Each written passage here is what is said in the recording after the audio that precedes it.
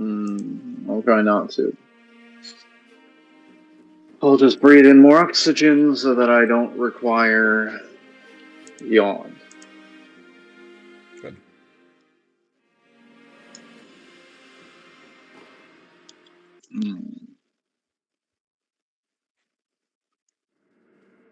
Oh yeah, I was talking to the divine child.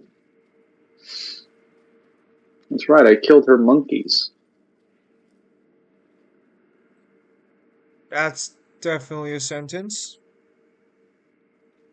Well, she had a bunch of monkey friends. They were playing with her in the little palace. They play like an illusion game, and I guess they play hide and seek and stuff like that. And they're supposed to protect her by making it difficult to be found by people, which is really only applicable to like the fourth monkey because he's actually just invisible, and the other one's just really run fast. But yeah, that it seemed to work out, except for all those times people made it into Fountainhead Palace and managed to get to the divine child. Zim, I just want to say I did my best. In reference to what? Who's doing your best? So where are the endings here? Is that purification? No, that's the immortal sentence.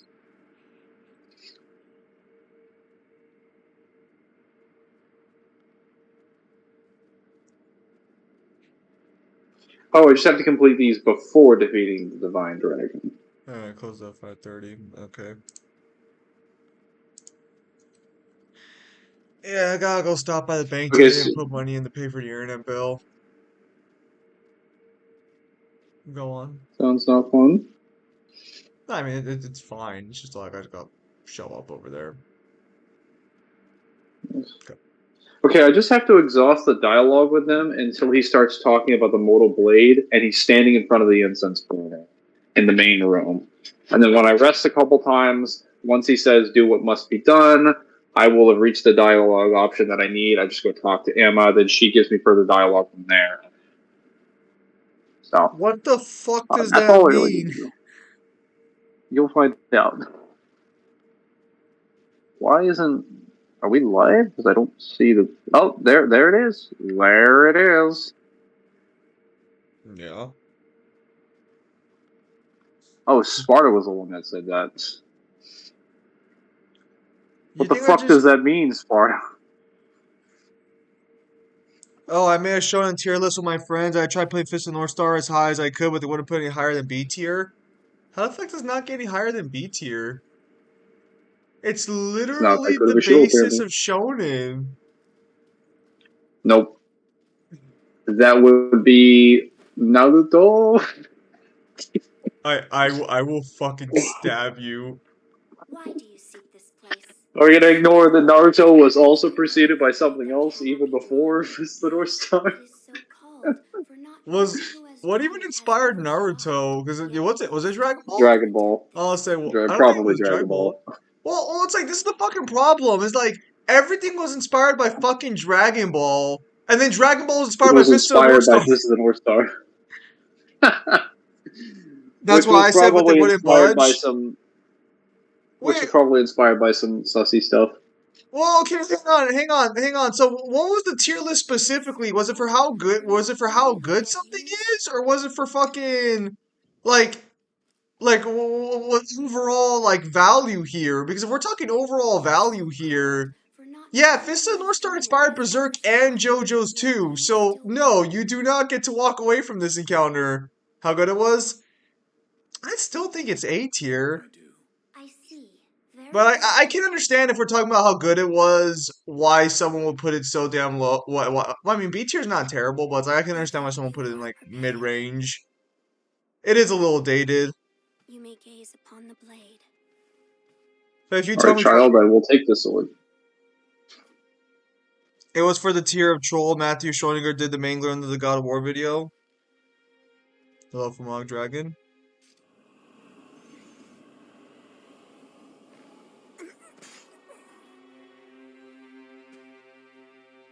Did you just die?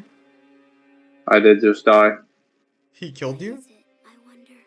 Are No, there it's the more mortal to the blade. plan? She says that no one who has ever drawn this to survive. The blade just kills you. It causes death.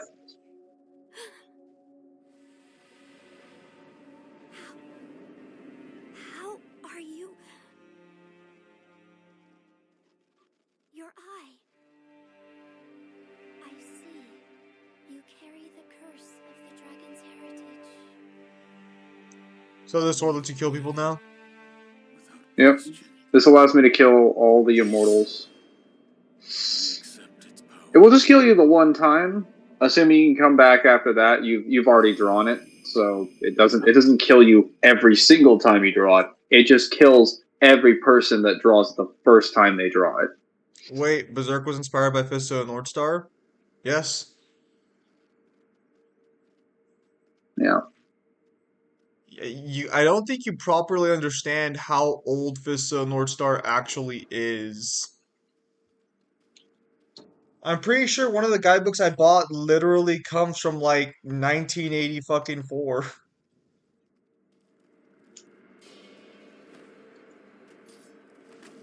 Mom's right. Do I not have enough of this?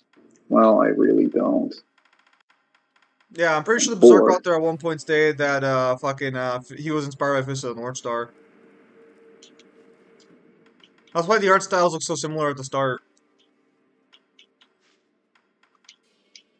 It's also why JoJo's for like the first 3 parts had those big buff guys too, because he was just trying in the style like Fist of the North Star.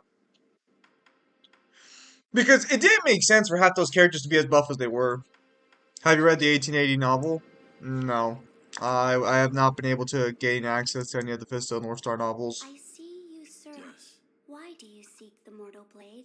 I wish to obtain the dragon tears from to sever the ties of immortality. I see. I have read about this. I have read there is a way to sever the dragon's heritage. Which means My research is going to be a little the incomplete because I legislative don't feel like power buying of the Rao Gaiden heritage. manga, Right. so I'm just going to use the anime I adaptation. am one of the But I children heard there was a of Rao the Gaiden novel, rejuvenating which I waters, probably won't be able to created get a by hold of those who would for stop at change. nothing to achieve immortality. My I finally father's have my car dragon's back, but blood fuck me, I was have had created like the by worst man. diet for the past Children. 3 days, and it finally caught up with me So last night. It very was like many the of you. one I of the am most the painful only nights. one Also, who hello, Night Slayer. survived the process. The others are laid to rest here. I see. I do not know if it is right to sever the ties of immortality, but the dragon's heritage undeniably corrupts the lives of men. And I I was share able to get the their 17th century feelings novel about from that Vista trait. North Star. Shinobi of the divine air, I have decided to assist you. Please I've been look at my trying to hand. find some information about this recently, and I Bountiful I don't harvest. know if I can confirm this for sure because I don't have any of the guides from the guidebooks. But some people have been claiming to me that apparently the Interior Ministry in the game is supposed to be a reference to a famous Japanese figure during the Sengoku era that is actually in the process of basically reuniting the warring states of Japan during the events of the warring states period, and that would explain why Ashina is being invaded by them, is because they're basically the central government of Japan coming to claim Ashina back from its independence to unite, claim Ashina slash wipe out the abomination that is the immortality spreading rapidly through uh, Ashina. Alright, This is when you're saying a central Very government, do you well. mean that it's a That central is a force, or do you precisely mean how like it's this actually a letter government that's already will been read. Well, established? Like, they're literally called the Corresponding. Central Forces, but there's supposed to be a government that has been formed as a result of the rest of the states, the independent states of Japan, being joined together as a central military force and an economy. They're essentially supposed to be what then became the ruling class for Japan later on. Because this is at the end of the Sengoku era, as confirmed by the beginning of the Sekiro's cutscene. I don't know if that's true for sure. I've always interpreted the Interior Ministry is just like a military force that is influenced by like the shinobi because they mainly invade only after Owl shows up. Though Owl could just be taking advantage of It's probably just the fucking chaos. It's probably just Nobunaga showing up to take over the fucking country. I've heard All I Stars don't will be remember the about name of the guy, but SMT since the Polygon Man technically controls the verse due to it being an exclusive for PS. Is that true? SMT is not exclusive to PlayStation. What is this? Good morning. No, it's not. I will SMT Morning, is Kyle. not a PlayStation exclusive. I still I'm pretty sure even before it came out on Xbox, it came out on Nintendo a couple of times. I apologize. And Xbox. No. I mean the first two SMTs. Yes. The No, first I'm two. saying there's an exclusive SMT game for Xbox. Oh. Fair enough. Even if it was just the first two SMTs, that wouldn't matter then, because the scaling chain in SMT doesn't get super crazy until you get to like 3 and above. The cosmology gets more fleshed out in the other games. I think in SMT just 1 and 2, I don't even think there's a multiverse. I think it's just the universe you're in. Because SMT 1 happens because a bomb goes off in Tokyo, and then you're dealing with the repercussions of that situation. SMT 2 is in the future where you're fighting God, but I don't think either of those two added a multiverse to their series. I don't even think the Axiom was a thing at that point. Because Stephen is a character in SMT 1. I don't think he appears in SMT 2 though. But I don't even think you fight him in SMT 1.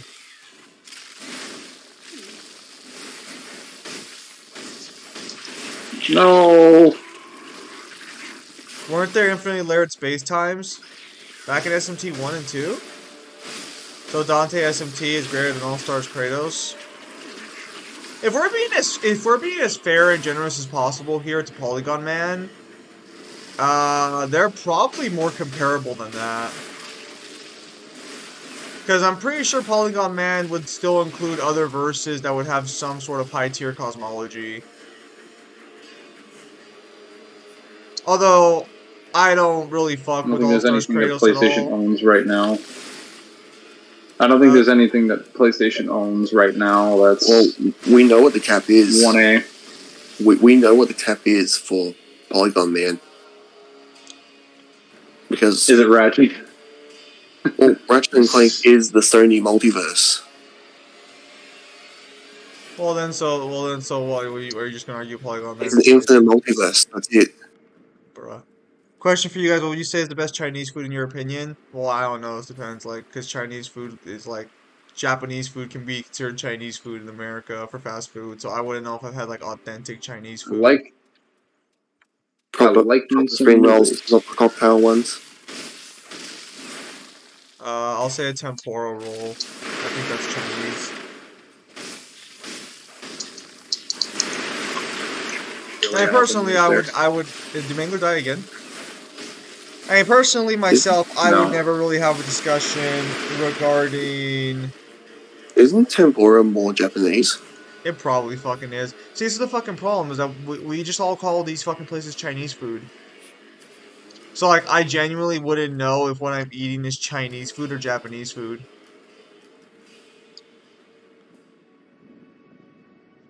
Are you the type of person who's just like, rice is rice?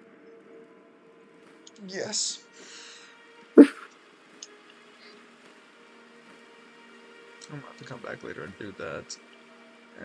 Which means... Also, isn't there a statement from Stephen, the guidebook, where he claims that he doesn't have the power of Dante's and Devil Trigger? No, that's not Stephen. That's, Mino. Cheese is cheese. It is. Dante's labeled as a fiend because that's just what everything you get in the game is labeled as. I think even Raito's labeled as a fiend.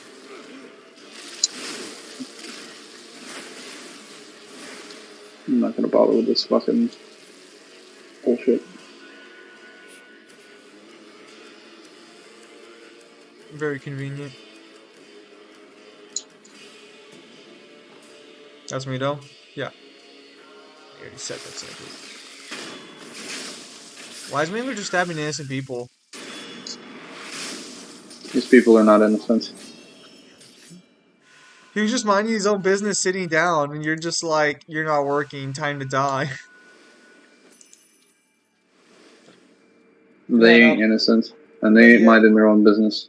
but yeah. So then, beyond that, I was able to secure the Dragon Guard series yesterday during Kyle's stream, so I'll be going through that series now. Why is my Oh, so is your grounding over? It was literally just like one night, like, like I don't understand why you're telling people all these shenanigans about taking a while. Zim was grounded?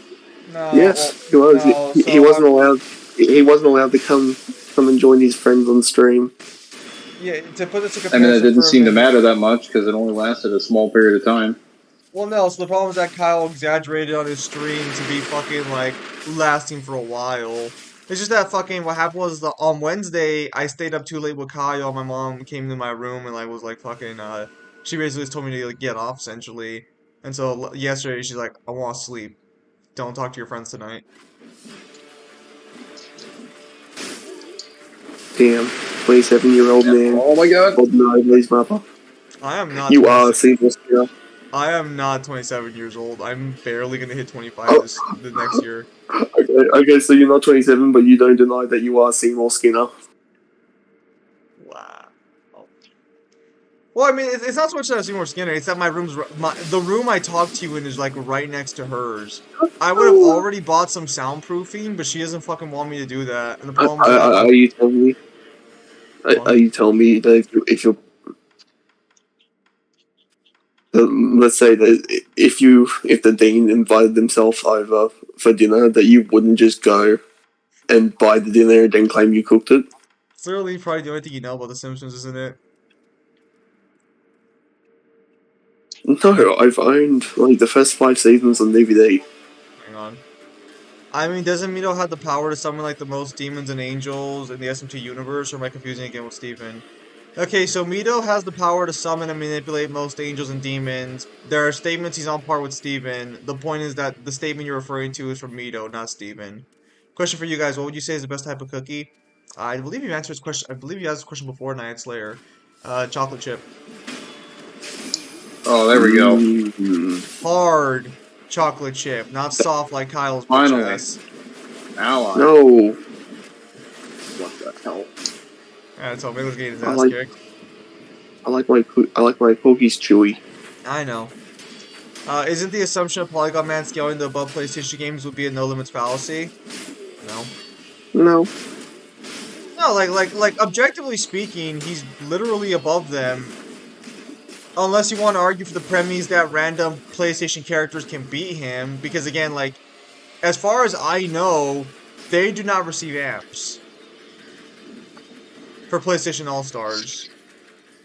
So when someone's like Polygon Man is like fucking 1A and everyone else scales to him, yeah, I want to remind you all that I believe Sam Fisher's in the game. If not, I'm thinking of Nathan Drake. no, Can literally kill him. yeah, Yeah. This is where I tell people it's just like, be careful how you want to use this, because then you're basically arguing from like Multiversal plus Nathan Drake. Also, the problem with the Polygon Man as like a scaling chain, because I know God of War fans have started to use Polygon Man for scaling purposes, is Only God of War fans. you kind of can't really argue Polygon Man is canon, because that would imply Kratos won the tournament, and that would imply the other characters would have died, but we know they didn't. Because This is also not a specifically, Kratos that would have spared them either. Ratchet and Clank are still considered alive by the developers of God of War and PlayStation, since they technically have like promotional art talking about meeting the Norse Kratos version. Well, Also, this is where I have to talk to God of War fans. I'm just like, you do realize Kratos is not the only one who implies that everyone died. Sweet Tooth and Raiden also have the exact same outcome. And in Ratchet and Clank's games, unlike in the God of War games, or most of the games that are actually listed on PlayStation All Stars, he actually interacts with other PlayStation characters on the roster by summoning them in as his weapons, like Jack and Daxter and Sly Cooper. Whereas Kratos, Nathan Drake, and a significant number of the other characters cannot do anything like that. Oh, yeah. They actually have ways to interact with the PlayStation multiverse, whereas Kratos has never done anything like that. The most he's ever interacted with is Shovel Knight, but that's not even owned by PlayStation. Technically, due to Santa Monica, like acknowledgement and fun little fan drawing. Technically,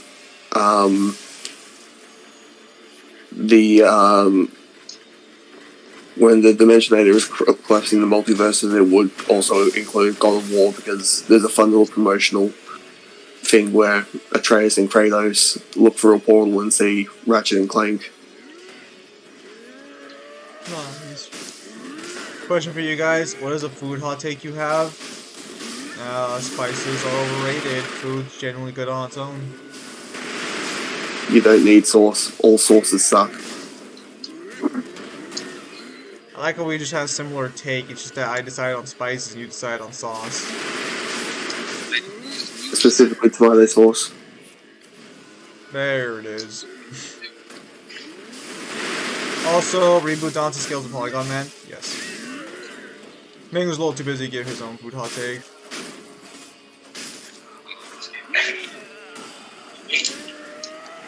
Mangler's just like McDonald's is better than Chick-fil-A. I don't think he would say that. He worked at Chick-fil-A for like 3 years. Can you guys not hear me? You were cutting out, so no, go ahead and restate it. I said, just kind of hesitantly, plain and dry food is best, I guess. I don't know. If that would, I guess that's a hot take, because a lot of people like ketchup and mustard. Oh, good. So me and Mangler basically have the same taste when it comes to that. I always find it weird when people. I do find it weird where fucking people are like, fucking, oh yeah, bro, the food's really complete. Just put this sauce on there. Fucking why? Why do I want to make it all fucking wet? Well, no, this is where I have to tell people, just like, is the food good, or do you just like the taste of the sauce? Because have you seen people who are just like, oh, it's the best, and then they just go fucking and smother it? Well, we'll see. This is my issue with like shrimp tempura, because I'm sure you've had shrimp tempura before. They give you this fucking like sauce on the left, and it's a very strong sauce. I think it's a soy sauce or some variation of it. It's very, very, very potent. And I'm just like, no, I think I'll enjoy my shrimp tempura alone. Bro, it's not gonna be as good if you don't try it with the sauce. Listen, you fucking crack addict. If you want to eat my food as my food, I will do so. I actually got a little annoyed yesterday. We went to a sushi place. I ordered a miso soup, and I guess I just got super unlucky because they were cooking a new batch, and it's like through halfway through my meal, they're like, "Hey, do you still want your miso soup?" And I'm like, "No, I don't feel like paying for it. It's gone." Also, if you believe PlayStation also is canon, you have to concede the fact that Isaac from Dead Space scales to Zeus. I love that. I love that's what ruined your day. I got the wrong food. What item did I get? I'm glad something so insignificant ruined your day. I mean, I still got the same food. It's just like, you know, like, why? You know, that's fine. I just say that the non-issue in terms of real issues.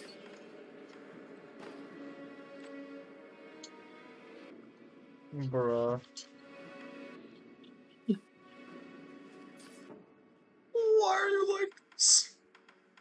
You know, Zim has issues was like, oh, my day was ruined. You know, it's not like you were told to go 50 minutes up the mountains, told to come all the way back down, and it took you an hour and a half to nearly 2 hours to get to your next destination because of traffic in the morning. No, so the problem is that fucking, like, Oh, are you still bitching about that? Is it because your boss told you to come all the way back down? You do realize that petrol is awfully expensive here, right? I know it's expensive over here too. Except yours is even more expensive for some fucking reason. As I told the mortal blade should be. Yes, I shall tell them. Of course. No, it's like because I have like genuine things that give me issues. The problem is that like I can't do anything about them, so I don't even bother caring about them anymore.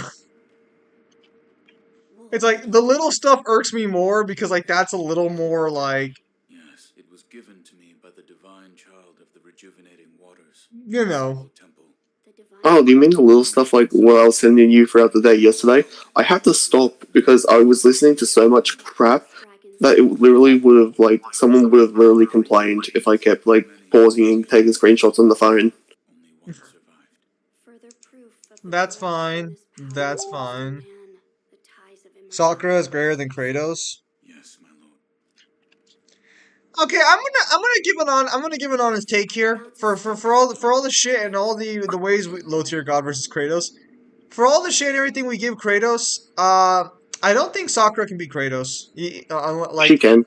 you think She she can? can. She scales higher. Source, please. She has higher speed and AP, unfortunately. Source. She also has, like, a way better healing factor. Oh right, she does have access to Tsunade's like fuck. No, wait. Yes. Yes. Yes, she does. She can also access the same healing technique she does.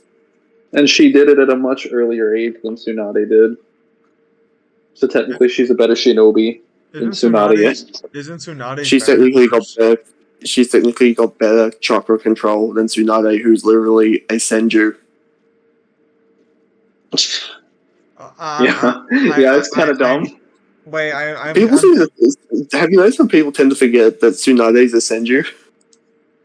I think they're Yeah, focused on she's other. Hashirama's daughter. I think they're Oh. focused on other aspects of her character more than her bloodline. But that's just me. You can also technically argue because of that she's technically, by the time she reaches Tsunade's age, she should be way stronger. Isn't fucking Tsunade's fucking healing ability still better than hers? It's a writing. It says No. it's sacred. But I haven't heard. Are you telling me the Naruto community has been They lying to use me? the exact same technique. The Moonview Tower. Kyle, are you claiming the Naruto community has been lying to me all these years? The text. Yes, because a lot of them have a very skewed and biased opinion of Sakura. She's not bad once you get to Shippuden. That it could be. She's only insufferable during part 1. There is no Well, that and the emotional manipulation she throws on Naruto every now and again. Literally during one arc. Afraid beyond perhaps. That and the fact that, Sasuke would have killed her, because she's like, Sasuke, please come back. No. If you should, Of course. my lord. Although Again, I guess it's not really that was during the same that arc. was during pre-time skip. Oh. I could have sworn that Like, happened when she was already a teenager, because Naruto already had the Rasengan and was already like a teenager in that scene. Naruto had the Rasengan when he was like fucking 10 years old as a teenager. My lord. Like, Naruto in pre-time skip had the Rasengan. Isn't the Rasengan like super dangerous, powerful technique? Yes. It requires some of the highest amounts of chakra control and concentration. It's also an incomplete jutsu. It's an incomplete jutsu? Yes. The Rasen Shuriken is technically the completed version of it. This is confirmed in part 2 when he is training with the Rasengan. After they get back from the Kazekage retrieval arc and they start training, Kakashi basically just tells him, like, yeah, so we're gonna basically increase your chakra control, but we need to focus on the Rasengan. He's like, why? I've already mastered that. It's like, well, not really, because what you're working with is an incomplete jutsu. When the fourth Hokage developed it, he didn't actually finish perfecting its technique. So it's an unfinished technique. Doesn't he say something like, for it to be complete, he had to add his chakra nature, but he never got around to doing that? Yeah, he didn't do that correctly, and the reason why Naruto ends up doing it as fast as he does is because he explains that the shadow clone technique specifically allows them to basically gain the knowledge of their clones and everything that they've done during their period of time. So they would basically multiply the hours and hours of training that they did by the amount of clones that they did. And this allowed them to accelerate Naruto's growth significantly and allow him to perfect the jutsu in a very short period of time, where ordinarily it might have taken him years. Instead, it just took him weeks or months because he just used thousands of clones. Why didn't the fourth Hokage do that? Actually, because the training was taking place during the hunt for Hidan and Kakazu after the death of Asuna. Technically, Naruto crammed like I think it was like a year or two's worth of training. No, it happens before. It happens before because they get news. They get news. No, it does because they get news of Asuma's death. They get news of Asuma's death during the training regime. They're literally interrupted. No. It was during the training regime. I think they might perfect it after Hidan and Kakazu died, but they started the training before they even were aware that Hidan and Kakazu were like a member of the Akatsuki. So then it's like a week at best. Like the point is that the training regime starts before like the Asuma Guardian Shinobi 12 nonsense happens. It kind of bleeds into the that filler arc with the Three Tails in the anime. Or actually, wait, no, I think the Three Tails arc happens before that because in the anime, Asuma teaches Naruto basically about chakra natures by teaching him how like wind style works because he realizes like his chakra nature is wind style, and he starts training him to use it with like various shinobi tools alongside Sora, and then that transitions into the other arc. In the manga, that never happens because obviously that's a filler arc. It's only anime exclusive. Question for you guys: what was a hot take regarding the Naruto series? I think I gave one. Let's see. I have technically not read Naruto, so I feel like I probably should not like comment on that. I'm trying to think of something that would be a hot take. Man, Itachi doesn't really necessarily is a need to be terrible correct. spy for the Leaf. I guess two hot takes I have is Sakura is not a bad character post time skip, and Boruto is fire as long as you stick to the manga. Yeah, that would be a hot take by most of the community standards. I'm just trying to make up one. I don't know.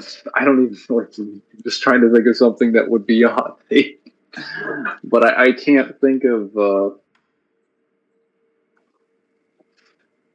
Why don't you just be a Zim and just say Sasuke should have been a woman? I mean, that's not even a hot take. That's just correct.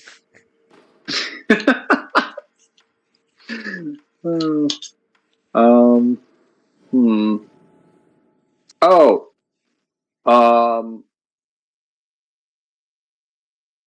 Why don't you guys give a really hot take and just be super like fucking contrarian and say Kishimoto writes good female characters? I can't think of them. You're stealing them all. There's literally like I think it was like a 2-hour video. I think I started watching. I think I did finish it actually about how Kishimoto fails women with his representation of women in Naruto. It's funny because he gives them like really good designs that make them all unique and unique abilities. So you're saying it's funny. You're saying all there is to a woman unique is her appearance. It's funny because I'm gonna say that's fucking wrong. Because all of the women in Naruto are basically strong. Basically, they don't have that thing where you know how you look at some series and it's just like, oh, generic hot women and they all blend together. You can't remember their names or what they do. You don't have that problem. That is true. And literally one of the most like hype talk about moments is literally when Hinata tries to save Naruto from pain. I'm gonna be honest. I've only heard you guys talk about that and like the internet scene Yeah, regarding Naruto. again, no one else goes out there to save her, and no one else goes out there to protect Naruto. And he Also, was like, "I got Kishimoto this." failed all women except Tsunade. Hello, Newen. And Hinata, I don't know. Hinata got her cousin killed. Hinata had bigger balls than like every fucking man in the Leaf Village when Pain showed up. I don't know. Hinata is To literally be the one who fair, that's snaps not Naruto. true. Because Kakashi had already Hinata died is earlier. Hinata's also in the war. Hinata's also the one who snaps Naruto out of his shock of seeing Neji die in front of him. Oh, was that a boss? Hasn't Naruto already Well, I don't experienced know if I death want to. in person? Or. Because I know fucking Jiraiya Not a threat. dies off. Not. So he's had people die, but not in front of him. Okay, I was Like gonna he's had say. friends die, just not in front Not of him. in front of him because of him.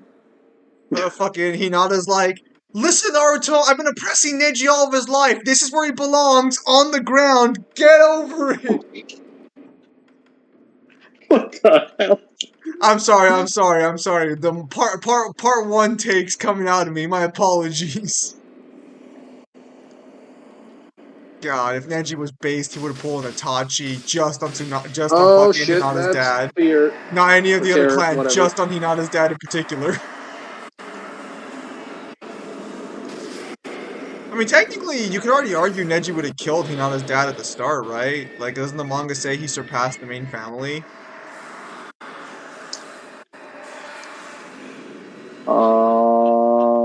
He was more skillful, but he a, wasn't as strong. yeah, it's. I believe it's established that he was eventually. Oh no! Because he always had this superiority complex over the main household because he was always a better fighter than most of them.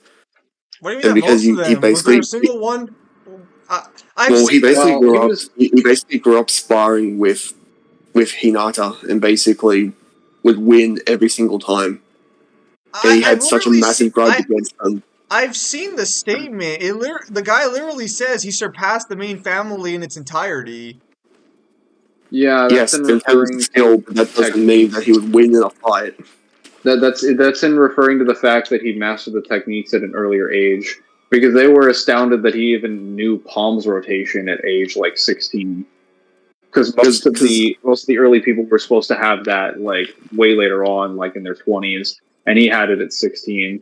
They consistently referred to him as a prodigy. If I remember correctly, doesn't he also know like the 64 palms, and that was like a main house secret technique that he doesn't understand how he learned? He knows all of their techniques, and they're just like, how? He's a member of the branch family. He's also very young.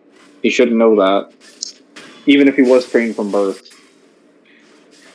The fact that he did not go around and just kill the main family will always astound me. But he was so loyal to them. They were still members of Zim, the family. You do realize if he did that, like Zim, you do realize that you can't just go around killing your own clansmen. There is like a law. No, it really didn't. And plus, he was under a covert mission, basically sanctioned by the Hokage. If Neji did it, he would have been branded a criminal, and he would have been killed by either the Leaf police force, or at worst, the Anbu Black Ops would have been sent to kill him. So you're telling me fodder, and fodder that looks nice. The Anbu Black Ops are literally, like, better than Asuna. Kakashi was part of the Anbu. Yes, and I guarantee you by the time he was an adult, and by the time the series takes place...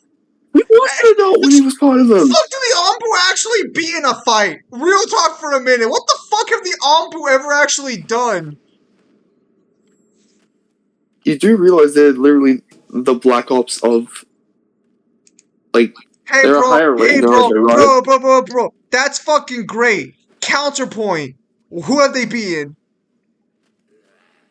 They don't need to beat anybody. That's not how the ranks in the. I'm pretty sure the only person they fucking beat in a mission was fucking Shushui, and that's because he was poisoned. And I think he was missing an eye at that point. No, that was the Foundation. That's different. Oh my god, that's different.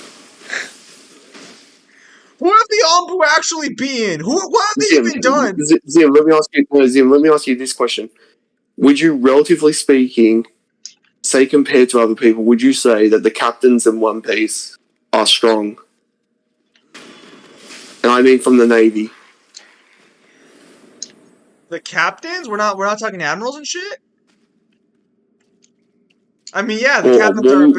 Well, like, because like, there's actual captains and admirals. Like, what are you specifying here? Well, I'm trying to think of something that's not like... Okay, You would be thinking of CP9 here. No, the CP9 is a secret organization that's off the books. I'm trying to think of an organization that works with. I'm trying to think for... No, the Ombu is not off the books. People know what the Ombu is. They just don't interact with them. Okay, people know what CP9 is. Everyone knows what CP is. Even fucking pirates know about CP9. They're not very fucking good at their job being secret. I mean, the entire point of the Ombu Black Ops is not necessarily to be secret, it's to be discreet. Hiruzen did not sanction that mission.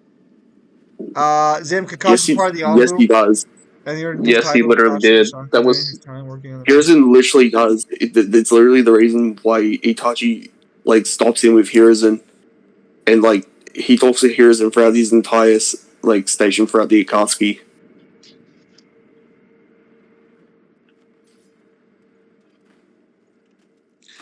I'm just saying, Hiyashi...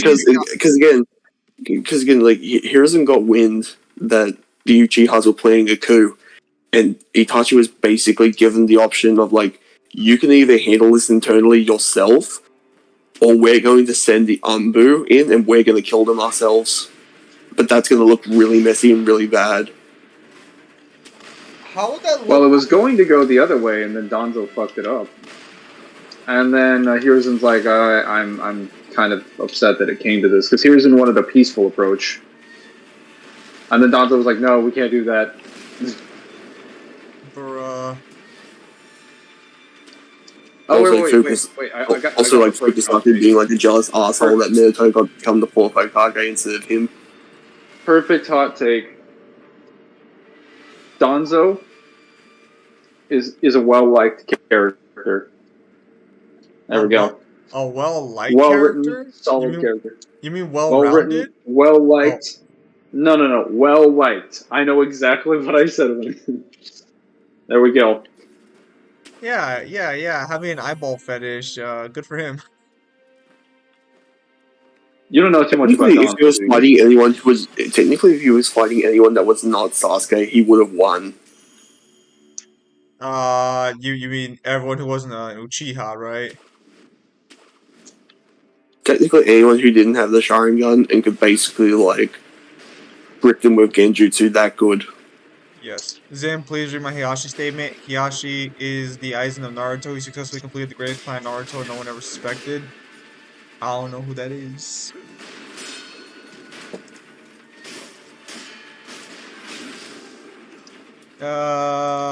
Here's my hot take. Samui is hotter than Hinata.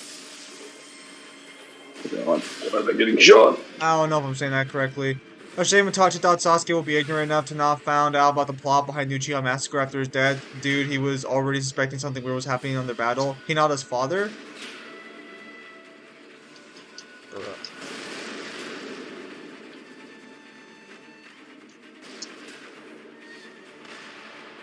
Actually, so I'm actually a little torn on this one because I don't, every now and again on Reddit I click on Naruto hot takes, like Naruto memes, and there was actually a debate on their power scaling community, like I think like 2 days ago, where it was like Shisui is probably way better and stronger than Itachi overall. I think the question was, who's the strongest character Shisui could be? And they were just having a debate as to whether or not he would scale to War Arc or not. The problem with that is that technically, that's technically Itachi when he's like 13 years old, and he technically gets way stronger over his course. I'm not gonna click your Imgur leaks, but I do see the best secret story of Naruto.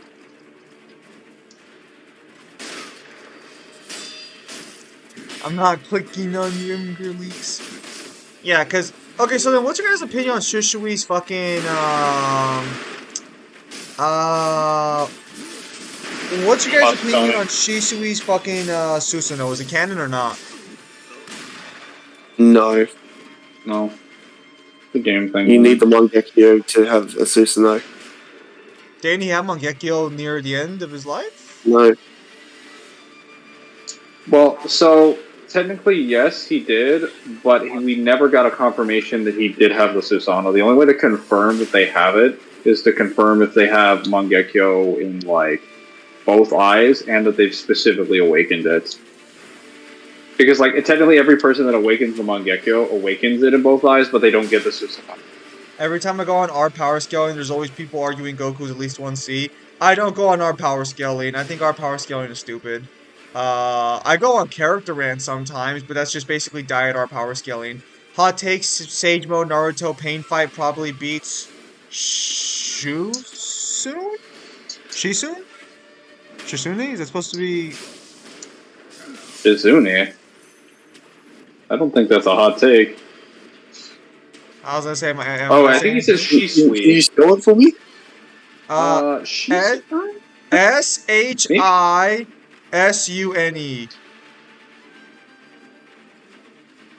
H-I-S-N-U-E. Yeah, he's trying to say Shisui. He spelled it wrong. Oh, okay, I was gonna say, I could have sworn that's, like, is that a new character? Because I know that Shisui's not spelled like that.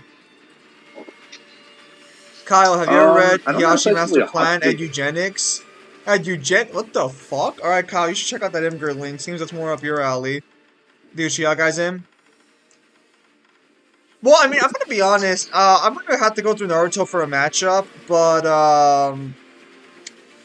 I'm gonna just fucking say that I really don't think even Itachi scales all that high. I keep hearing Kyle say that he scales to, like, KCM, like, 2 or some shit, but I don't even... Source? I'm gonna have to Not see... 1. Oh, my bad. KCM 1. Bro, on our power scale, they're always arguing 1A Gojo. Want a really hot take? Sasuke was done dirty in his fight against B. If he actually had data and time to prepare, I bet he could have beaten that dude. Bro, is this a fucking iceberg? Is this an iceberg? Feels like an iceberg. Because, like, Okay. yeah, I mean, Sasuke would have been faster if he wasn't tired. But Actually- the main problem with Sasuke in that fight was not that he couldn't react to B. It was that he was completely, like, not prepared to fight someone with B's fighting style. Actually, Because he was fast enough to react to them. I'm just gonna say that I'm gonna actually have a genuine hot take. The Sharingan is overrated as hell.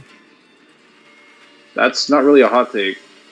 It's no like its general ability of checking muscle movement and shit is fucking garbage. The fact that B was able to do what he did to Sasuke obviously shows the Sharingan's not that good. Well, so I just generally say that, like, it's It entirely doesn't dependent matter on his how ability unorthodox to... a fighting style is. Sasuke's whole ability with the Sharingan is to be able to fucking read your muscle movements to see what happens next. An unorthodox fighting style should not counter that ability. Well, it's not so much the unorthodox fighting style, it's just that I don't think he's ever, like, been pressured that much to use the Sharingan in that situation. He was also tired. So I do agree with you that it's kind of overloaded. Isn't his Sharingan always on during the fucking part 2? Correct me if I'm wrong? No, he has to turn it on. So He has it is active during Madara the the fight. only fucker walking around here with Sharingan's active at all times? Yeah, yes. Madara is literally the only guy that walks around with Sharingan active. He basically is normal eyes are basically... He's probably the only person who has the chakra reserves who could probably do it and it would not affect him. Hashirama? Hey, Because you no, do realize Madara, using the you want to- Sharingan... So you do realize the reason why people turn the Sharingan on and off is that it drains their chakra like a sink. It's literally the reason why Kakashi covers his eye, because he can't turn it off. Yeah, our power scaling But is pretty it's not nearly as bad for the Uchiha, because they have their chakra reserves are more tuned to it because it's natural within their bloodline and their physiology, but it doesn't service them well.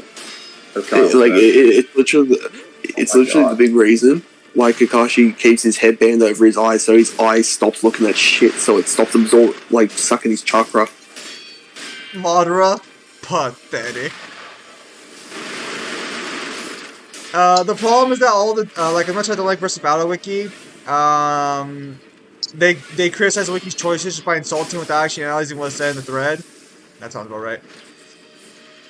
The problem is that all the data Sasuke had about Biju users came from fighting Teen Naruto at the Valley of the End, which at that point, Akatsuki Sasuke could have been dealt with. B was in a different, Killer Bee's Sword Studies 8 level, Killer Bee's 8.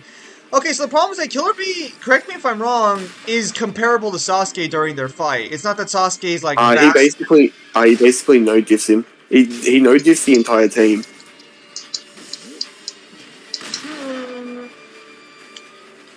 Like they were woefully unprepared for the fight. Madara's the only guy making Susanos without having eyes. Like, if it wasn't for Karin, technically Sasuke would have died because he had his entire chest ripped open up to his throat. That's pretty hardcore. I'll have to keep that in mind when I'm watching that fight. Here's something that would probably be a hot take. Jack from Regular Ragnarok is stronger than Itachi. That's not a hot take. Jack would scale to like that's not a hot take. Statements.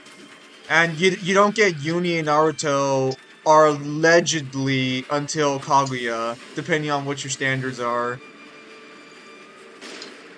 Slut. Even then, I would say the narrative that Boruto brings in about how the Ten Tails is used kind of fucks with that premise entirely. I think Boruto they just literally fucked over use the scaling chain in general, because then you have fucking Kaguya is apparently afraid of the first guys who show up, right? Well, so yeah, the issue is from what I understand in the Boruto novel, it does state that Momoshiki can like create universes as well. Question for you guys. It does, but that gets kind of like contradicted narratively by how they use the Ten Tails, because the specific reason they use the Ten Tails is to gain power and dominance over other species in the universe by traveling to various places and consuming their planets and stars. So then it's like, why the fuck would you need to do that if you can already destroy universes, and the people in your clan can already destroy universes? That doesn't really make any sense. Maybe it's just a genuine hacks ability where they can just create spaces, they can't destroy them at the same level as quickly. Because, correct me if I'm wrong, Kaguya needed to charge up her truth-seeking orb, right? And she made the dimension, like, instantly? Yes. Granted, she had been sealed away for some time, but, like, it wasn't something she could do immediately. Meanwhile, Storm gave Naruto's tier 2. Hope. Maybe not for us, Zin, but how many expect you guys to actually know how strong Working Ragnarok characters are actually? True. Hot take, Max Payne's spiritual father, John Wick. False. Question for you guys. What's a hot take you have in regards to One Piece? Anywhere was the best villain. He also comes from, like, the best arc. You know people skip Skypiea? Why? A lot of people don't like Skypiea. It actually is one of the most skipped arcs in One Piece. I don't know why. People will actually tell them, don't read Skypiea. It's like, what the fuck? Are you serious? What happened there? What the fuck? Alright, so that is Mangler's that is his third official death. Let us give him the third trash level. If there's any canon arc that you should skip, it's the Long Long Ring Island arc. All you need to do is read the end of that arc when Aokiji comes in. You don't need to read all of the fights with Foxy. There are people who were like, in the anime, I skipped Long Long Ring because I thought it was filler, and I watched G5 because I thought it was canon. Okay, I don't want to be that person, but I had the same feeling. G5 is like god tier filler, actually. Okay, hang on. Hot take regarding One Piece. Because, correct me if I'm wrong, at the end of G5, doesn't Jonathan let them go? I believe so, but I haven't seen G5 in a fat minute. Probably a hot take regarding One Piece is that, realistically speaking, Luffy should have lost most of his fights. Like, in general, the fact that he survived as long as he did is kind of, like, absurd. Are we having a story hot take, or are we having a power scaling hot take? I mean, either or. I think narratively speaking, Luffy probably should have died way back in fucking Arlong Park, because Arlong is from the New World technically, and as far as we know, he should have only gotten stronger. He should never have been Arlong. Didn't seem to make a difference. Time for circular stealing. I believe I'm gonna Arlong say also I'm knows gonna say Fishman for a story. karate. I'm gonna say for a story hot take, Dressrosa is a worse Alabasta, but has better character moments and better character story. I think I feel like if you sat most One Piece fans down and genuinely analyzed it with them, they would probably agree with that. Hot take, Ren is I actually don't know if nice that's too. really. That's not a hot take. I don't know if that's really that hot. That's pretty base. No, because people think that Alabasta is 100% better than Dressrosa, but Dressrosa kind of has like better character development and better character moments for the new people that they've introduced. Emotional hits are a little stronger in Dressrosa, but that's because there are more people who got fucked over in Dressrosa than there was in Alabasta. Yes, your take is fair, and I agree with it, because especially with the actual Don Flamingo pirates, their backstories are usually all sad, with the exception of, like, I think the old man, Pika, and the adults. Hang on. No. So, I can agree with that take. I still think Alabasta is better. Had a better main villain. Guys, you ever feel bad? Remember Deidara spent 9 years training his left eye to be invulnerable against visual jutsus, and the poor man was put into genjutsu like 3 times in his fight against Sasuke? Wait, are you serious? Wait, are you serious? No, he's free to genjutsu. Oh, okay. I can scale William Afton to 6A. Gross. Also, Mangler, either use the fire against the Cannon Woman boss or poison her by making her walk to the lake for a few seconds waiting for her health to drop. I was basically just going to use the cannon and have this guy. Isn't that good of an arc? Oof. Good one. Hot take. Ennis Lobby isn't that good of an arc. Ooh. That is definitely a hot take. Okay. There's nothing like firepower. I think I know how to basically say this so everyone wins. If you're looking at it from a narrative perspective, it's a shit arc, but if you're looking at it from character moments and fights, it's a fantastic arc. I mean, isn't that the case for most of One Piece?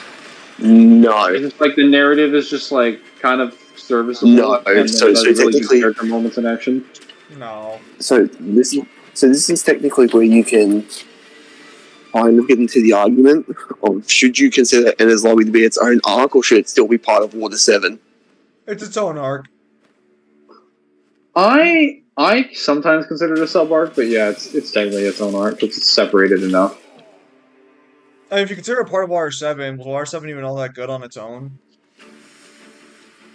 It's got Frankie.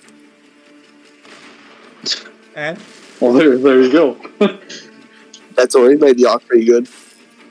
It was your favorite Straw Hat. Let's toss up between him and Brooke. You know what? Actually, I think I might have a hot take, but I think this was one everyone can agree with. The supernovas being introduced was a waste of time, and it never made sense how they're all on par with Luffy.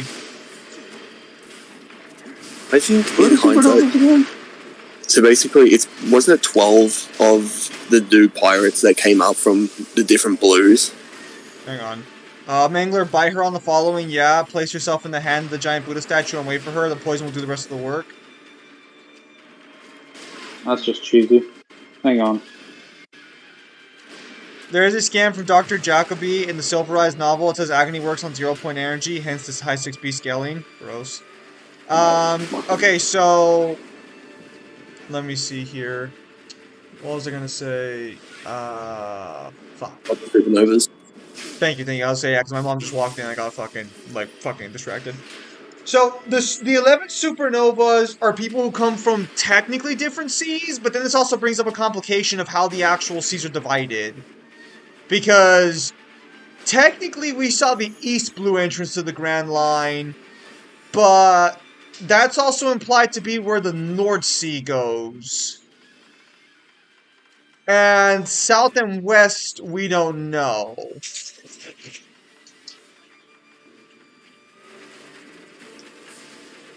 But no, yeah, so the 11 supernovas were pirates who had a bounty of over 100,000 before entering the New World.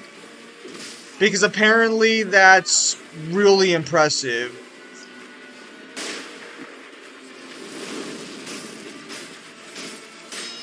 I'm probably going to say this right now. If Oda had hindsight and he went back to making the supernovas, I reckon he only would have made just Lori Kid. Well, so this is the problem, because Beji does shit in the whole cake arc. Jewelry Bonnie's currently in the current arc with the Straw Hats.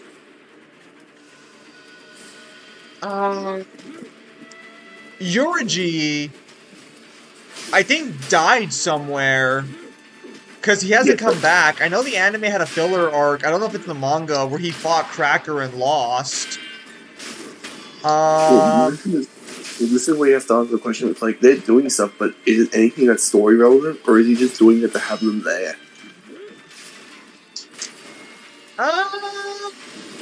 Some of them are a little story relevant because X Drake and well, so I think it's more accurate to say they're set up to be like goalposts or rivals, but then the Yonko showed up and Luffy's just on Yonko level.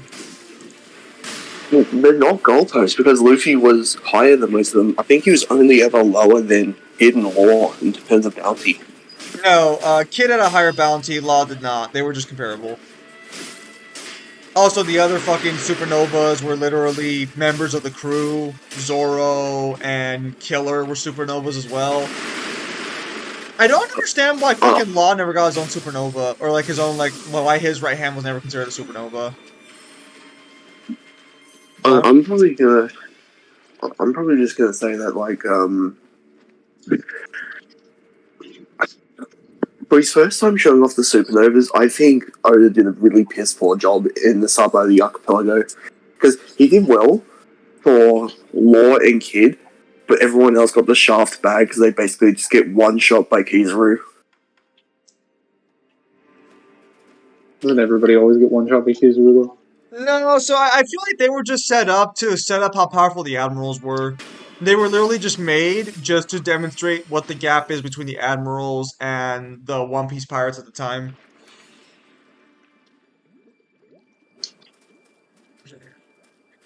Fucking keys. Because as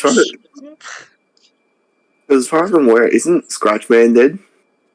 Scratchman, I believe, dies at the end of fucking Wano. I believe he does die. I think X-Drake kills him. X-Drake is still alive, but X-Drake is a Marine canonically. He's not a pirate, so I don't know if they're gonna like not count him as a pirate anymore. Did he go back to being a Marine?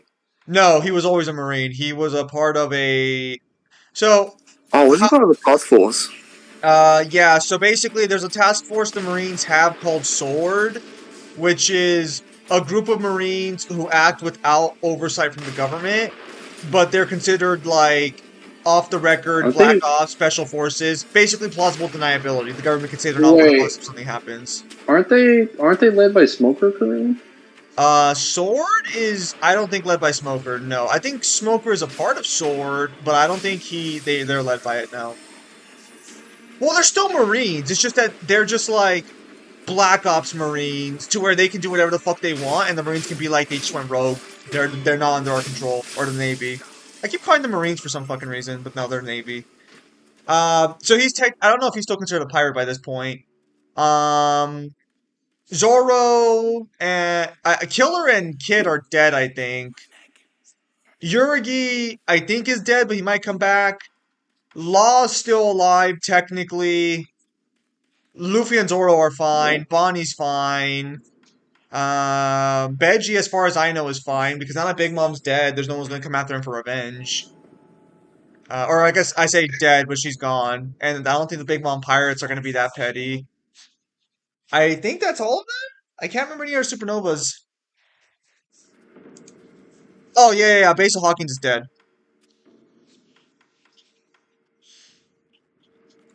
Question: what do you guys have as a hot take in regards to the Dark Souls series?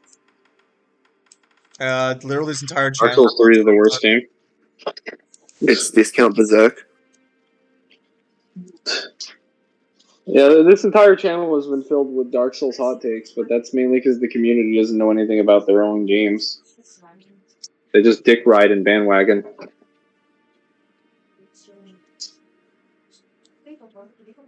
What is research, you know?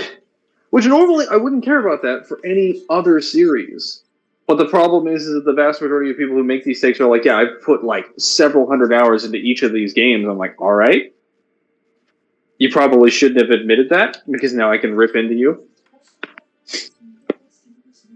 You basically just conceded that you spent an enormous amount of time and thus enough time to understand the game and its story, and you still failed to grasp even the basics. But okay. Dark Souls hot take. I can't think of a Dark Souls hot take I could give that I haven't already given before. Maybe Yeah. maybe that Solaire's entire existence makes no sense within the Dark Souls continuity. Because he's canonically from a different universe, but you never summon him in unless in specific points, and he's a native to your universe. I was gonna say the Dark Souls 3 armor is like kind of average looking, but I don't even think that's a hot take. I think even most of the people who play DS3 kind of agree with that. So outside of like the boss armors. the thing is that if you check Solaire's inventory, he has Gwyn's soul on him. Solaire is a character who has already beaten Dark Souls by the time you meet him. So he would have had to have come from a different universe. Yes. So apparently, Yu-Gi-Oh fans are. Sorry that I'm not engaging with that. I just don't have anything to offer. I know. So apparently, Yu-Gi-Oh fans are now wanting Red Dragon Archfiend Calamity to get banned thanks to new support. Perfect. I kind of understand that because Calamity basically functions the same way that Duodon does. He basically did everything that DDD King Duodon did before DDD King Duodon was a card. But he was never consistent because Red Dragon Archfiends could never summon him. So this is technically the first time that they can actually consistently summon him. Dark Souls and when he is summoned... Oh, go on. Well, go ahead. Oh, no. I was just going to read you a hot take real quickly. Dark Souls 2 story is better than 3's. That's not a hot take.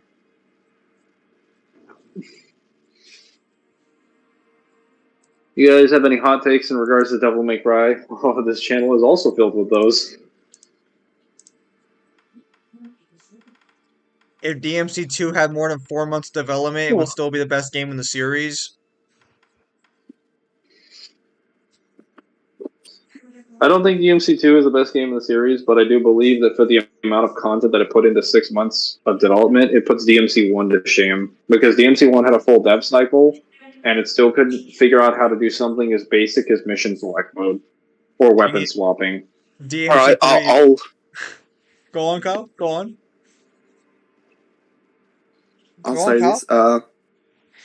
DMC1 is one of the best Resident Evils I've ever played. Are you just saying that because you've been going... I'm saying that because technically DMC1 was supposed to be a Resident Evil. DMC3's combat is overrated as hell. Kinda. Certain parts of it, yeah. Most of 4's kit is basically free, but, you know, smoother and faster. Mangler, can you finish what you were saying? Which part, Sparta? You'll have to clarify. Also, I'm going to go get some food, so just put your question down and I'll answer. Hot take, Prime Gwyn isn't as strong as people think. I don't really know if Gwyn's weaker as the Lord of Cinder. I don't think it's ever stated he is. People just assume he's weaker because he doesn't like talk or anything. I think the best argument you can make is that his tactics are worse. Ultimate Custom Night Space Time lies within the Dreamland where OMC is fishing with the sun. You can see David burning in there if you get close to the water. What the fuck are you talking about? Who the fuck is David?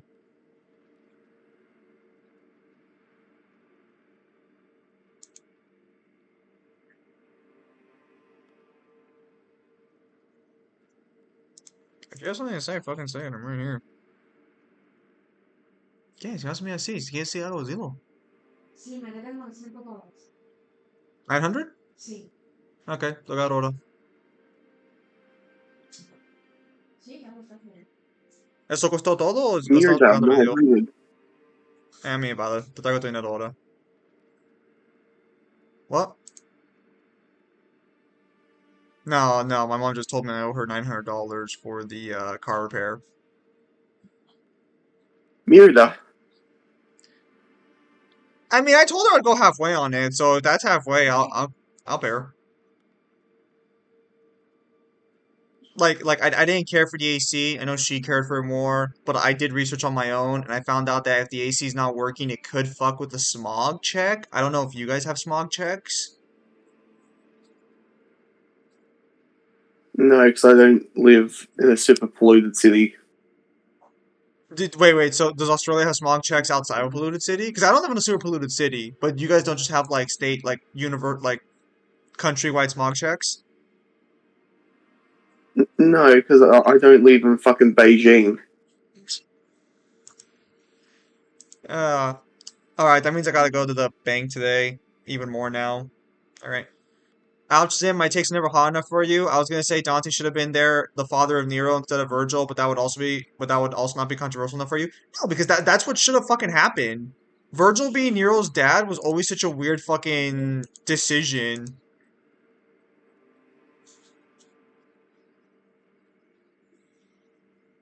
Because think about this logically here for a minute. In order for Virgil to have a kid, he would have to show up in Fortuna at some point, but he'd also have to have a one-night stand with somebody. Virgil is an emotional wreck and has, like, abandonment issues of the wazoo. There is no fucking way he would bang a girl and fucking leave.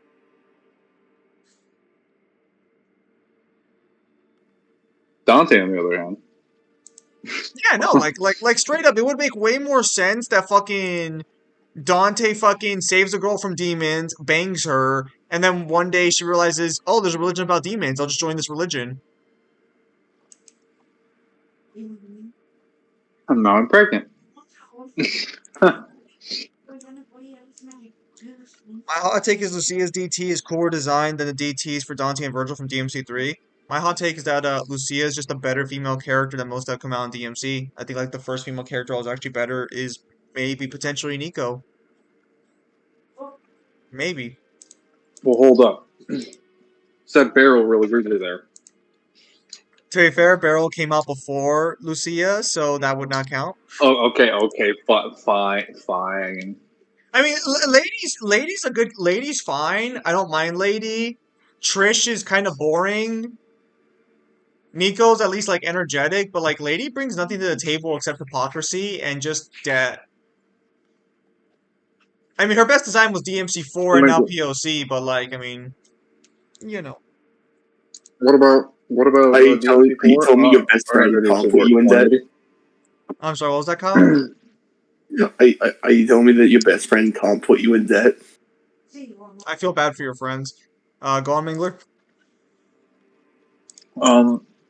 King Calamity.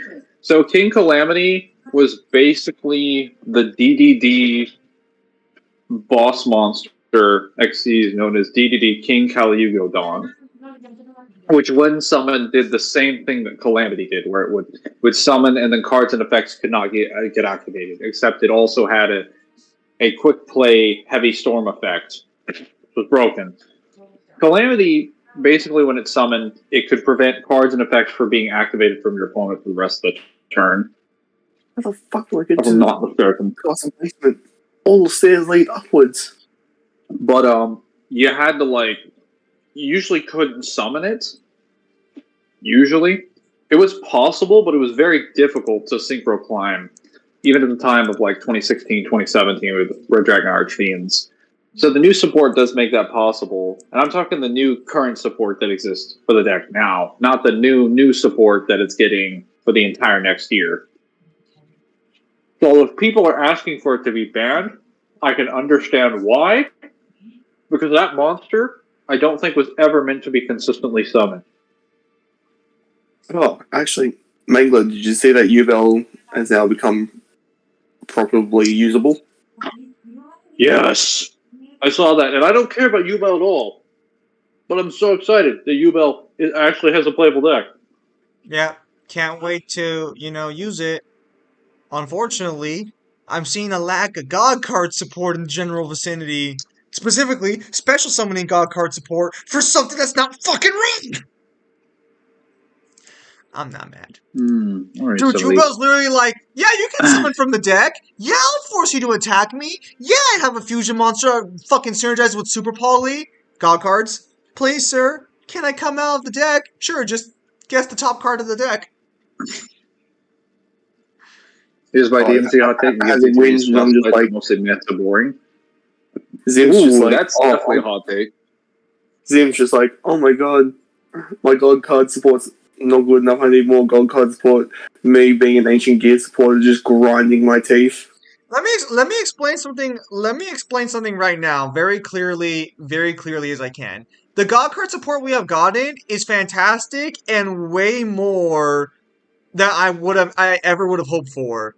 That being said, the fact that every other legacy boss monster gets access to summon from the deck by just breathing kind of pisses me off that only Raw has a searcher. Hot take: Slave Knight Gale is, or Oh, Soul hot take, Cinder is not Soul weaker than Cinder Slave is Knight not Gale. weaker than Slave Knight Gale. That is literally what I just read. No, you read it out of order. Shut up. I'll kill you. There's no Yeah. god alive that can stop me. So, I mean, I guess for most of the community, but most of the community gets their understanding of the games from YouTube videos of Bosch Vita. They don't actually go and do their research themselves. So, I mean, I guess that's a hot take, but it's not even wrong. Well, hang on a minute. Isn't the argument because Slave Knight Gale happens after the ¿Qué? Yeah, but like the Costó problem 1000. is that we have no lore for him. ¿Y eso estoy pagando 900? ¿Cuánto costó todo entonces? We're just kind of assuming he's stronger because he comes after the fact. But like, Why the fuck Soul of Cinder has better statements I can put in there, whereas Gale has like Oh, you nothing bitch! except for the implication that he is the Dark Soul. But that's really it.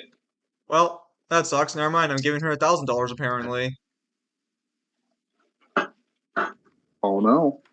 No, apparently the whole thing costed $1,200, so she's literally only paying $200 fucking dollars. God, I didn't even want the fucking AC. God, I fucking hate this.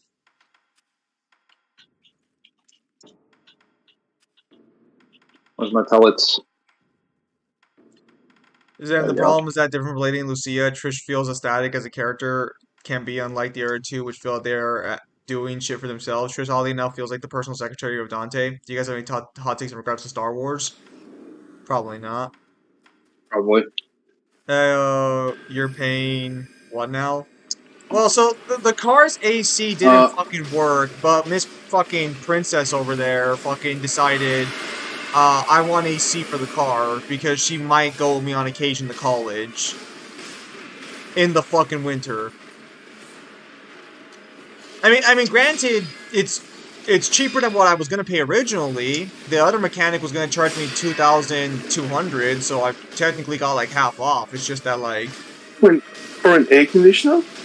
Apparently the compressor wasn't working properly, so I don't know if they would have to take apart the engine, replace the compressor. Yeah. Were they wearing a balaclava and had a gun when they made that offer? They didn't make the offer to me, they made the offer to her, because I haven't gone to get the AC checked out or anything. This is all her. Dude. I wouldn't pay $2,000 for a load of the shit wrong with a car, especially the AC. The AC should only be like $300 to $400 max. Yeah, I'm just gonna pay her and then tell her to go fuck off. No, it should never have been her fucking concern to begin with. She should have let me fucking handle the situation. She's probably not even gonna fucking go with me to Bakersfield. Well, I mean, thankfully, after checking my financial aid, I'm getting like $2,000 something back. So it's like, I mean, it's not like I'm not gonna get the money back. It's just kind of annoying. That's fine. Like, I mean, I have a decent savings account. It's just that, like, it's just like without like a job that gives me more money or hours, like, I haven't been able to build it up recently. Even paying for the aircon, that's like $1,200. I would still flip my lid and I'd be like, nah, I've got a window. I can just put that down. Kyle, make no fucking mistake. If she was... No, the fuck thing is that she uses my fucking car for shit that I don't even fucking tell her to. She'll just take my fucking car at times. Because it has better gas mileage than her fucking SUV. So, like, I mean, I understand the reasons why, but, like, I have now paid $1,000 for Does she pay you back? Does she pay you back in terms of fuel? Yeah, if she uses my car, she'll buy some gas for it, yeah. No, like her. I don't mind her using my fucking car. What I mind is paying $1,000 fucking for something I didn't even fucking want. And yeah, it's either I pay this or I deal with her bitch ass for like the next fucking 6 months, and paying the 1,000's easier.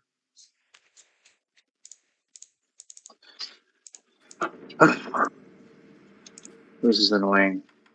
I know, but at least your annoyance is not $1,000 more expensive. Yeah. No, we should be going halfway, but that would imply she's reasonable in any capacity.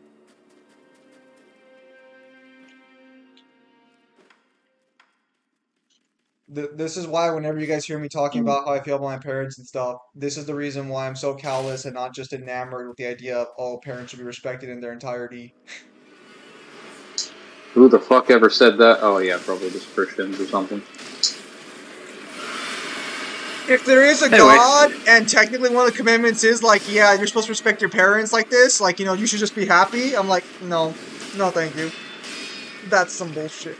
No, you're wrong. that's fine. You are objectively wrong here. This is not even up for debate. I created everything, and apparently you also created the possibility of being wrong. Fallout 4 protagonist is a better character than the Fallout 3 protagonist? Damn. By the way, when Yubel supported Rise of Master Duel, you're gonna see throw away my Galaxy Eyes deck. But can I really believe that the Fallout 4 protagonist legitimately committed cannibalism? Can I truly be evil in Fallout 4? Or can factions just not like me? Do you guys have any hot takes in regards to the Hellsing series? Any hot takes in regards to Hellsing? Yeah. Yeah, like, Alucard shit fighter. I was gonna say, we made that video, but it got copyright claimed, or the footage did. I'm so fucking annoyed by that. I should have used manga panels next time. Yeah,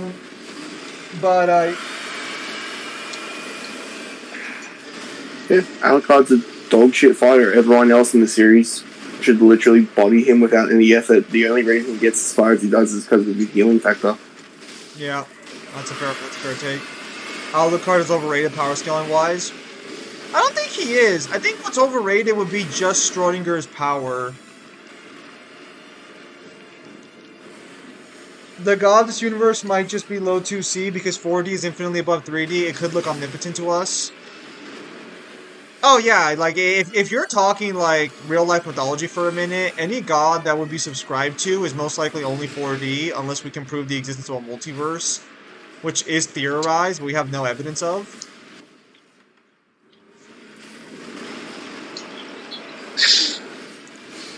I mean, if you really want to get technical, he wouldn't even have to be 4D. He could just be infinitely 3D. If you want to get technical, what if he didn't create anything, just life?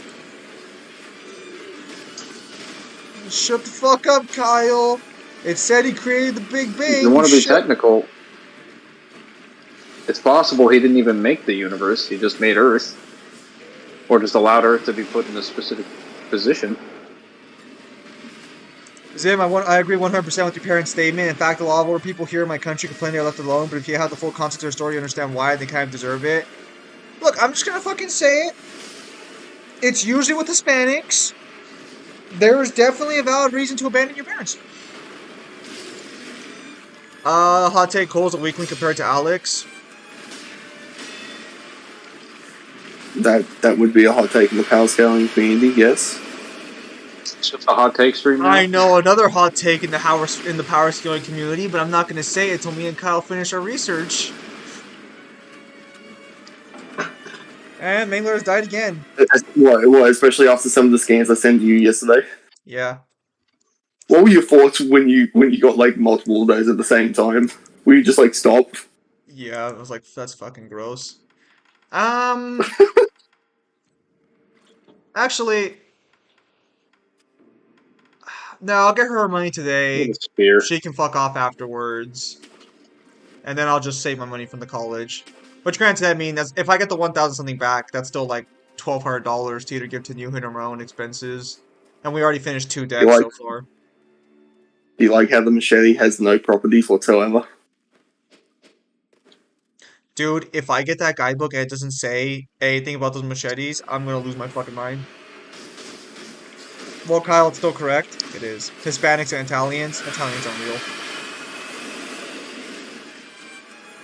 Have you ever actually met like an Italian? No, exactly. They don't exist. They're not real.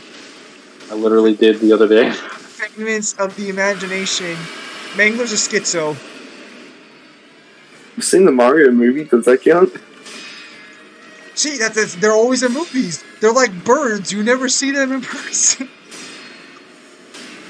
That might be a California thing. I see birds everywhere.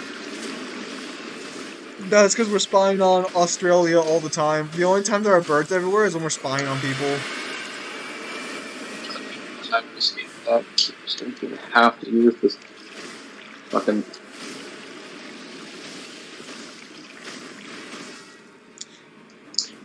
There we go. You wanna know what sucks? Is that I made the worst financial mistake of my life, which is not buying a house when I was 6 years old at 5% interest. Oh, that sounds like an economy problem.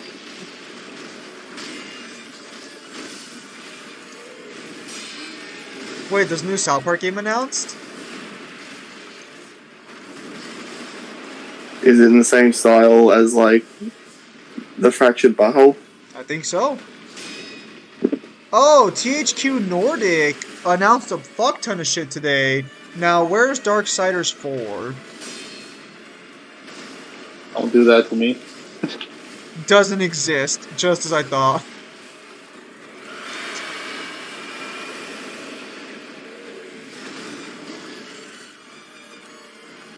This boss fight is not fun.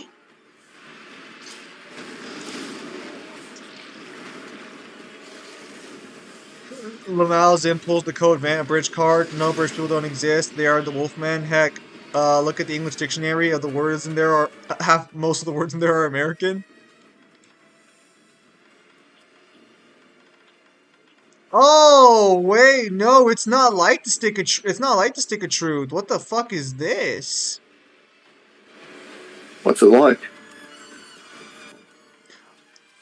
Oh, it's a 3D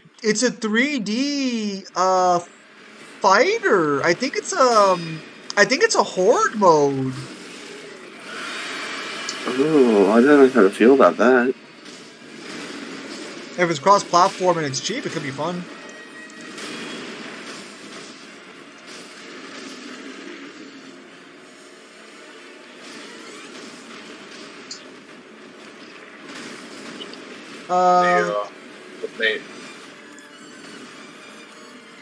We'll see how that goes. Quake is getting remastered. Oh, nice. Oh yeah, some guy showed up to the fucking Kratos the cosmology video, and was like, "Debate me, bro. Kratos' mere presence kills composite One Punch Man." And I'm like, did we mention One Punch Man at all in the video? Sorry, bro. Responded to the wrong comment. My bad. I'm just like, okay. That's funny. Also wrong, but you know. Yeah, One Punch Man by this point would like fucking destroy Kratos. I think One Punch Man, even by the early chapters, would have beaten him. It depends on how you want to argue One Punch Man scaling. Well, I guess unless you want to argue Kratos just fucking Saiyan level like Kyle. You literally agree with that. Sit at the mountain. You scale into mountain? Alright, so you're winking? At most. Oh. Still wink? Yeah, well, I would say the most consistent range is city level. As mountain, if you assume that he actually does rip off the side of a mountain during his fight with humans. But that's only in the novel. And the novel specifically depicts that only happens because he doesn't use the Blade of the Gods, which is then retconned by the follow-up novel, and is contradicted by the game.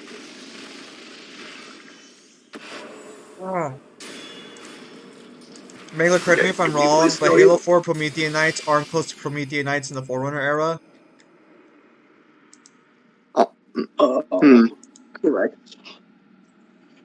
Finally, I killed it. Do you guys have any hot takes in regards to Mortal Kombat? I don't. Yeah. Shaolin Monks was the best Mortal Kombat game they released.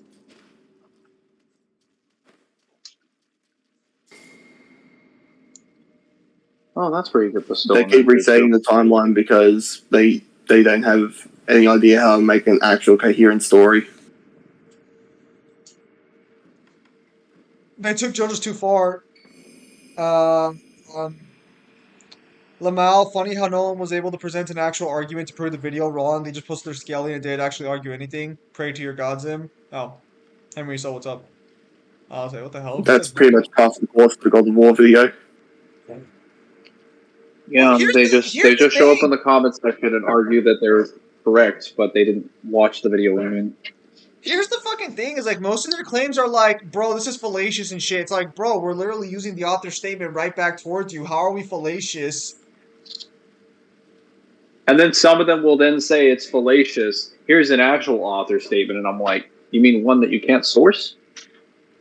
That's interesting. Sub-Zero should be a white person. Actually, here's a question. Is Raiden Chinese or not? Vitality.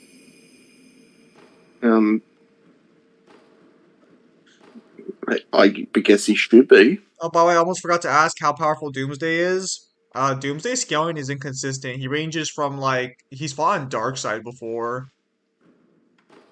It kind of depends on what version of Doomsday you're doing. Because he could be anything from, like, City, anything to, like, fucking Multiversal. It really depends, yeah, because like his depictions can range everywhere. As I am back to being a top dog god, God of War scalers can't read. Yeah, that's true. Well, no. They can read. It's just that they read and they choose to ignore it. They're like that one Arthur meme with the girl. It's all like, I can read, but I'm still going to ignore this sign anyways. Kyle, what happened at the end of your stream? Because I showed up to watch real quickly, and I see people commenting like, "Damn, Zim would have wanted to be here," in response to like assaulting people. I'd have to go back and watch the context. Motherfucker. But we did put a baby in an oven. Ah, like Rick. I need to finish that second novel so that way people can have something to... What? What? What? Nothing. The fuck? I'm sorry. Yeah, Kyle, what the fuck is wrong with you putting a baby in an oven like that? If you know, you know. Alright, so while Kyle's performing the Holocaust Part 2... now that I'm free, I got like 3 weeks before college starts up again, so I'll start fucking spending my nights fucking reading the book and hashing out the details. I think it's ready to read. I just have to add some more little filler sections, get rid of a sex scene that probably shouldn't be in there, and yeah.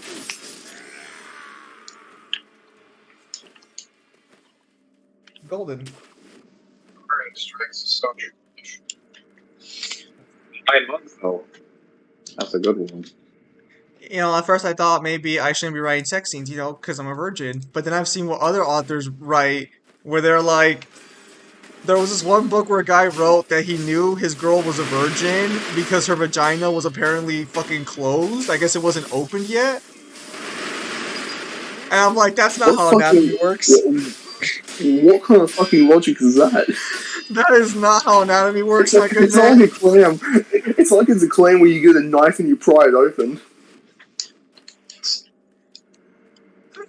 There was a It girl. was never open, so some What kind of girls PE just never did go to he the learn? bathroom, I guess. What kind of PE did he learn at school? The best kind, apparently. The one where he apparently forgets that women have to go to the restroom or have their periods. Or have anything. It's closed the entire time, Kyle. The entire process. Wait. I'm gonna ask a question here because I actually haven't learned female physiology or anatomy enough to understand this. Of course. Yeah. And so, This is going to be golden. Go on. correct Yeah, me this is if I'm gonna be wrong, great. but they don't pee from their vagina, do they? Don't they have like something else that like pees out like right next to it, a little underneath it? I believe they do. I can't tell if you're taking the piss or not. Kyle, I genuinely don't bother looking up how a woman pees. All I know is they have a vagina. That's about like the extent of my knowledge of their physiology. Taking the piss. Sorry. So what, you think that the women have a vagina, a piss hole, and then the bum? Yes.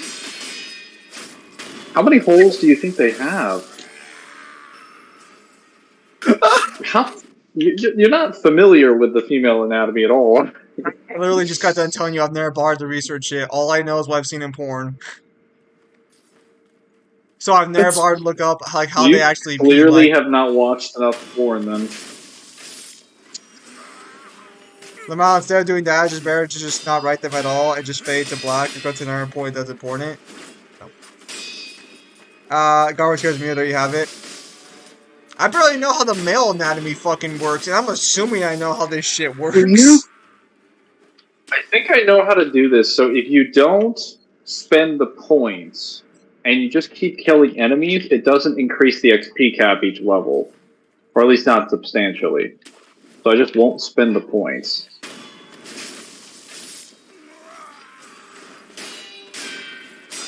Looks like I could use the practice on carrying.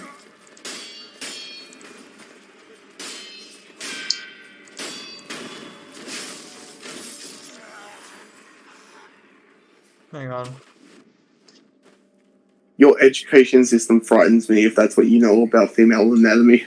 So here's the thing, sex ed doesn't teach you about how the other person's anatomy works, and anatomy and physiology... Then you'll still fail their job. What sex ed do you have? Because they just showed us direct diagrams of how the human body worked, and they explained how it worked. They just explained how you have sex, and that's it. They didn't bother explaining how a woman's body works in any capacity, or how a man's body works, technically. They just told you shit that regardless of, like... Yeah, then you probably didn't get a good education then. Because I was gonna say, that was not how my sex ed worked. Because I was gonna say, am I supposed to know how this shit's supposed to work? Yes. Yes.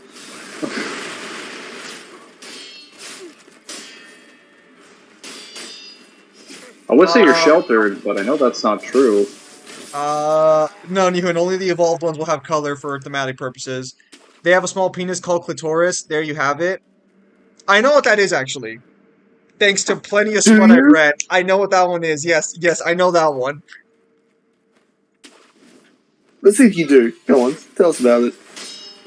It's this like little fucking nub. I'm assuming the location is like at the top of the vagina area, but I think it's more inside that kind of pops out. I know what the clitoris is. I don't know like where it's. I don't know like how it works, but I know what it is. I know what. Why don't you just look it up so you can save us both the trouble? Make sure you put educational afterwards so it knows that you want educational and not porn. So you're saying funas are a thing? Technically yes, because I actually know how the surgery for becoming a tranny works. Because, your penis head becomes your clitoris after they do...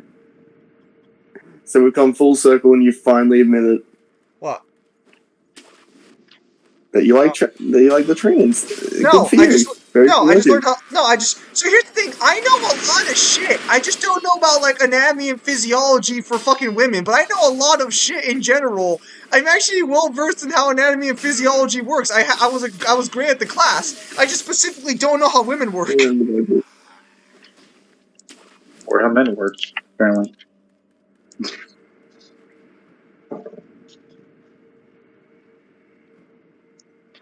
So you're saying foodies are a thing. Apparently foodies are a thing, according to Fetty. Yeah, Newhan. Newhan, if you want, save a copy of this card for now. If you want, as it is, just save it in its current state. But like, yeah, it should be black and white for now. Also, hello, Fetty. Welcome to the stream. Yeah, anyways, go Here back to we what I are was saying. stabbing. Yeah, so when they What appears make to the be ghosts. vagina for a person who transitions, their penis head becomes their new clitoris, and it is disgusting what they do to the actual rest of the shaft. Oh my god. That was traumatizing, but I know.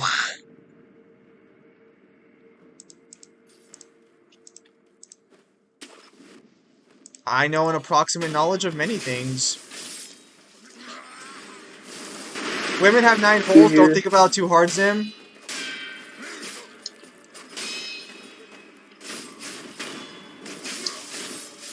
So we're including the 7 in the face area then?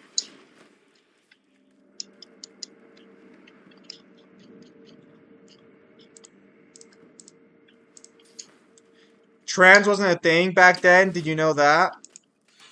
Yeah, there were left-handed people, really. Technically yes, technically no.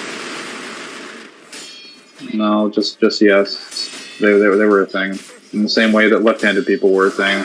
It's just that when people stopped realizing that left-handed people weren't a sign of the devil, they started getting reported more. No. They technically were a thing in the sense that, yes, there might have been people who would fall into that category, but they weren't a thing because they could never transition, or if they were chemically castrated and killed. No. People who couldn't perform the surgery. Yeah, but trans people still existed. Just because, if they ever revealed the fact that they were trans, they would just be fucking killed. So saying they weren't a thing is kind of like I'm just gonna say that stupidly the Avatar Puss in Boots doesn't follow DMC. The concept of how it was presented in the series. I don't know. I never watched Puss in Boots 2. What's the death? No. I've been told good things Not about trans Puss in Boots surgery, 2. but those who acted like girls, you're objectively wrong here. Like, dude, fucking hermaphrodites existed. Intersex people were a thing. Why the fuck would trans people not be a thing? Okay, because intersex people are genetic mutations. That wouldn't have any that wouldn't matter. Okay, you understand that all the things that you experience in regards to sexual hormones are just chemicals, right? Just chemicals in your fucking brain. Actually, no, it's because of the sin of mankind, actually. Get it right, you fucking pleb. So chemicals. Sin. Oh, my mistake. I was unaware that I could actually parry every single strike of that stupid whirling shuriken thing, but apparently I can. It seems a little tricky, but you just keep tapping it. STD. SDT equals... Are you saying Sin Devil Trigger equals... I mean, I guess. Every time Dante awakens his full form, he's actually just getting, sexually transmitted diseases. People do be dopium addicted nowadays. They are. They don't remember what it's like to wait for gratification. Trans wasn't a thing back then. Samaj, you weren't a thing back then.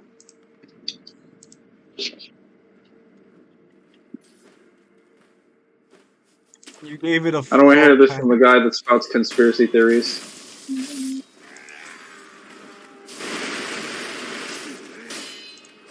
Yeah.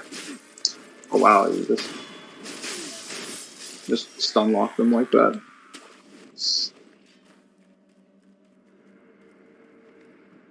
Google it. No, like again, they've been Oh my god. Okay. Every fucking person in the I'm going spectrum is to. Okay, I'm going to think say this. then. Technically, trans people would be considered having gender dysphoria back in the day. So the label trans didn't exist, much like most of the shit in our language at this point didn't exist at that point. So I mean, I know what you're trying to say specifically, not the label, not the unique thing. And if you are, you're doing a really poor job of labeling it or explaining it. It's the attempt that counts.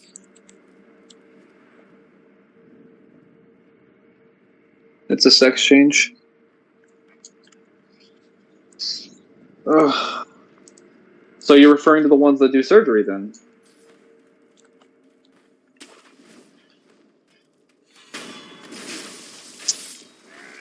Wait, aren't these guys not supposed to appear here? I mean, like ice cream, it's tasty like ice cream. I like ice cream, it's tasty like ice cream.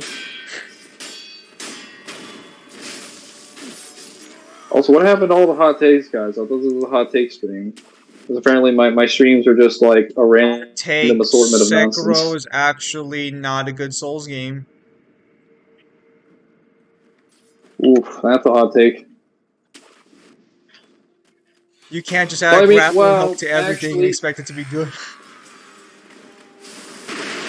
Don't you think the grappling hook is what makes it good? I've never had someone be like, man, Sekiro, it's just the peak of the Soul series. Have you seen that grappling hook? Like, no one's over there like ogling themselves with a grappling hook. My brother bought Sekiro, the Game of the Year edition, for $15, and I tried playing it, and I was like, this is yeah. Where are my build paths? Where's my mechanics? So if you're referring to the Soul series not in the another context of like their main genre, then yeah, it's not really a Souls game. It's only really Souls-like because it contains most of the mechanics from the Soul series. Hot takes. Like, That sucks. humble. That is a true take. That is a true take. Like my Cardi, like Mayo Kart, I can't pronounce that. In COVID vaccine side effects, and yes, the surgery. Just say heart problems in the COVID vaccine. That's why the masses are closed-minded. That's why the masses are closed-minded. I don't really want to hear this from the person that spends a significant chunk of their time indulging conspiracy theories. You don't get to talk to me about being open-minded. I mean, he is open-minded. That's why he has so many of them. Hang on, I'm looking this up. What the hell is this? Not in a way that's empirically sourced. I don't let things like empiricism stop me. Damn. This is a real thing. I'm sure it is. Whether or not it comes to the COVID vaccine, How is he going to be killing off all your friends? What the fuck is this? This is not fair. Hang on. I don't trust half the scientific shit that comes out of your mouth, Samaj. Inflammation and damage of the heart muscle, known as myocardium, most commonly caused by a viral infection, but can also be an infection of a bacteria, fungi, parasite, or a reaction to a drug. Okay, so empirical is funny. Empirical evidence is generally not funny. So this is what I'm gonna say. It's generally neutral. He's technically right. He is right about the side effect, but like, the problem is that most medicine has side effects that is basically just we're gonna fucking murder you. So it's not like, because my uncle got the COVID vaccine. I never did because I already got COVID, and I was like, well, if I already got the fucking thing, why am I gonna get a vaccine? I already have antibodies. But no, you don't. But continue. Yeah, you do. What the fuck are you on about? Zim, you do understand that. You do understand that virus. So Zim, you do realize that when you get a flu shot or when you get any kind of shot, it's not. It's for different strains of the flu or different strains of the COVID. You do realize it's not just one specific strain because they evolve constantly. They have to evolve in order to survive in the environment because the environment and things change as a product of time. If they never evolved, we wouldn't need vaccines.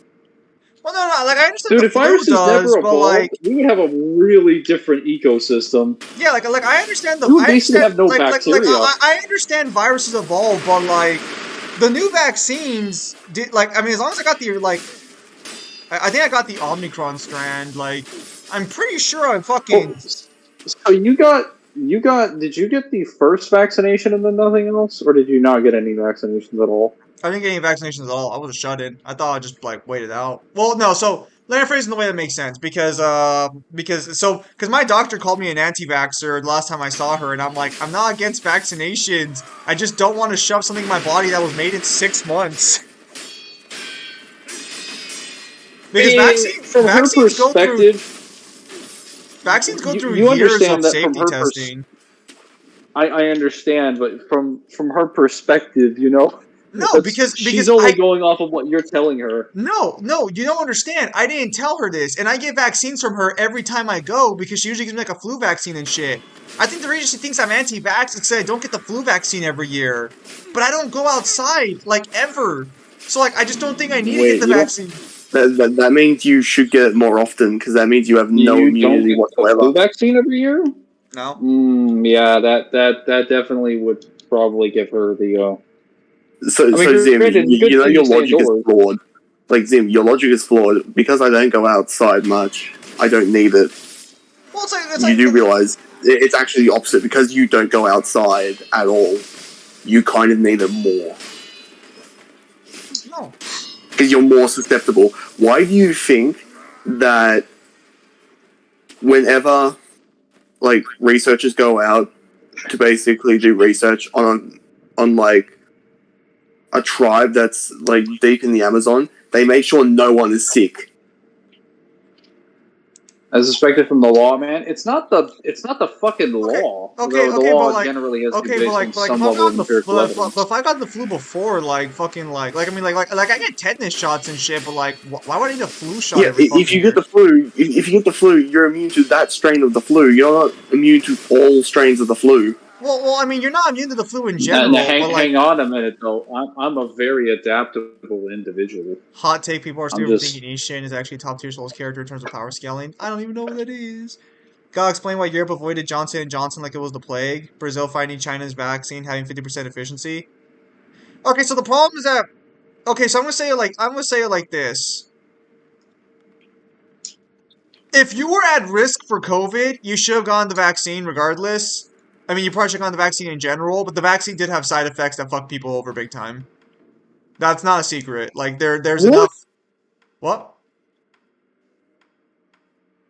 Go on. That would require me to get a lot of XP there. Crap. I've just lost two friends in this game in the course of 5 minutes. What is this emotional roller coaster? What the fuck are you playing? What are you playing? Final Fantasy 4. Yeah, that sounds about right. Oh. I mean, aren't half the Final Fantasy games about killing your friends? Or losing your friends? Or almost killing your friends and then losing them? I'll say it like this. The flu vaccine is fine across the board. There's no real reason. Well, I mean, granted, I don't know. My family's kind of always had the impression that if you're young, don't get the vaccine because you can fight it off. But, like, the flu vaccine should be fine to get. Get your tetanus shots. Anything that's a serious disease that's been around for several, like, years, go ahead and get it. There's no reason not to. Even COVID, it's like, again, like, I just got it and I thought it was fine. Apparently there might be another one coming. I guess that's just gonna be that's gonna turn into a fucking yearly vaccine. Fucking hell. Well, that's kind of how the flu worked for a while. We were like, man, we're gonna finally get the cure for it, and then it didn't happen, and then it didn't happen, and we're just like, well, we'll just keep making vaccinations, and that's literally what we've been doing for decades because we couldn't find a cure for the common flu. Can I get flu vaccines from nasal sprays, or does it have to be injections? What the fuck do you mean, nasal spray? So there are spray options for vaccines. I don't know if you know this. No, get the needle. I hate fucking sprays up the nose. What's funny is Event 201 happened a month before COVID, a pandemic simulation like Claude X from 2019. Samaj, what the fuck are you talking about? Well, we will keep shooting people's arms every 4 months because Okay, so this is the thing. Side effects, yes, they are real problems. Everyone is trying to deny it. See, that's the problem with the COVID vaccine, and what made it so, like, fucking an issue, is that it did have problems, but instead of arguing that it's still a better solution than not getting it, the argument was that it doesn't have problems, you're crazy. No, the That's the problem problem with the with vaccine, is COVID that there was that wasn't the just an honest, like, administration. yeah, there's side effects like everything fucking else, but it's still worth getting. No, it's that. No, there aren't side effects. This is not an issue. This is not happening.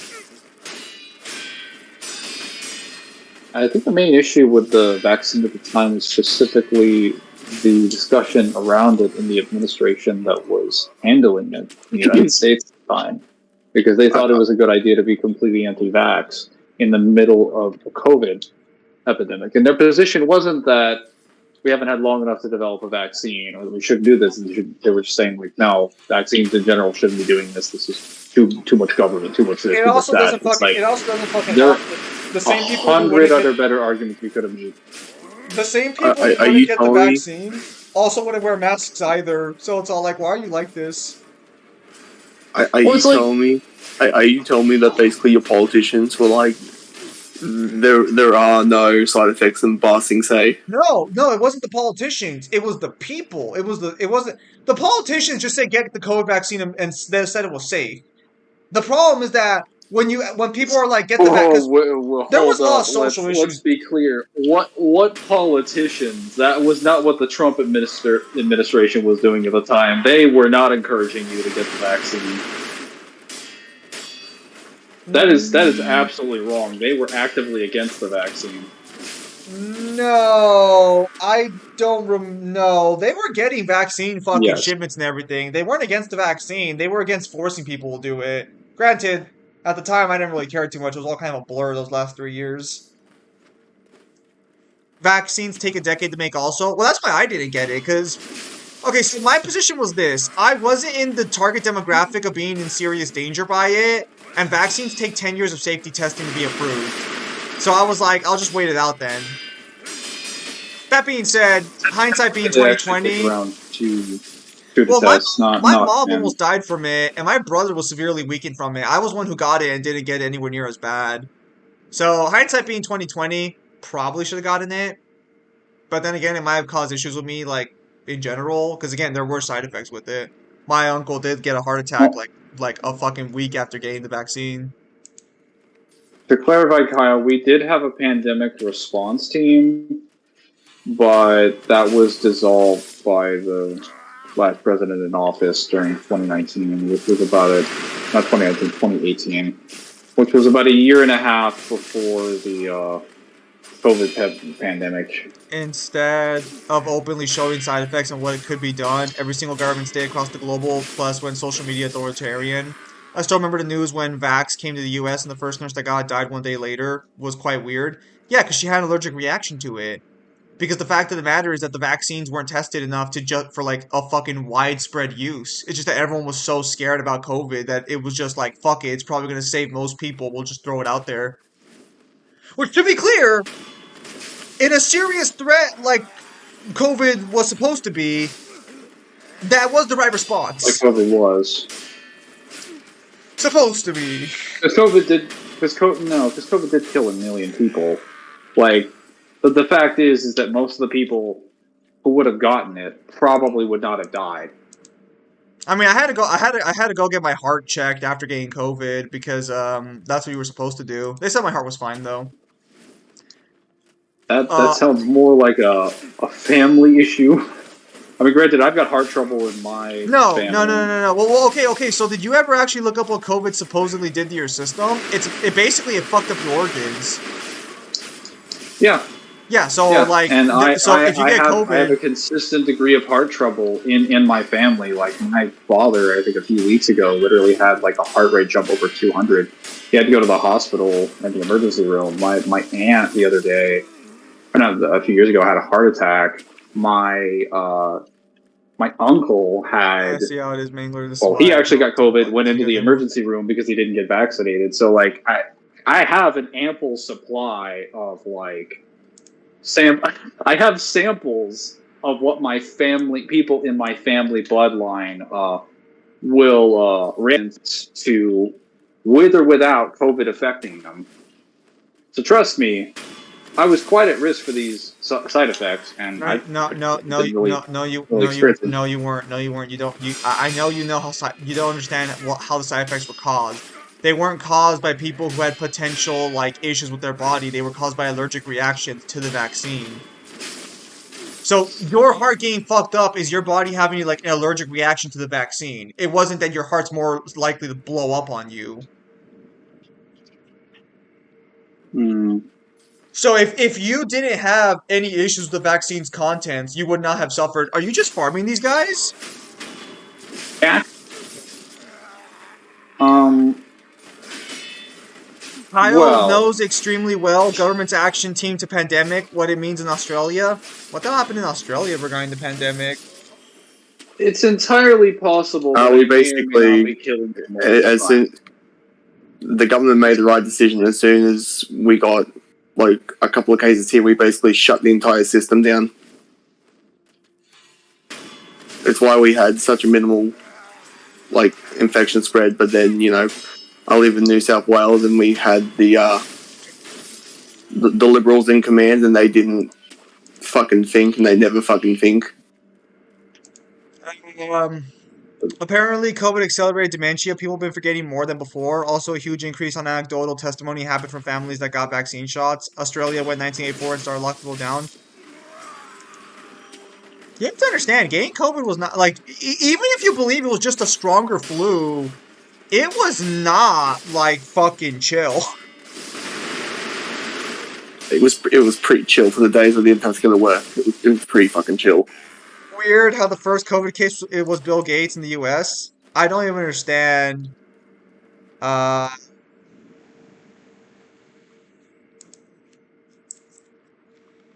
don't understand what are you trying to say by that one?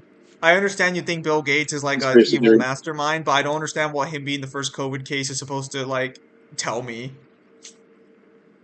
It's supposed to tell you that that is somehow how it was triggered in the United States as a simulation of the pandemic. Isn't that the guy who started Microsoft? Yeah, but the problem is that Yeah. Samaj believes. Well, actually, no, fuck that. I'm not even gonna say Samaj believes. Bill Gates is basically part of the global world order. A much more logical argument would just be that billionaires in general benefited greatly from the pandemic and did what they could during the events of the pandemic to expedite the cost of like common use items, vaccinations, and stuff like that, so the pandemic could go on as long as possible.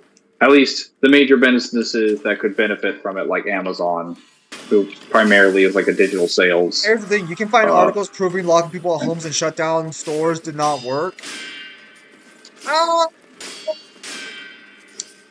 I'm gonna say it like this: lockdowns did work.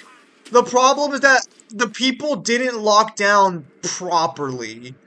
Because I think we can Or all quick enough. fucking agree that outside of like Well, China, Because a lot of people, because a lot of people got the shit that they couldn't go outside, and it's just like, hold up a minute. What do you mean a lot? It's not locking down that I'm confined to my street with 4 other neighbor houses. That's not locking down. That's not locking down. You're stop oppressing putting me. false statements. Samaj. So hang on. You're not saying Bill Gates is it. You're saying Jesuits are. You're saying Bill Gates is not part of that group? Because I don't believe you if you say you're saying no to that.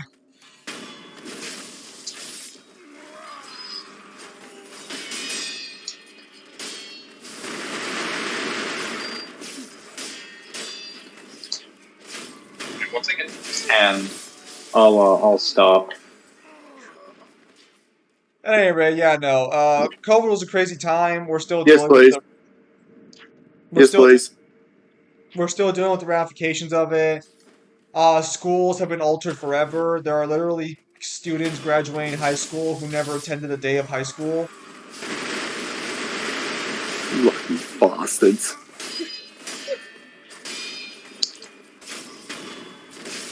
I think my younger brother did. I'm not actually stop spend his playing. senior I'm year not. almost I'm entirely not online. falling into one or the other option. Samaj, answer the fucking question. Is he a part of that group or not?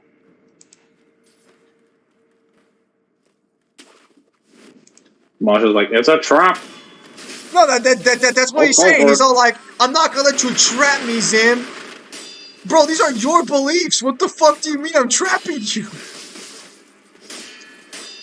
If you feel like your beliefs are trapping you, then your position's probably not entirely, No, that's a better question. founded Yes. on a solid premise. Okay. So he answered yes. Okay. So what was I saying that was false then? Because if you're saying yes, then what I said was true. What? Are you just upset that I specified him specifically and not the group? Yes! Hi, Monk! Aha! Wait. Regardless, the whole thing was not discussed properly. Many doctors got censored for contesting vax shots and COVID spread. Yeah, it could have been handled a lot better. With everything said and done, there were a lot of things that could have been handled better. Oh. Another Who altercation of the just- question with a different context. What the fuck are you? I don't even know what the fuck you're even saying at this point. Even more than usual. I probably should get the midair combat. Basically shutting down scientific discussion. Yeah. No, so at the end of the day, the general premise was the threat this poses is far worse than any side effect, so we're just going to shut down any side effect. And because they did that, they made a massive portion of the population, or at least a significant portion of most areas, become radicalized. If that were Dark Souls, you'd be dead. I just got hit by a rooster.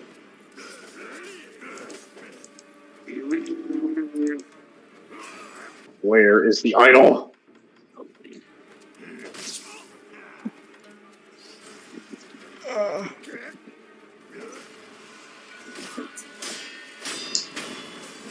We're going back to the moon soon, apparently.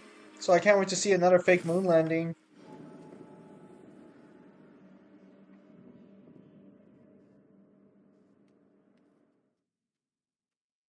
Balrog, is he cutting out for you too?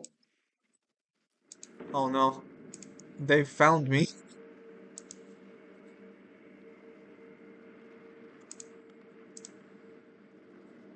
Oh. I have returned. Yes.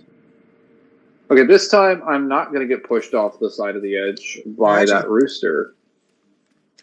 I actually did research the moon landing. I am convinced that the moon landing is probably fake. Oh, so you're an idiot.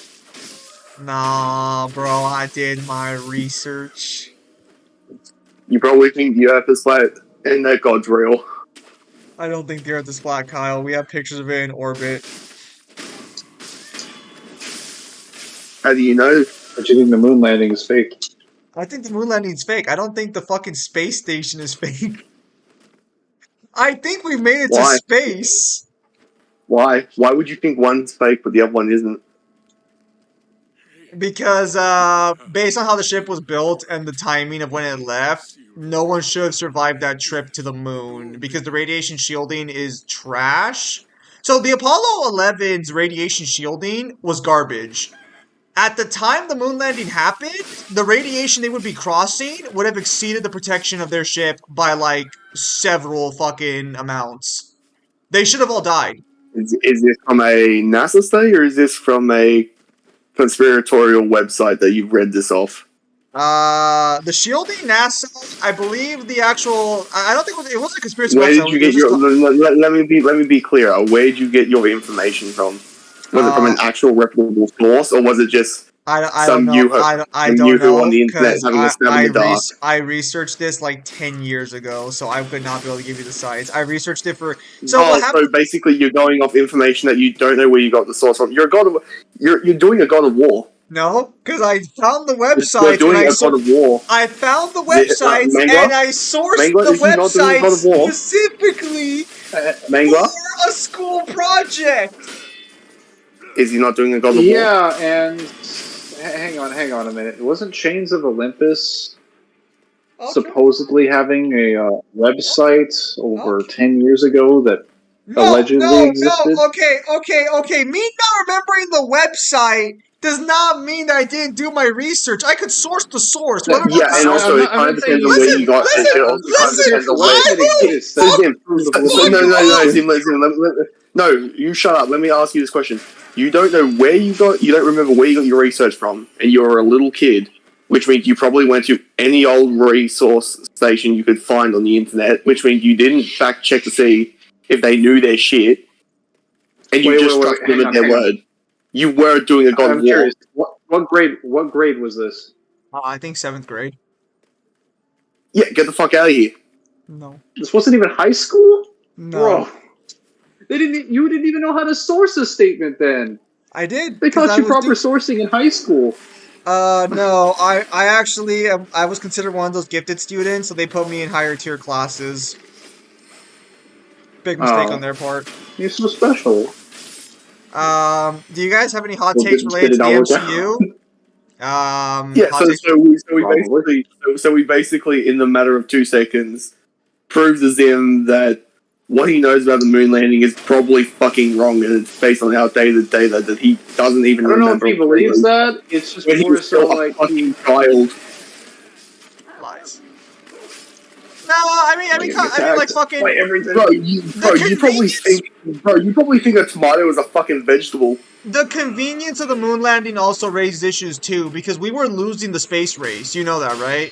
The United States was losing the race. The space race. You lost the space race. Russia made it to space first. Let's be very clear here. Yes, but then the next stage was we won the space race because we made it to the moon. If you ask anyone who won the space race, they're going to say we did. Space race went to space first. It then moved to who could get to the moon. Yes, so they moved the goalpost. They moved the goalpost. They were trying to get there first. We beat them to it, and then we unanimously won the space race. They moved it.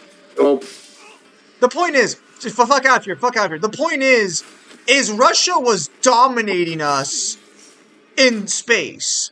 They were way ahead of us. Some dumbass decided to call me. What were we saying? Okay, so the point is that the USSR was ahead of the United States by a massive margin in technology and ability, and randomly out of nowhere, the United States makes it to the moon first, out of, like, fucking thin air, practically.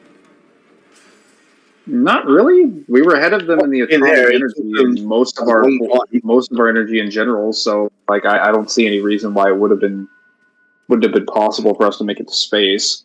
No. Mangler, they were ahead of us in space technology for the entirety of the race until we just randomly made it to the moon. We don't just randomly make it to the moon. We're developing technology over that entire period of time.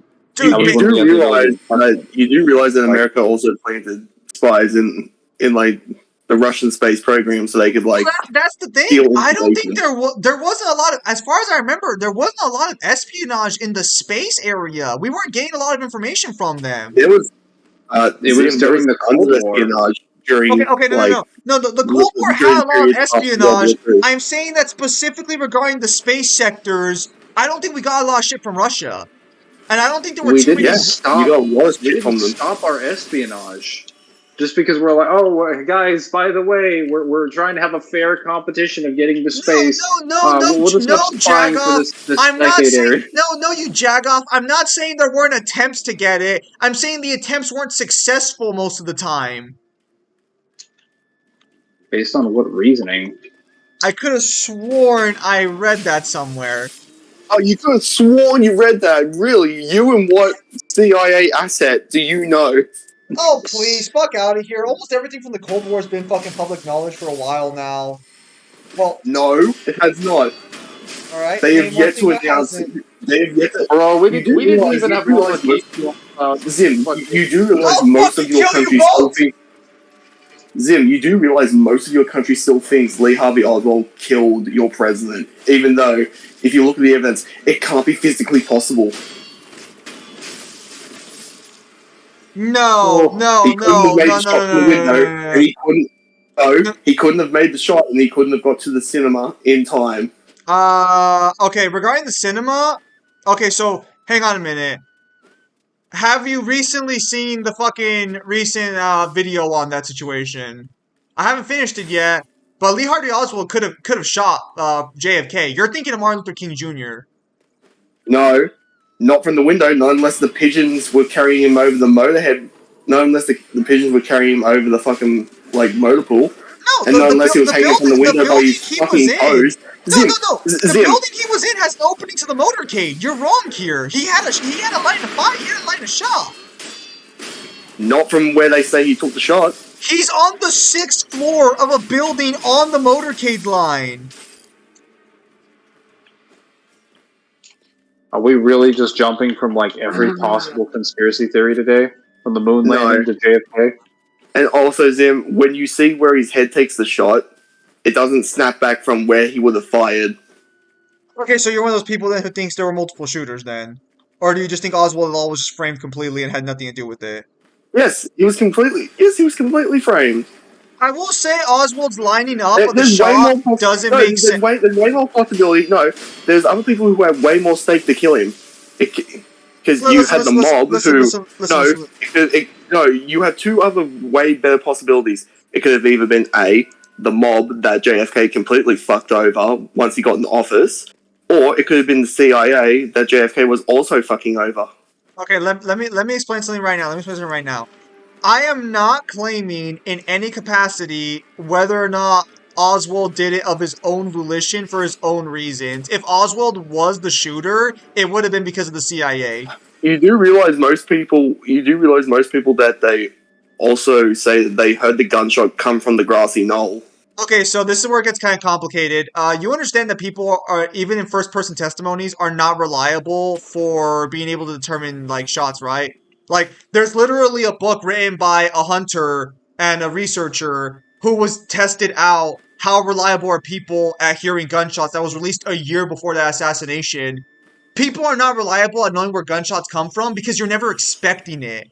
Even hunters who are used to hearing gunshots cannot accurately determine. But when you have that populated with the evidence of his head snapping the way it does, physics only works like physics is hard set. Okay. So is your claim then that Oswald specifically could not have shot him because the way his head snaps back, he would not have been in the right building to shoot him at that angle? Is that what your claim is? I'm claiming that the way his head snaps and from where the window is, his head should not have snapped that way. Based on what exactly? Physics and trajectory. Okay, so then where did you learn about this though? Because I know you didn't research this on your own. Yeah, I basically learned about this in the final year at school during modern history. So you did what I did, just at a later point. The moon landing. No, I actually had to source all of my shit, because if I didn't source everything, I got my thing from. No, I actually had to source everything, unlike you. I'm fucking killing you, that's it. How much did the ticket to Australia cost? Hang on. It was $1,000, remember? Before you guys can do that, can I get some assistance in jumping to one of these fucking trees? Ticket to Sydney from... Alright. How much does it cost? Okay, fuck you guys. Yeah. Damn it! Kyle, you live for now. Oh my god, it's a 21-hour flight to get to Sydney. Holy shit. So what you're telling me is that I have 21 hours to sleep and be prepared. Okay, for a round say that vaccines were safe back then. Vaccines are generally pretty safe. Oh my goodness, they only have week-long round trips. If I were to go to Australia, I'm stuck for a week with Kyle.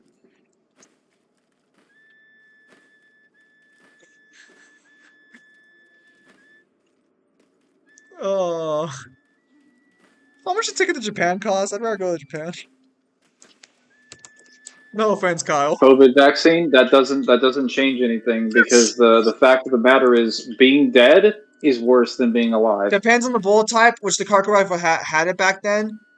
Okay, so I'm just going to say in reference to this is that from what I understand, Oswald could have taken the shot. If Kyle's claiming that the head bouncing back in the trajectory is wrong, I'd have to see on that one, but there's already based on Kyle's claim, there's already claims of multiple shooters to begin with, so there's a valid argument to be made that Oswald still could have tried to shoot him regardless. You would just argue he's not the one who killed him. You then have the issue of, well, here's the problem. It's also way too convenient that in the same day they basically pick up Lee Harvey Oswald in the cinema. Okay, so if you're a shooter, you're not going. If you're the shooter and you've just done that to the president, you know what you're not doing. Shit, what's at the movies today? No. Well, actually, you're actually wrong there a little bit. Okay, so you understand that Oswald's play was to pass off as a civilian. No one knew he had shot the president. People ran into him. And how would they even know who shot him if they didn't even put an investigation out first? Even today, if somebody was to shoot someone, if someone was to shoot someone today and then run away, no, you didn't understand this. If you were to shoot someone today, it would still take several days for investigations and to gather enough evidence and shit before you can go and get the person. That's not entirely accurate. It depends entirely on who the head investigator is and who's being shot, because depending on how important the person is, that determines how many resources are going to be put on the ground. As fucked as that sounds, if the president is the one being shot, you're going to have the CIA, the FBI, and every fucking intelligence agency. It's still going to take way longer. It's still going to take way longer than what it did for them to pick up Lee. In a couple of hours, they already have aspects. But then here's the problem as well. You also have the fact that Lee literally gets assassinated before his trial. Okay. Let me explain two things here. Number one, I am not claiming Oswald operated on his own of his own volition. If Oswald is the killer, I highly believe he was an agent for the CIA. Well, let me ask you this question as well. Why do they refuse to give us the autopsy report for the president? And why was it a 50-year disclosure on it? Disclosure rates on things like that, I think for higher officials are there. In a couple hours, they already have suspects. Not just saying how time frame it would have to. Okay, to be clear, Oswald was spotted by witnesses leaving the building that could have been a shot for him. So Oswald would have been a suspect immediately within an hour. They also didn't have the internet back then. They didn't need it because the Secret Service would have just gone to the buildings. Because as soon as he dies, the Secret Service. In general, you understand how many secret. I'm kind of addressing this to Kyle. You understand how many Secret Service agents are around the president at all times, especially in a public event. He has an army of those fuckers. They're everywhere within several mile block radius. Oswald would have been suspected and would have been caught within an instant of time.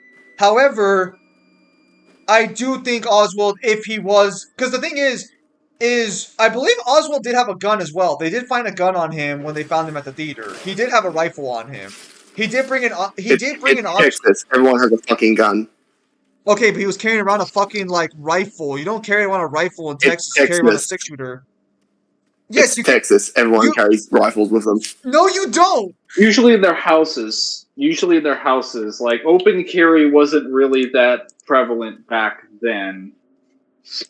Okay, not really. So the thing if it was not for rifles, for sure. It would be for pistols or handguns. Is that Oswald did not plan it if he did it. It would have been a spur of the moment thing because he would have only found out about it hours beforehand.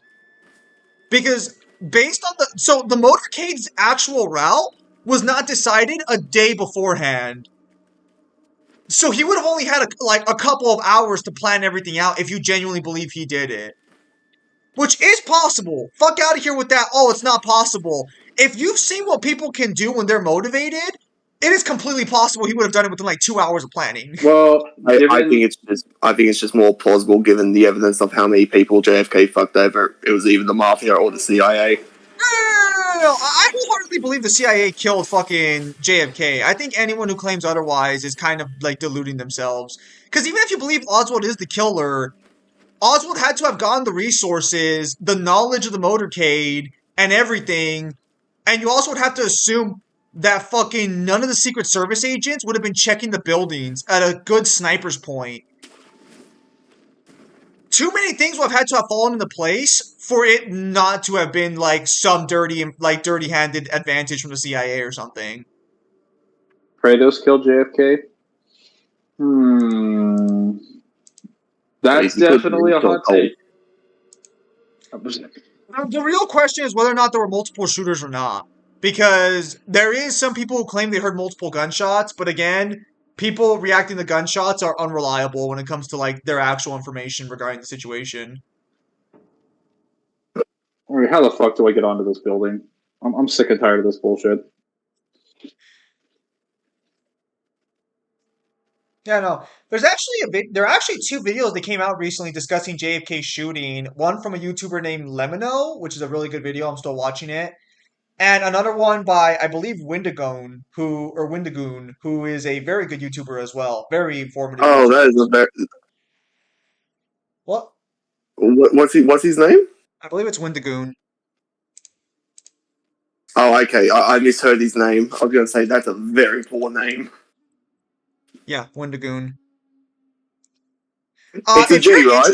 If you're interested, his name it's Wenda and then G for goon, right? It's Windy. Okay, let me spell it to you. WENDIGOON.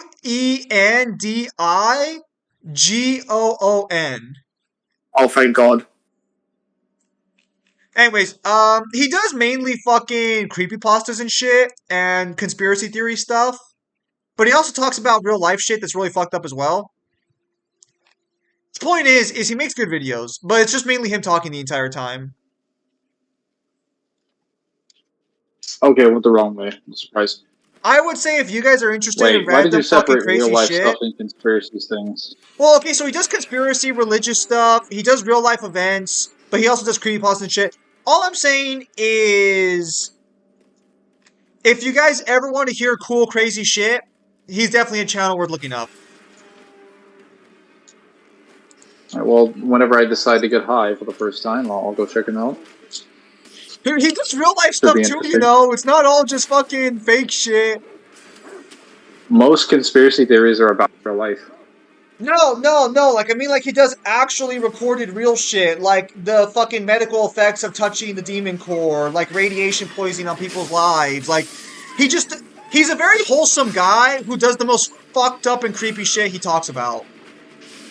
Because there was actually a point where I was introduced to him by a YouTuber who was talking about the most fucked up shit you can find on the deep web.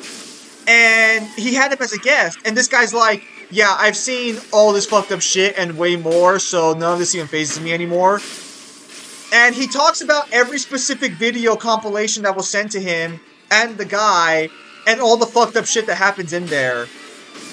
Like, one of the videos that he watched for the guy was about, I think it's called Mr. Charlie, which is a video of a man getting raped to death by a horse.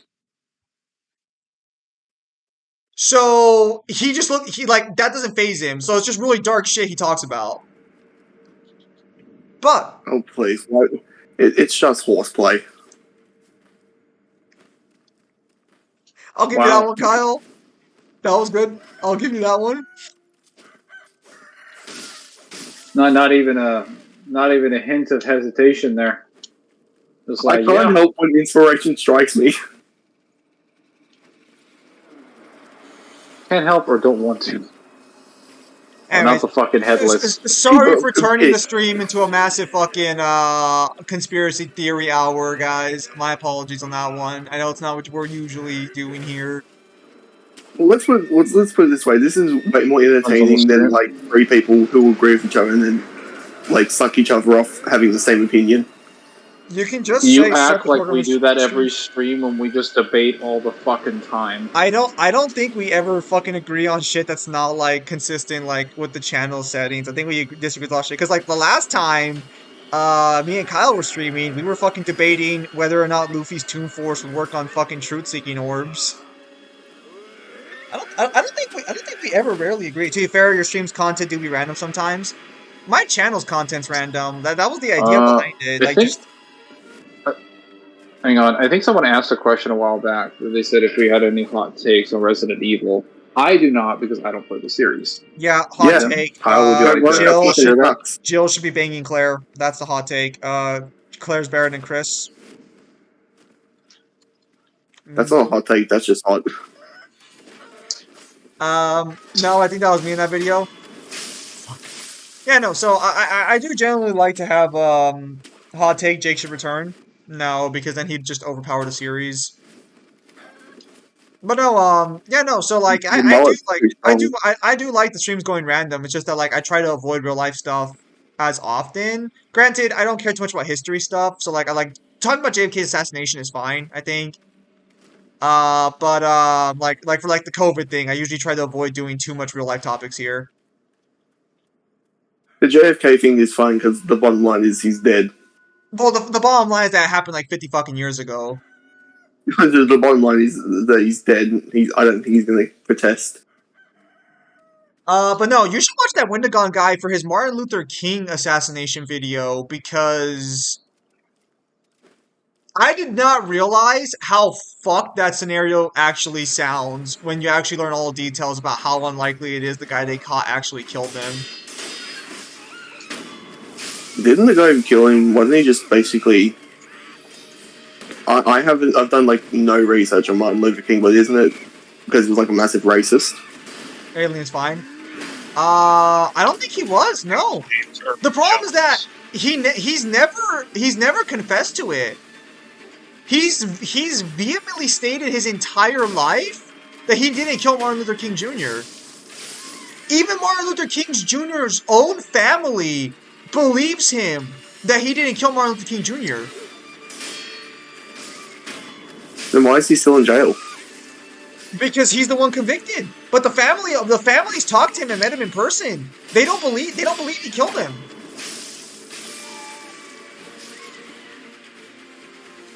Is Alien's topic fine? Yeah, Alien's topic is fine. Whoa.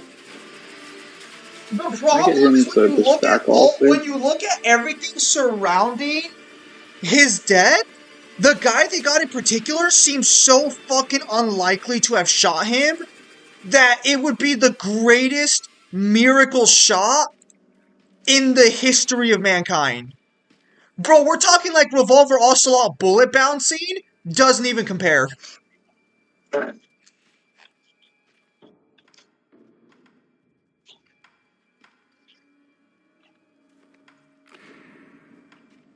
Okay, here we go. Sneaky time. Does Mangler believe in UFOs? Oh yeah, Overwatch 2 came out on Steam and people were reviewing the fuck out of it. Are you asking me if I believe in unidentified objects? I mean, I'm pretty sure there are unidentified objects in the universe. So yeah. Whoa, that's a lot of poison. No! Stop grabbing me.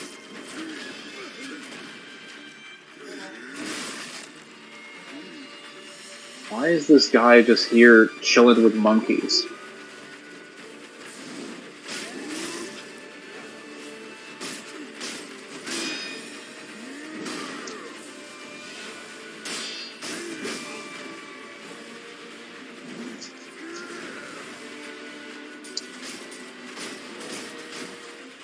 Got it.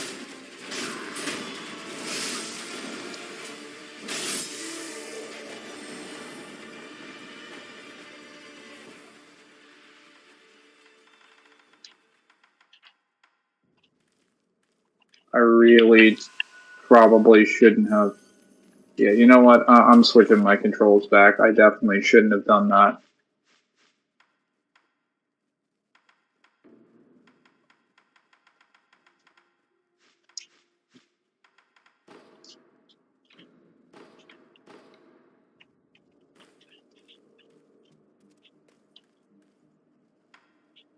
What the hell? I swapped it back though.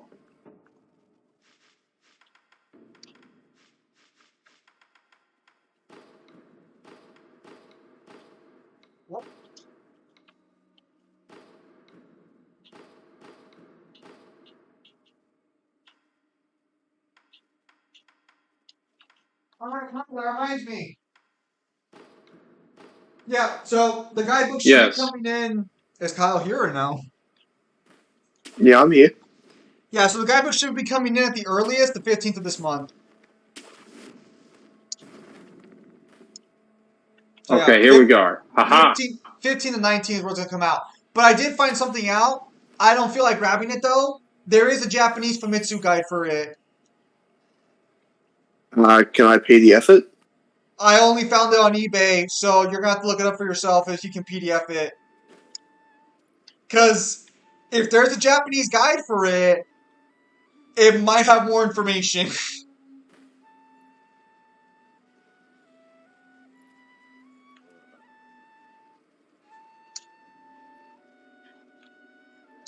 Here we go. Boss time. But the thing is, and this is what I fucking kind of don't like about it, is that we didn't start getting one-to-one guidebooks until 2018. Because, like, the Final Fantasy 15 guidebook and the Nier Automata guidebooks are official translations of the Japanese guidebooks. The American guidebooks, before that point, were just guidebooks made for America.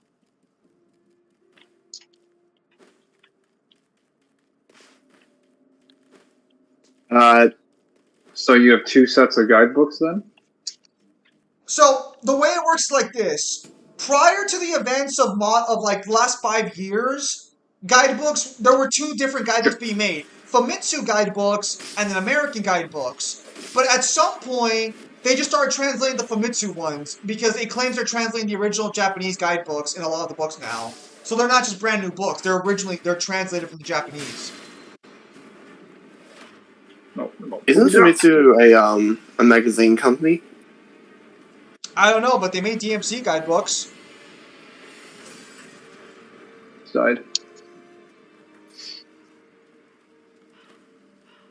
I had plenty of interviews with Insuno and Matt before 5. You'll find the memorial mob. Ooh. Purple Moon. So what I'm saying is this, Kyle. I think we don't need it. But if you want to get it... What? What was that? I was just gonna say all that excitement just for nothing. Well, no, it's not excitement. It's annoyance. I don't want to buy a fucking Japanese guidebook for this fucking series. You want how much Japanese guidebooks? Go on. Well, the problem is that like we have to find out, like, because I don't want to buy a whole magazine, and it's just like a page. Well, see, that's where it's like I can't get any information on it, so you're gonna have to either look it up or find a PDF, or we're just gonna have to not use it. Which, I mean, I'm fine not using it, because I think we have enough information in game, and hopefully the guidebook will clarify the things we don't know. But like, I don't really feel like fucking looking that up, you know? I can get over this. Oh.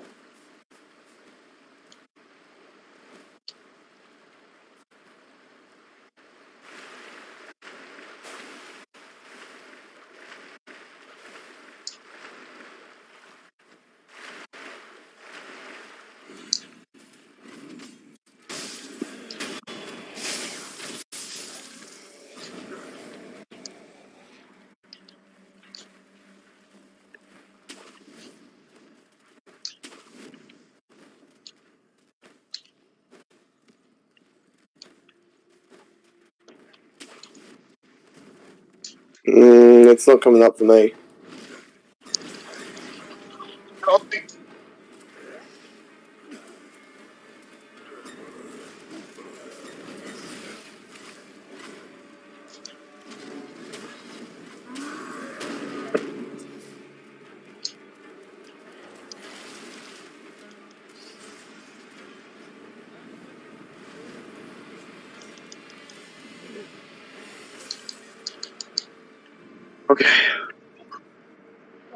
I just tried looking it up on the, and it didn't come up for me. Alright, well, I'll have to look at the eBay eBay thing again, but I'm pretty sure it was there on the fucking eBay. I literally saw Famitsu article, fucking Metal Gear Solid mission or mission briefing. If we don't need it, then it's whatever. But the last thing I want to do is like buy a $20 magazine and then find out that there's nothing of substance. Well, that's why I'm saying, like, I don't really feel like going out and buying it. Why Kyle and Zim went silent at Silver Saltair. I don't know what you're talking about going silent. You should be able to hear us. Why are you crying? Because What are Oh. you sad about? I don't know where Lord Sakusa could break the So yeah, bond, but that's just gonna be my I position on the want situation. you to- I'm fine using what we have and what we're going to get with the guidebook. No. I don't really feel like going out and buying a Japanese fucking magazine that I know nothing about to see what's in there. Because I'd have to hand translate everything. And I got my hands full translating Fist of the North Star guidebooks, man. That's all I'm saying. I got my hands full with that shit. I can only find so many statements confirming Toki's the strongest, Kyle. You want to just be petty and put up a tally of how many times Toki has stated to be the strongest and compared to Kasumi?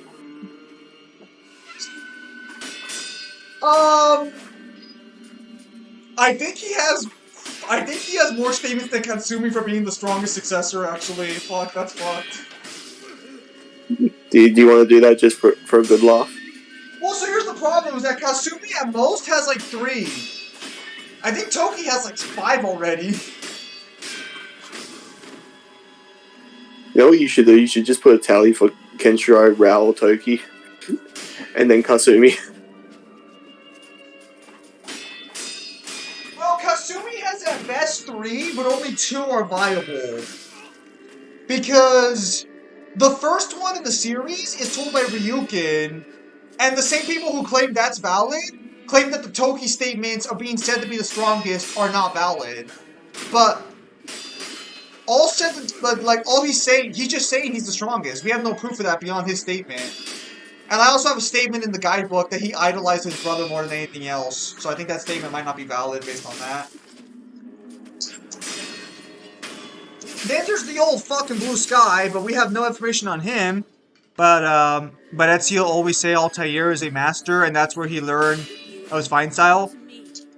Ezio and Altair is probably a close fight, but I would have to give it to Ezio because he probably has more experience fighting. Well, actually, no. Altair's in a more warlike area. I would say probably Ezio. I'd probably say Ezio because he's got a more refined assassination fighting style. Well, this depends. Do you argue a more peaceful fighting style was better than the war one Altair learned, or nah? Because Altair. Well, I would say that the assassins all basically learn basically the same fighting style, and it just gets more refined over time. Because basically, this is where you get to the argument of like, would you say a practitioner of a fighting style 500 years ago could beat a practitioner 300 years ago? Well, pal, let me ask you a question then. Do you think a modern-day Japanese swordsman could beat Miyamoto Musashi?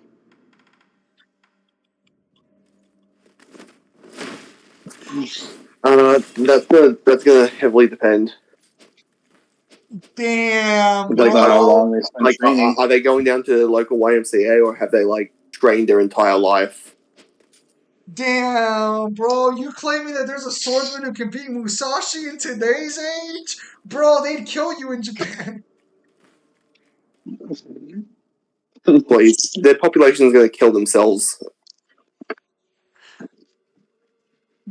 They're actually Not before they opening up kill to you. they're opening up to foreigners now because I guess they're realizing they can't populate the country on their own. Yeah, they've literally got an advertisement that's literally "Come bang our women." Sign me up, let's go. It's just like Japan. Do you remember World War II? Yep.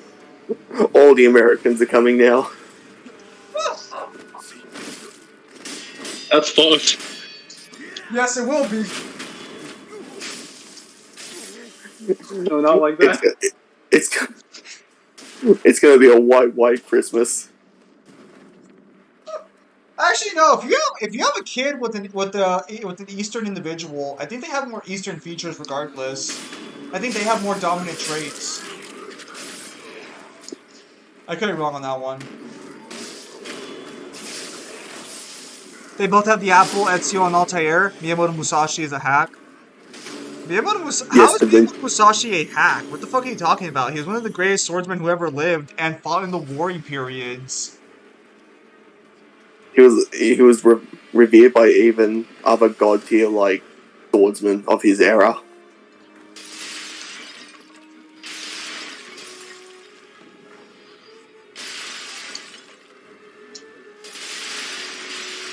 Sasaki Kojiro deserves better. He literally. You know, Sasaki Kojiro in reality is not that prominent of a figure. I think he's only got like.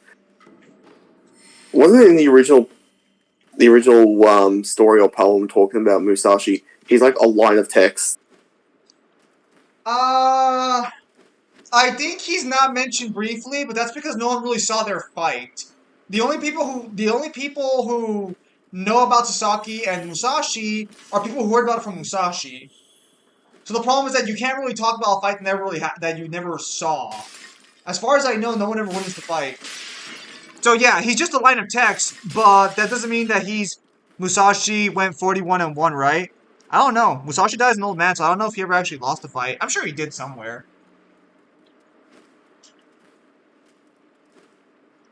Well, actually, no. He probably didn't, because Musashi fought in an era where you would be killed in a sword fight.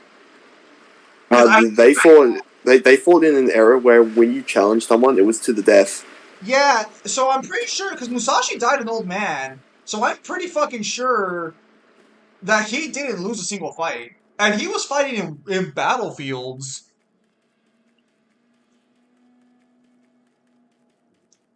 Like, this is where, like, I have to disagree with Kyle a little bit here, where I genuinely think the swordsmen of the older era are probably better than the ones nowadays, because they were fighting in wars. Their fighting styles had to be way more refined and way more lethal in comparison and way more battle-hardened. So that's where I genuinely believe that even a modern-day swordsman would probably not be as good as Musashi was, just by virtue of the fact that Musashi was fighting more life-or-death battles consistently.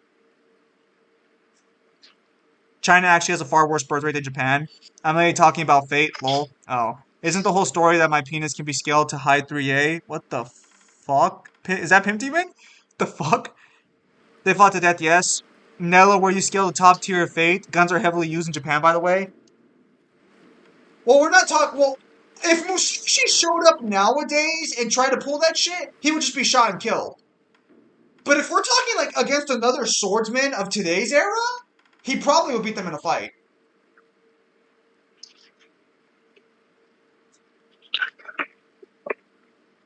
Not to get on that whole Baki fetish for a minute, but, like, all joking aside, the first time you see Musashi versus that modern-day swordsman is probably an accurate representation of what would have happened. Because modern-day swordsmen don't fight to the death. They don't have to have their instincts refined to such a massive degree where they could predict, like, their opponent's moves.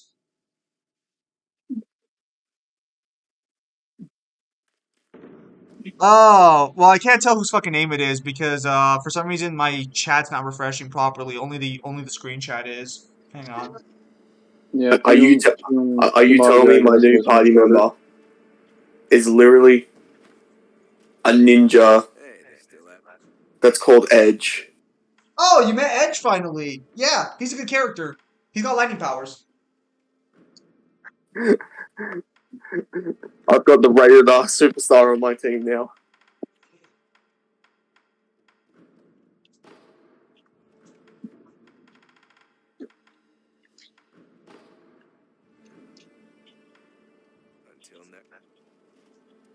But I'm a shorter. Yes, Matthew. Allegedly, Fumog Dragon is Matthew Shortinger. Allegedly.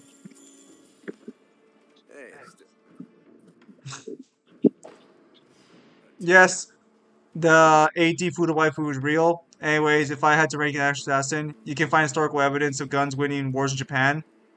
Okay, yeah, so this is where it gets kind of interesting, especially against armies that... Okay, so this is where it gets interesting. The Japanese were not against firearms. That's a myth set up by Western culture. The Japanese, when they got guns, were like, "Oh shit, this is pretty fucking neat. Yeah, we'll use this. Fuck bows and arrows." Apparently, somebody forgot about World War II, or like literally any war after the 1600s. They were heavily in favor of guns. No, no, no. We're talking about muskets. We're talking about like with flintlocks and shit. We're talking about when guns were first introduced into Japan, not like modern day fucking close to modern day. Like when the samurai were still around, they were using guns while they were still samurai for a while. There was just no reason not to use a gun. It was so good. It's only the Western. Yeah, a lot of that comes out of. There's a lot of Western media, like what is it, the Last Samurai with Tom Cruise. Oh yeah, great example. That one's. Yeah, that's a great example of like Western propaganda, because it kind of portrays all the samurai in the film as just like completely anti-firearm, which some of them probably were anti-firearm, but the vast majority of the ruling samurai were not against using projectiles. Yeah, because like Oda Nobunaga used fucking firearms. I think their logic was mainly like, why would I have a problem with this when we already throw shuriken and kunai and shit at people all the time? Like, this is just the same principle, except I'm just holding it with two hands. This can No blow reason to be Thor. against it. I mean, you're not wrong.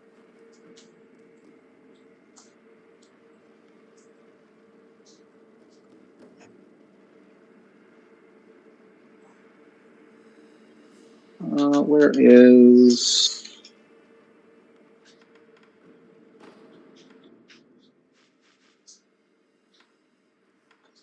I'll just do this one.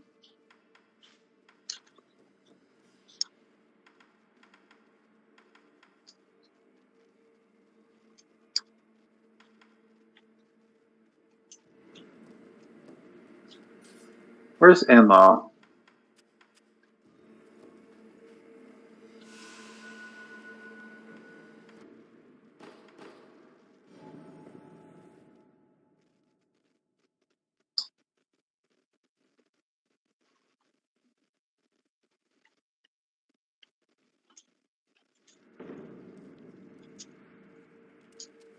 I'm glad you've come, Master.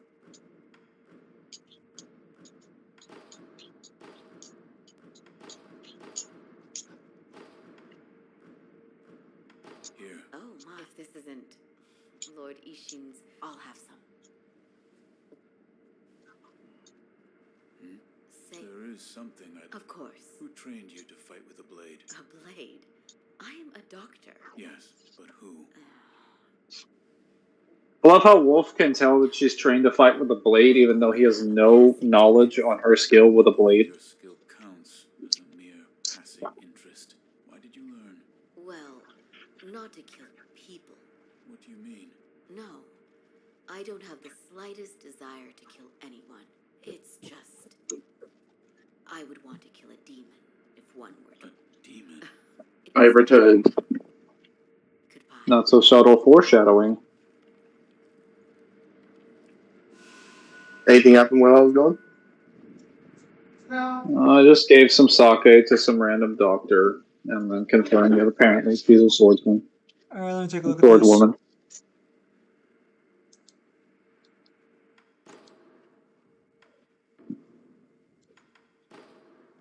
All the way over there? What the hell? Hang on, let me go to the chat over here. I talk about musket by the way. Japan also take notes on European armor designs. Feel suspicious that I might be that, huh? Eh? Yes. Some armies in Japan had divisions where soldiers would use guns most of the time. Appleveden, Arno, To. The hell? So, pretty rare sort of martial artists. Where would you guys put Garu and Bong and Bang? Just master martial artist, I guess. I mean, Garu's got better statements than Bang. Well, because Garu can learn fighting styles like instantly and like adapt them.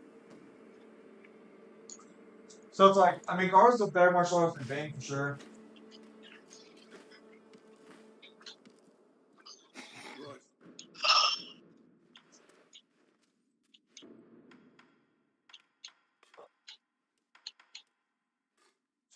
appreciate that the One Punch Man author didn't like kill Garo in the end.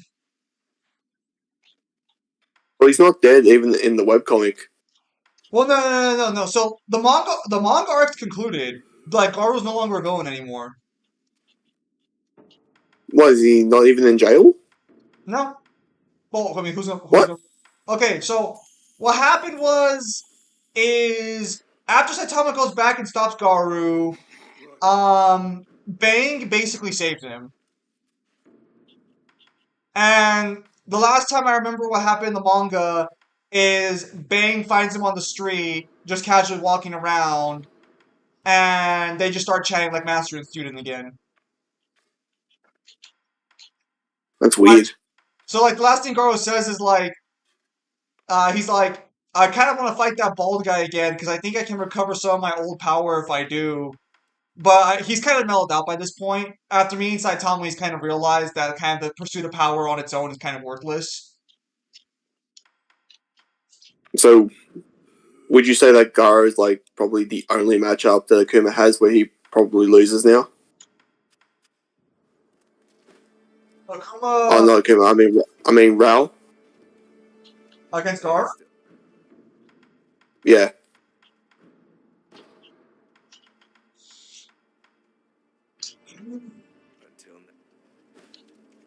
I would have to see how I would have to learn more about Garu's ability, like body beforehand, because the problem What is about speed though?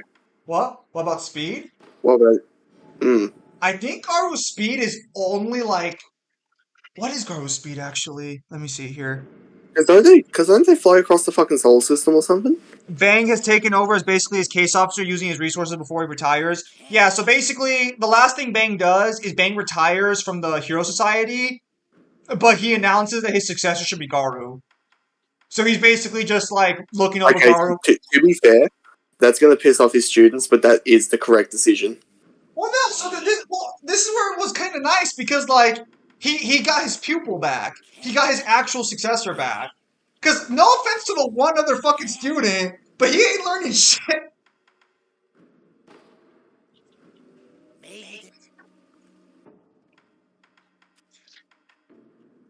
Yeah, Bang is basically taking over Yada. I'd have to see what their speed is because I think I can still argue Fist of North Star is faster, but Garu can evolve rapidly, so that's where it gets kind of complicated as to like how this is gonna play So out. when he evolves, does he become immune to what hurt him last time? I don't think he evolves like that. I think he just adapts to other things, just moves forward. I don't think he becomes immune the way you're thinking. I know what you're thinking of. I don't think that's how it works for him. Let me look it up. Garu. Or does he just evolve in the sense of like he gets more powerful? More powerful, learns more techniques. Blast teleports the blast from Garu and Sai and Rico, sending both of them to Jupiter. Do they even fly to Jupiter?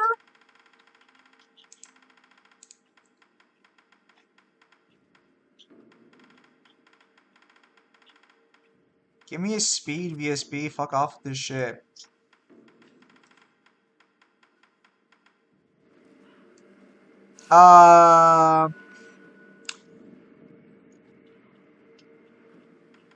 Massively FTL.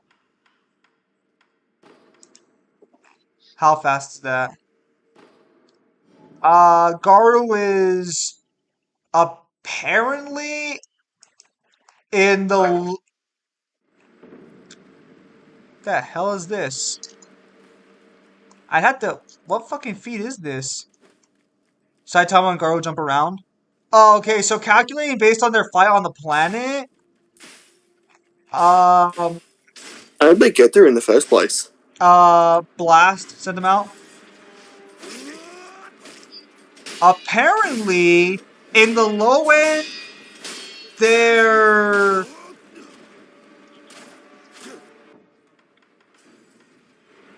Oh, okay, this gets kind of interesting, actually. It depends on how you want to take certain positions. Such as? Hang on.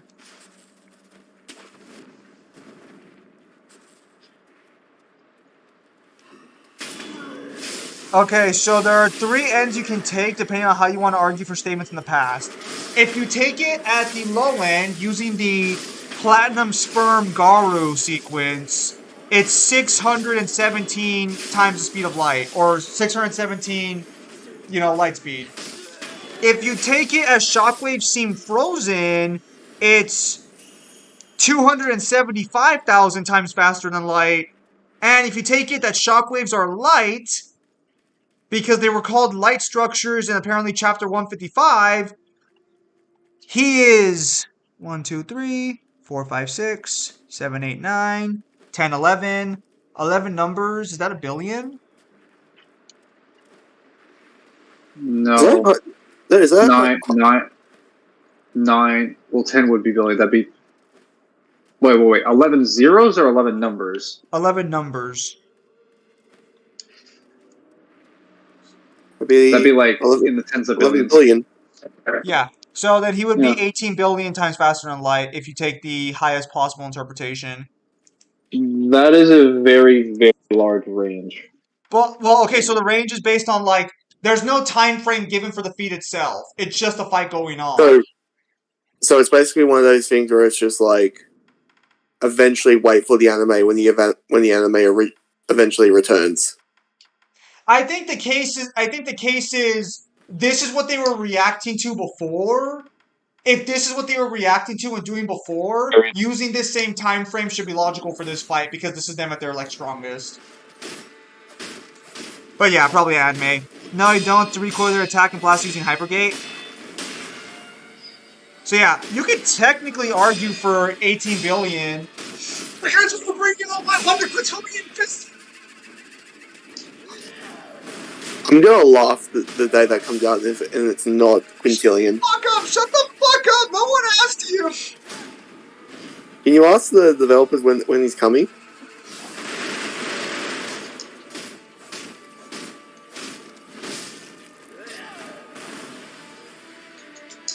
Can you, or you just don't want to? They probably wouldn't answer, because, I can only ask the English developers.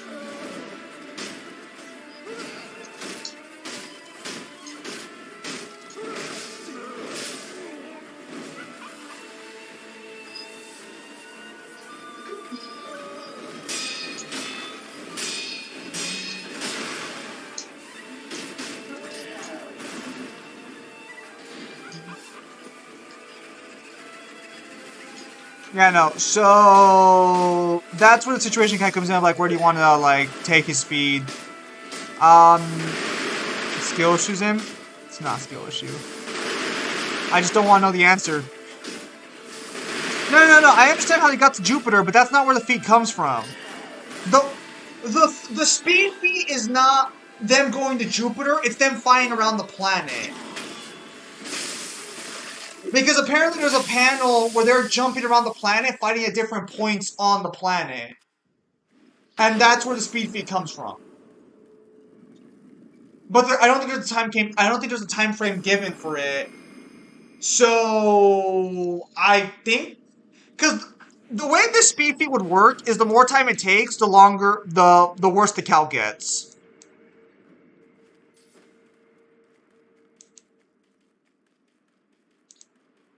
Rip Rao, he's not even star. Debatable.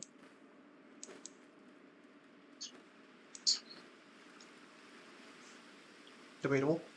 Also debatable on how you want to take Heaven and Fist of the North Star, because technically Heaven should mean space. And I do have another statement confirming that the battle between Kenshiro and Rao shook Heaven and Earth. So, yeah. He's not catching Garo unless you argue tier 2 Rao. Not necessarily. Because there are calculations on VSB that would get them into that speed tier.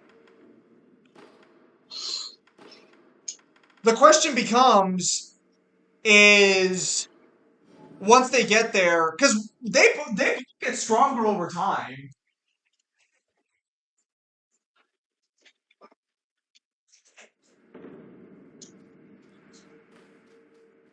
Need an. You're no. You fool. And as far as this is going to sound, Lost Paradise, I believe, is officially overseen by the author. So I could use Kenshiro's statement, as stupid as it fucking is, that the North Star would still work on you even without pressure points. But I don't know how I want to feel about that one. Doesn't that defeat the entire purpose of like the pressure points fighting style? Yes and no. The Divine Fist of the North Star is a fighting style that's supposed to evolve and adapt to every possible scenario. It was designed with... Oh, okay. Yeah, it literally says it has an infinite amount of possibilities. So theoretically, it could evolve to the point where it doesn't need pressure points. That just makes like... I I'm just so... I was just under the impression that it had to work on pressure points.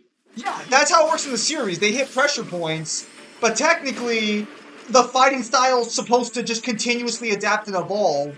So if you're fighting an opponent without pressure points, theoretically, it should be feasible. It could still work regardless. I just don't understand fucking how that makes sense.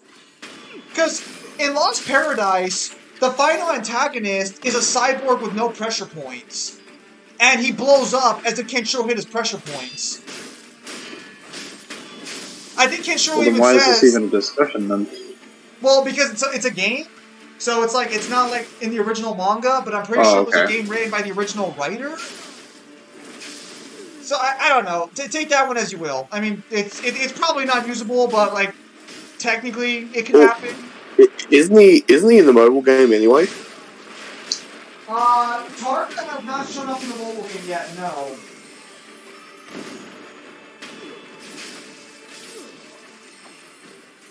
Lost Paradise characters have shown up, just not Tarka.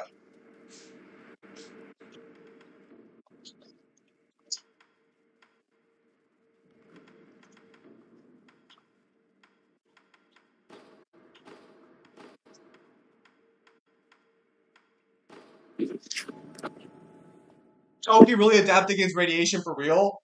Toki wasn't fighting the radiation. If he was fighting it, he probably would have adapted to it.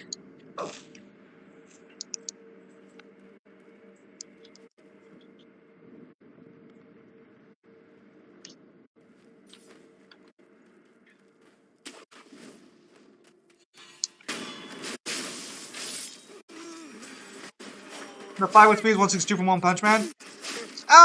When does the Garu arc start? I'll just read the Garu arc.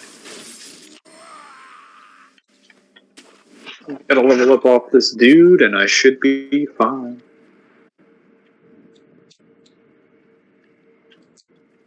Anyways. Also, Corrupted Monk is a joke. Wow.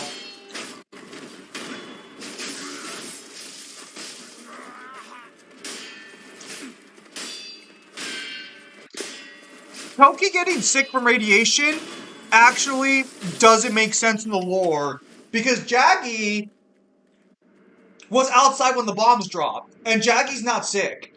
So it doesn't make sense why Toki ended up getting that radiation sickness.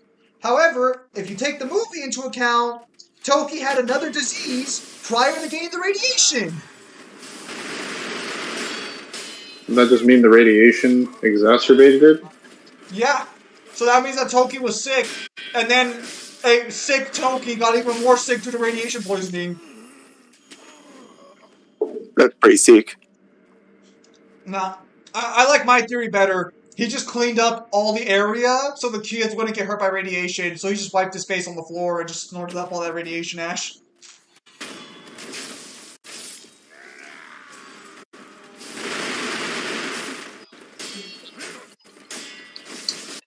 Toki literally showed up and God was like, sorry bro, you're too powerful. I gotta nerf you before you even come out. Wait, God, hang on a minute, they're strong enough. No, they're not. Nerf.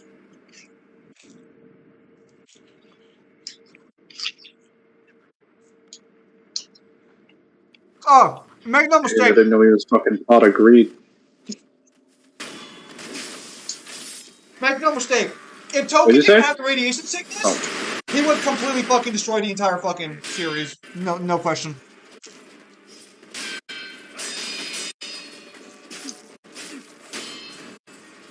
He died.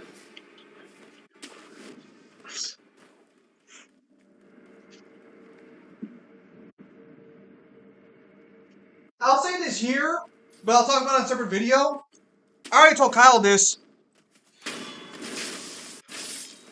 Remember that dude you had to debate with? He would not allow you to have a judge, but he did about Fist of the North Star? Yeah, Voro. That debate was so fucking trash on my part. I could have done so much better. And then all these guidebooks come along and are just like, hey man, you were right. Next time you should have bought us first. No.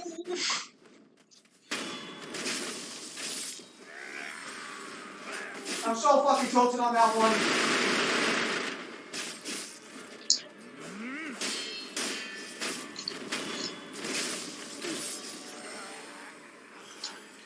But yeah, no. Going back to that for a minute. The guidebook, the Kenshiro guidebook I'm translating right now, literally has Toki stated to have the strongest fists out of all of them. Here, let me see if I can translate it real quick because I can give you an exact quote.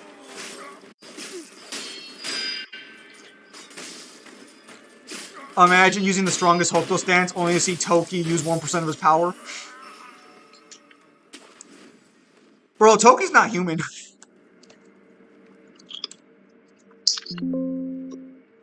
That fucker's diseased and dying, and he's still literally just out here fucking taking names. I think we'll do... Yeah, I think we'll do that. I'll rest and I'll get 3 more levels. And I should be good.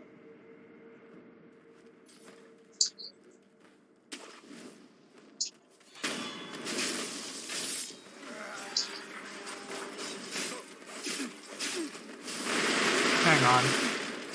Let me see if I can't find Toki statements. It's up here.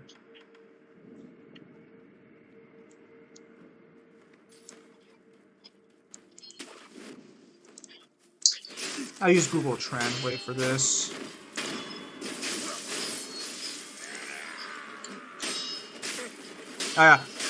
His heart is calm, but his fists are the best of his brothers.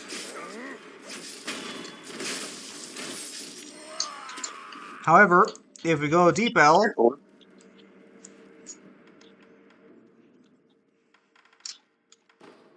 Deep L says, though he is at peace, his fists are the most powerful of his brothers. Although that apparently has doesn't still do the same thing. Yeah, there's a lot of alternatives like most fearsome, most fierce. Basically, Toki's the most skilled fighter among them. Rao's the strongest, and Kenshiro's just the most balanced of them, and that's why he ends up killing everybody. Well, yeah, because he's the same.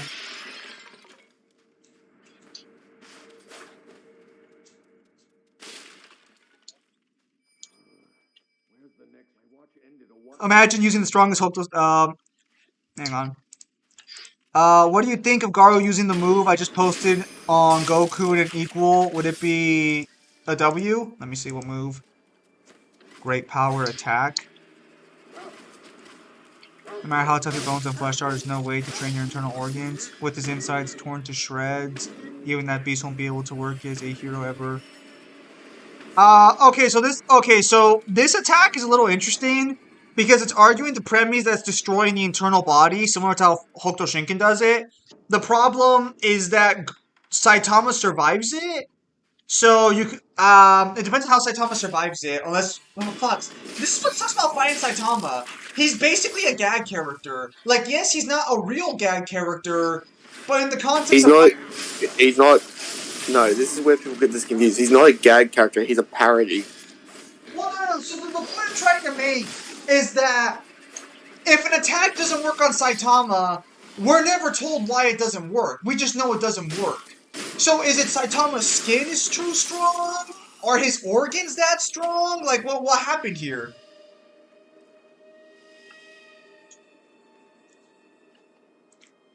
The thought of Rao being surpassed surely happens, especially when Toki's not doing Hokuto's strongest stance and Omen Star is out there looking at Rao. Not the red guard. So I'm gonna say it like this. Kenshiro confirms in Toki Gaiden, the minute Toki kicks Rao into the air and performs his aerial 100 crack fist, he surpasses Rao at that moment. That is the moment where Rao was officially beaten by Toki. And then Toki died to Rao. Well, Rao even says during their fight that if you weren't plagued by this disease, you would have won. You should have won. I will always love that moment because I've never seen someone be more mad at living after a fight. Because doesn't he cry and everything? Because he's just like, you should have been the successor. You should have won. Yeah, he's literally crying at the fact that he couldn't be killed because the disease had taken too much away from his brother's fist. He's literally like, damn, man, I hate to do you like this, but you know, fucking, fuck, just take the fist.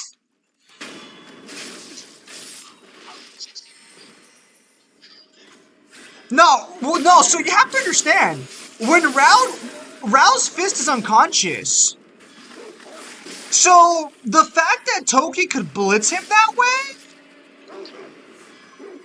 is kind of crazy.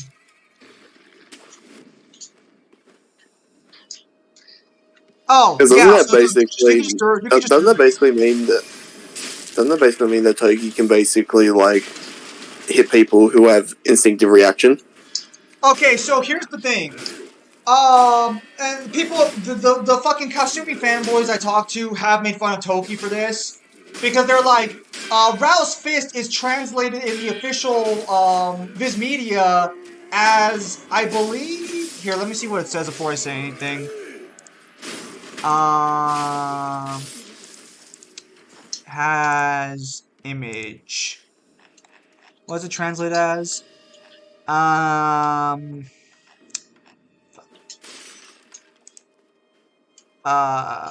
how far back does it go? They talk so much shit. Where is it? Alright, they started having a Yu-Gi-Oh! Discussion a while back. I forgot about that. They broke the bridge. Crap.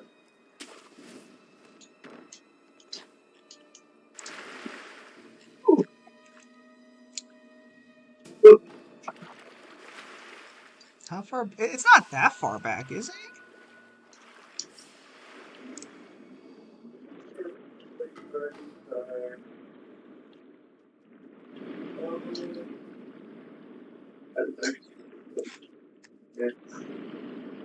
How far back is this shit?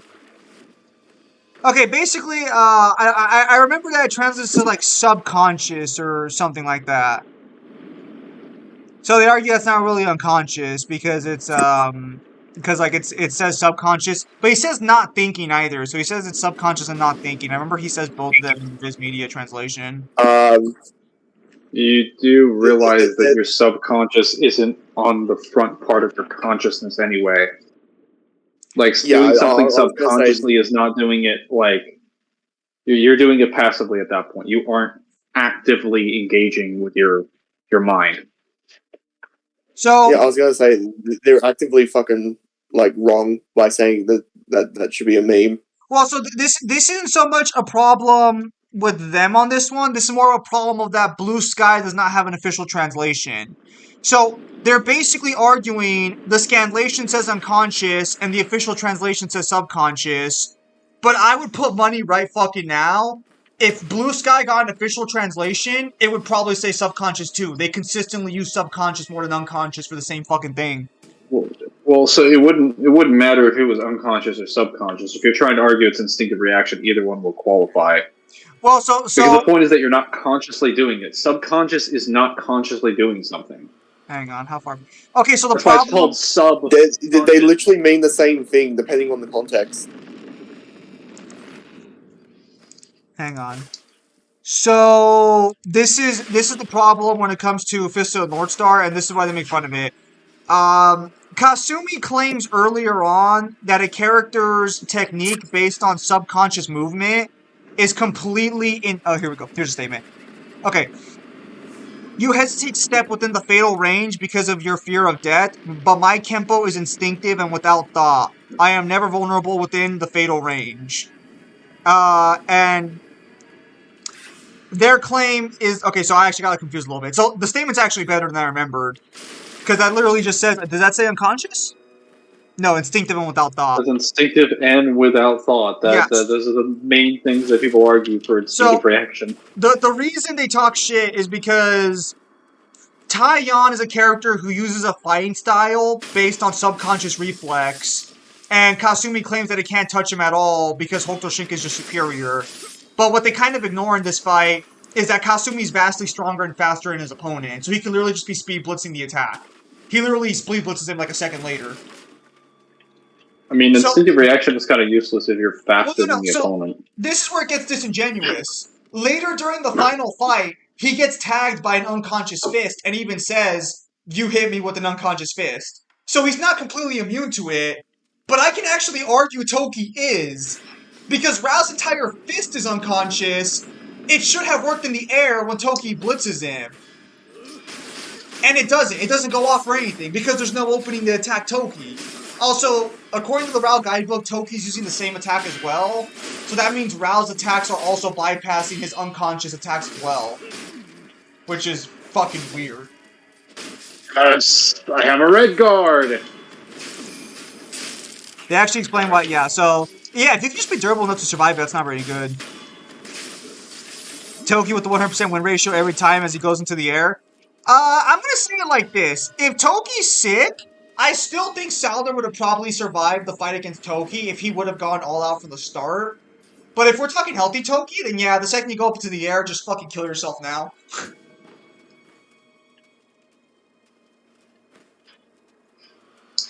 Probably the only person who could have beaten Toki in Century's End after, or not including Rao and Kenshiro, at like full health, would probably have been Kaio. But honestly, there's a case to be made that Toki would have figured out the Demon Aura faster than Kenshiro would have. And if you can figure out the Demon Aura, Kaio's basically done for.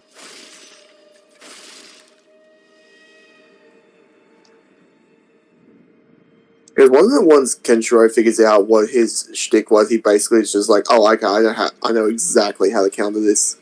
Okay, so basically, after Kenshiro gets his ass destroyed by Kaio, because even the guidebooks call it a humiliating defeat, he gets up and is like, alright, your fighting style is completely worthless against me now. It offers no advantage. Prepare to die. Also, yeah, so his energy blasts are confirmed to be magical energy blasts. So I'm just going to argue that every impact he put on Kenshiro drained his power.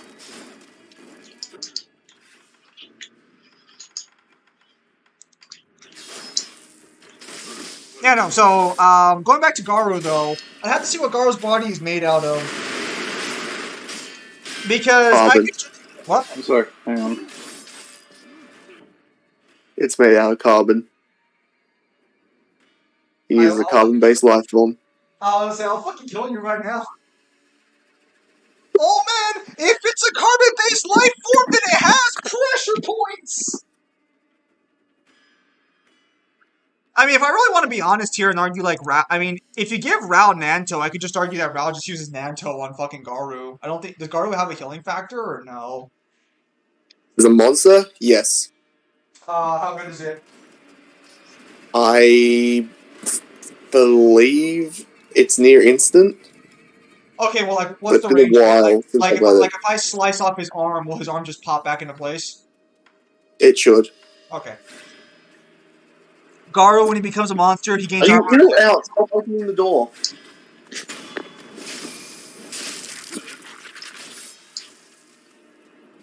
Because technically, there is an argument that Nanto can negate healing factors, but I kind of disagree with that premise, which means I'd kind of be downgrading Fist of the North Star, but I kind of disagree with it.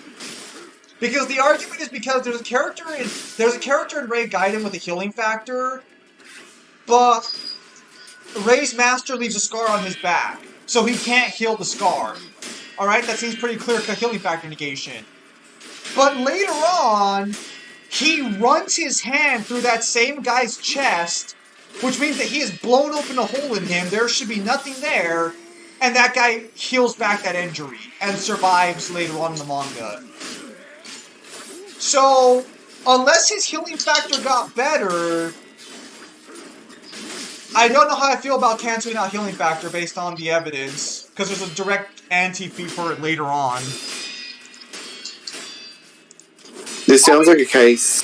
This sounds like a case of we need to find out what the limitations of the healing factor is, and then we have to find out what kind of wound he was given last time, if it was as deep or not. It was a surface wound scar on his back last time versus having your entire chest punched clean through, basically, with the Nanto strike. Which, if you remember the Jaggy fight, when Jaggy punched a hole through statue with Nanto, there was a clear open crater in the statue. So there should at least be an open hole where the guy's heart, spine, and internal organs were. And he heals that back. So it's like, you're clearly not canceling it out, or this guy's healing factor just got way fucking stronger.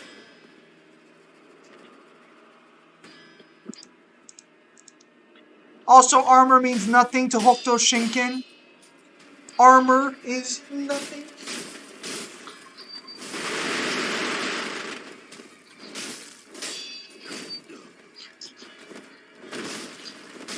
Well, can Garu die at that level or not? Or is he like basically immortal?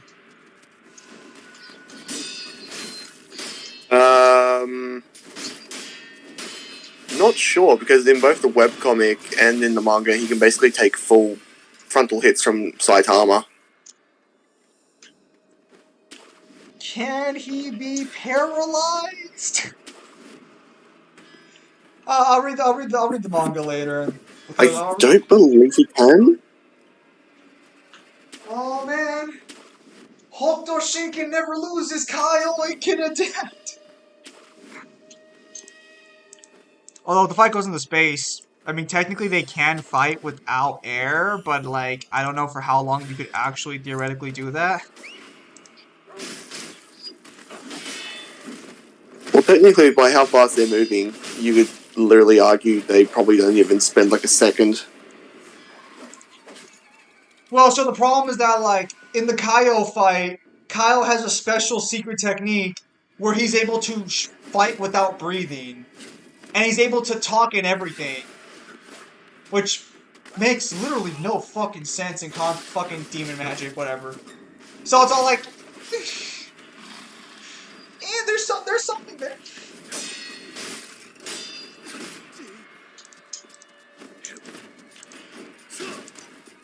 Oh man.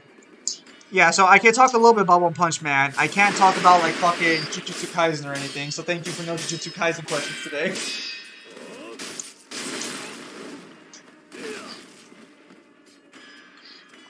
Well, I successfully acquired several emulators and games, so I will have things to stream on Saturday if I don't decide to just stream P3. Which I probably should. Oh, get the fuck out of here. He's still alive. Fuck yeah.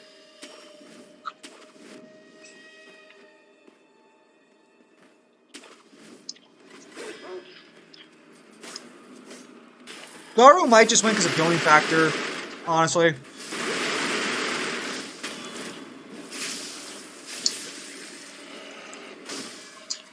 Well, actually, this depends. If Musou Tensei's nothingness...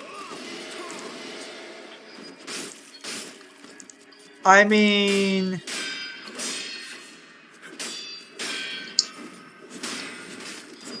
Technically...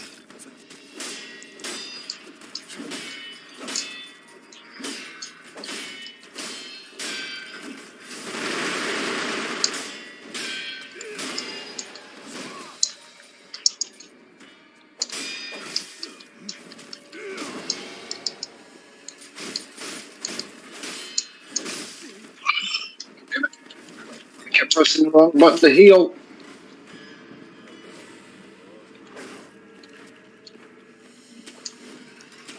You shitting me? This is so stupid. Alright.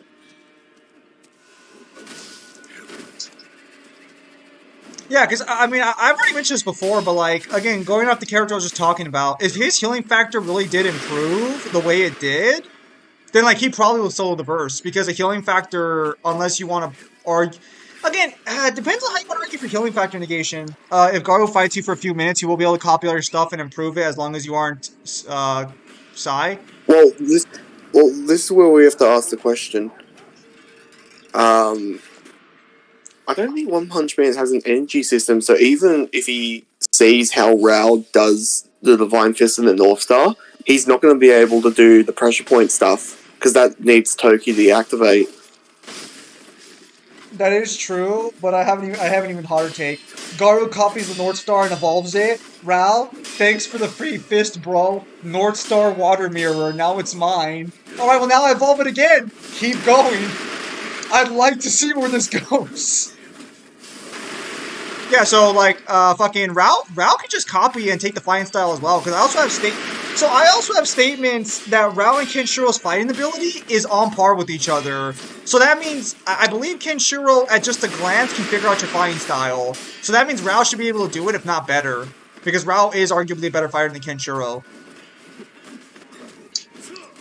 So we're talking about two people. If it takes a few minutes for Garu, Rao's gonna fucking immediately eclipse that shit within like a second. Well, the armor wouldn't matter because they can attack your pressure points without damaging you, so the armor wouldn't really matter. Oh, actually, fucking, funny enough, I found out why they all wear fucking shoulder pads. You know how they all have like shoulder armor for some fucking reason? I found out fucking why. It's, Why? because if your shoulders get injured, it might make it hard to move your arms around. So, like, it's to prevent stray arrows from bouncing into your fucking shoulder. It's basically in case they're not paying attention and, like, an arrow aims at their shoulder, they just fucking get blocked. That's why they all have it.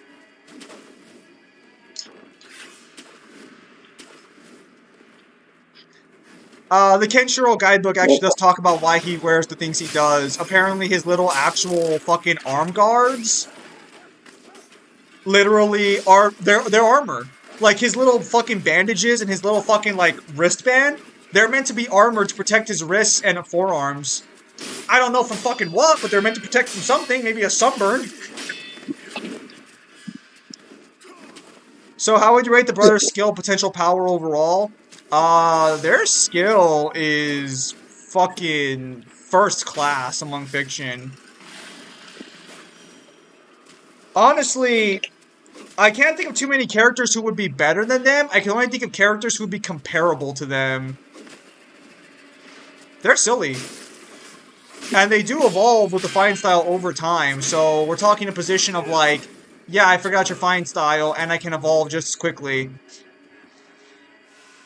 And then you have Kenshiro, who apparently his official hobby is creating new attacks on the side. Thought you were going to say on the fly. Well, no, he can. Like, he literally says to Kaio, because battles are so unpredictable and so endless in possibility, this fighting style was designed to create fighting styles in the middle of battle. So I can just, so it's like, what? Oh. Yeah, so I could literally just argue that in the middle of a fight, Kenshiro's just like, damn, that's an impressive technique, how am I gonna beat it? Oh, wait, I just invented a brand new technique to beat it. You can't do that? I just did. Oh, I meant against each other? Oh, yeah, sure.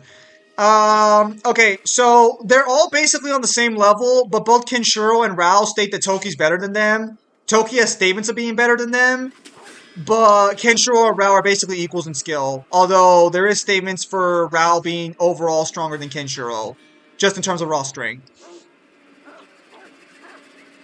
But, I mean, they're all comparable to Toki anyway, so it's all like, yeah, Toki's better than them, but like, it's a very close call. Although Toki would probably win. So Rao's strongest, Toki the most skilled, Kenshiro the most balanced, but they're all comparable enough to each other to where the differences are kind of, a little bit negligible.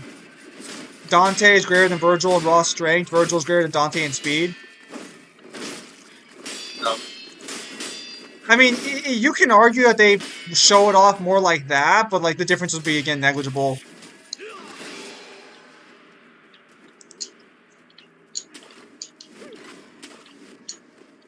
Virgil's just a more versatile fighter when it comes to conserving his stamina. He's more precise. That's why he's perceived as being very speed-like. That and teleporting is more important to him than, you know, that kind of movement is to Dante. But Dante can do all the same abilities that Virgil can. It's really just negligible.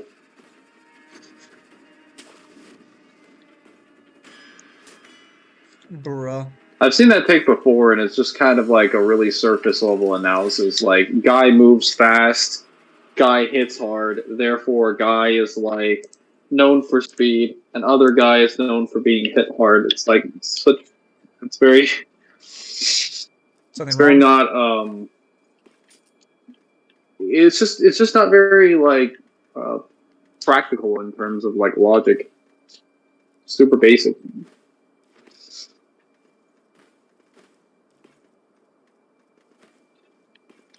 You get up there? Thank you. Finally. How the hell is that guy noticing me from all the way over there? I'm gonna have to go kill him. I'm gonna have to kill him.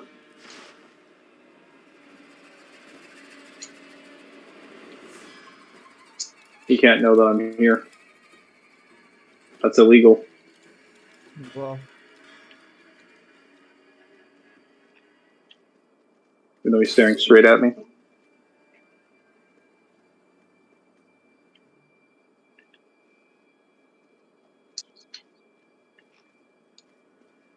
Over here.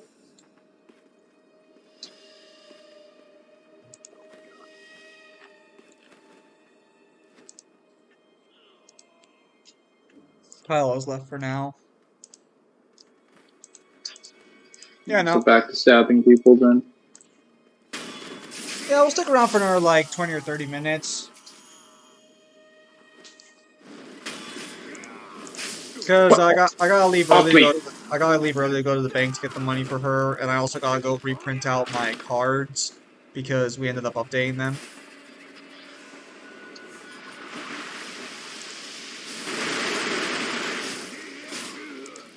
Zim, you should read Luther Strode. You would like it to look as a North Star. It's like a 300-page comic. And I'm not the biggest fan of comics, but we'll see. We'll see what happens.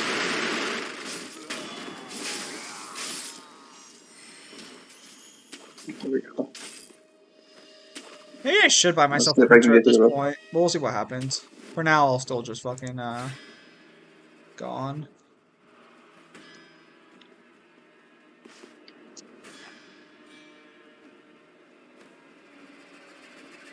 I just gotta sneak around these interior ministry dudes.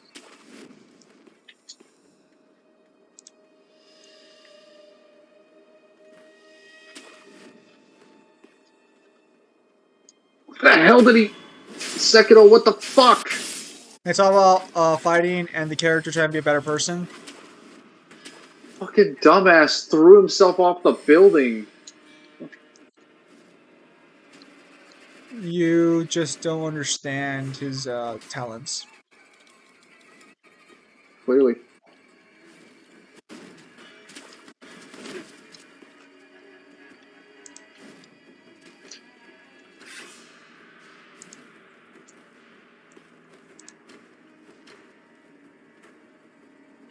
Alright. I thought Virgil's trick It'd be so action was much actually easier. done through speed similar to the Fury, that the enemy can't see him, didn't really think it was teleportation. So Dante's trick is speed. Virgil's is consistently stated to be teleportation. Teleporting. Yes. That's what I said, it's consistent with teleportation. Yeah, you're having trouble getting the words out. Your mom's So I having trouble helped you. getting the words out. Ooh.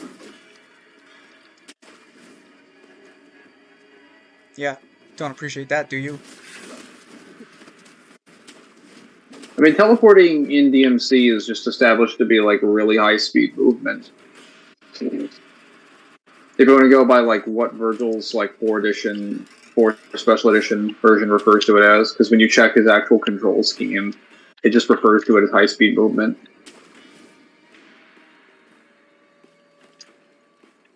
And to be fair, technically the Fury is doing the same thing. As is the Hell Vanguard. Bro. I mean, technically, if you want to go that far, Argosax is doing the same thing. Argosax is It's doing described as instantaneous move.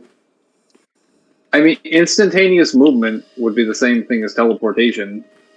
Most teleportation is just instantaneous movement. Lies. We just define teleportation as not raw speed because you're displacing yourself.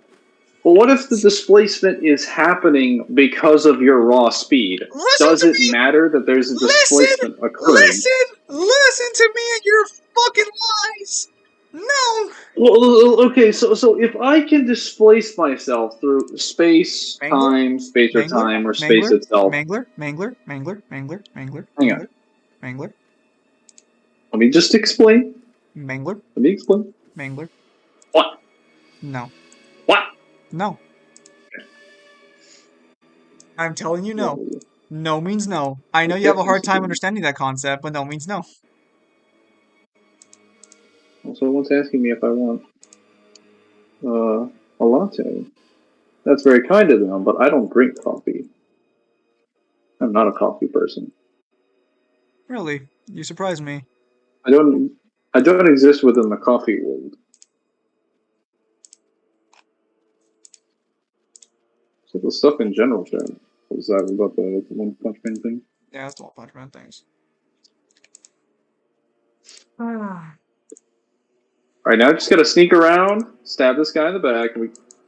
What the fuck is he looking at? But then how do you distinguish Mundus teleporting them back after the universe was destroyed versus Mundus teleporting back to fight Dante and fight Trish's lightning?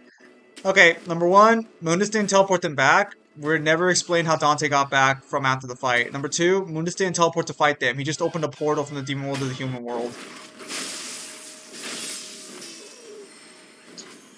That one's just straight up portal creation. That one has nothing to do with teleportation.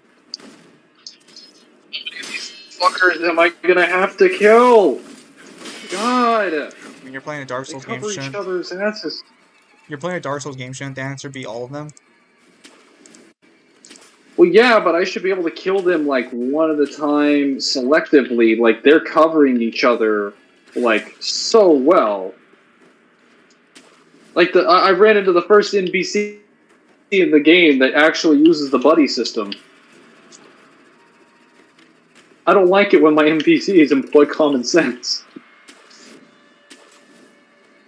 I mean, granted, they're trained shinobi, so I don't know what I was expecting. Not common sense, ideally.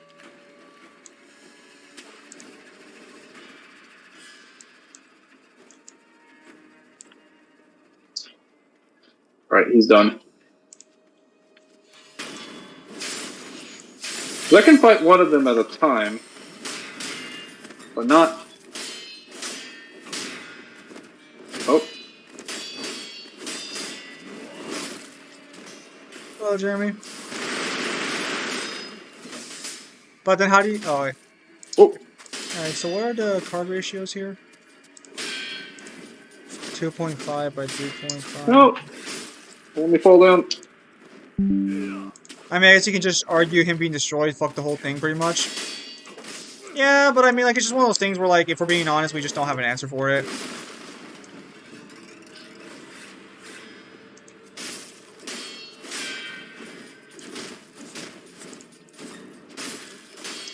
You die? Okay, thank you. Finally!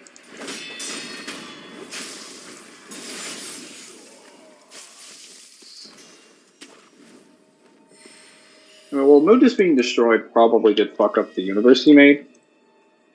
But even still, he'd still have to probably make a portal to get to the human world. Because it'd be the easiest way for him to get there in a wounded state. Unless you want to argue that he maneuvered his body through that entire fucking Mission 20 layout. And I don't think he would have felt very comfortable moving through that physically.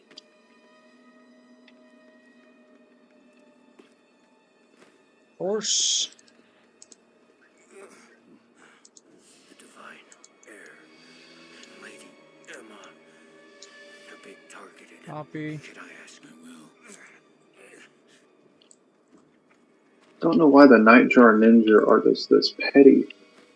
Not asking for help. Oh, I might consider shit. buying my own printer at this point, actually, in the future. Well, this is a problem. Your mom's problem. Oh, kill some fuckers today.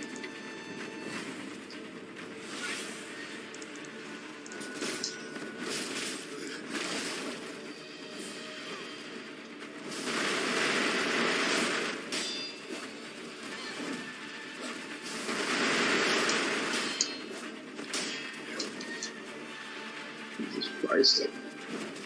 Why am I able to get up there? Mangler, Why has does it someone allow me to get in that window? Mangler, has someone told you about the fake Olive War scans? Well, one might say I might have done a video Am I wrong? There's a covering Big description in God. DMC3 that Yes. said Mundus in DMC1 is kind of sealed and wasn't in his true form. I believe it was a scan about Sparta or something. I don't remember. I think Mundus was barely breaking out of No, it, so you could argue he wasn't in his true form. Mundus in DMC5's novel is confirmed. It's confirmed that during the events of like DMC3, he's not at his full power. And since then, we have not received a confirmation that he is at his full power during DMC1. We just know that based on the time and the timeline and the power of the characters relative to him, he's close to his full power because Dante, 6 years after that game, fights an enemy who rivals Mundus at his absolute peak. And Mundus was already vastly stronger than him in the game, so we would assume Mundus is somewhere close to his full strength. But it's still technically sealed. However, it's kind of like the Argosax seal before he invaded the human world, where it's like, yeah, I'm sealed in the demon world in the sense that like you put like it's like saying you trapped someone in a mansion with 100 rooms. Okay, you trap them in the mansion, but they can go wherever they want in the mansion. So like, I mean, I guess they're trapped, but that only matters if they're actively trying to escape. Which I guess Mundus is, but Mundus is also trying to get strong enough to rule the demon world. So, I guess.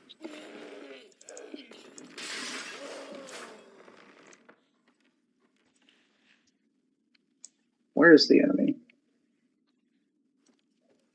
Go. So,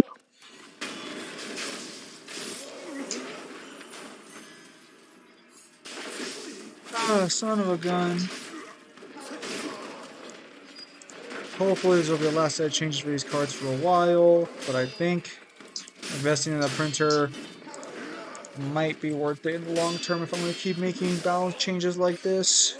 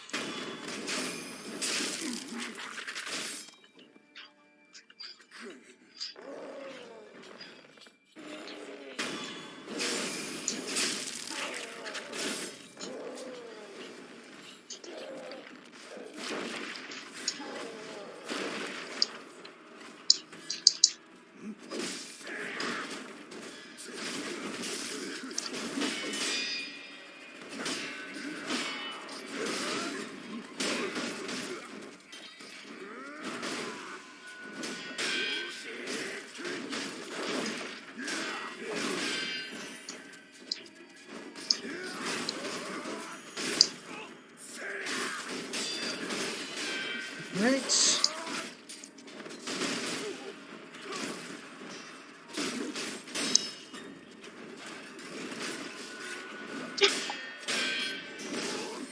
Alright, perfect. That's all the cards. Wonderful. Just 11 more pages to go. It's like 75 cents a page, so it's all like, what am I paying? 11 times 0.6. 175. Yeah, it's like $8.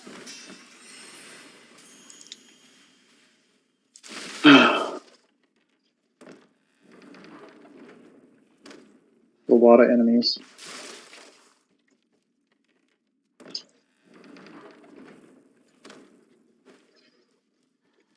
Yeah, I mean, it takes place 6 years after Demon's Age later than Saiyan's confirmed. Zim, who do you think could win cook-off, Chef from Ratatouille or Sanji? That Chef from Ratatouille's got that good shit going on.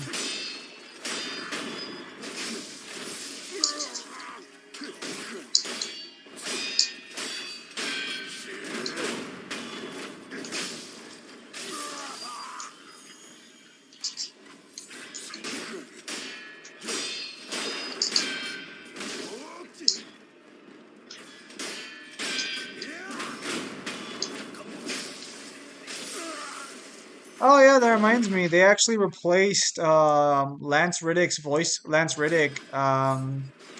in Destiny with Keith David. What? Well, Keith David's not a bad replacement. Well, so in Destiny, Lance Riddick unfortunately passed away, so they had to, get a new voice actor for a character, and they chose Keith David. I was gonna say, I bet. Well, if they're doing a new John Wick movie, does that mean we're probably not going to be seeing any scenes with what's his face?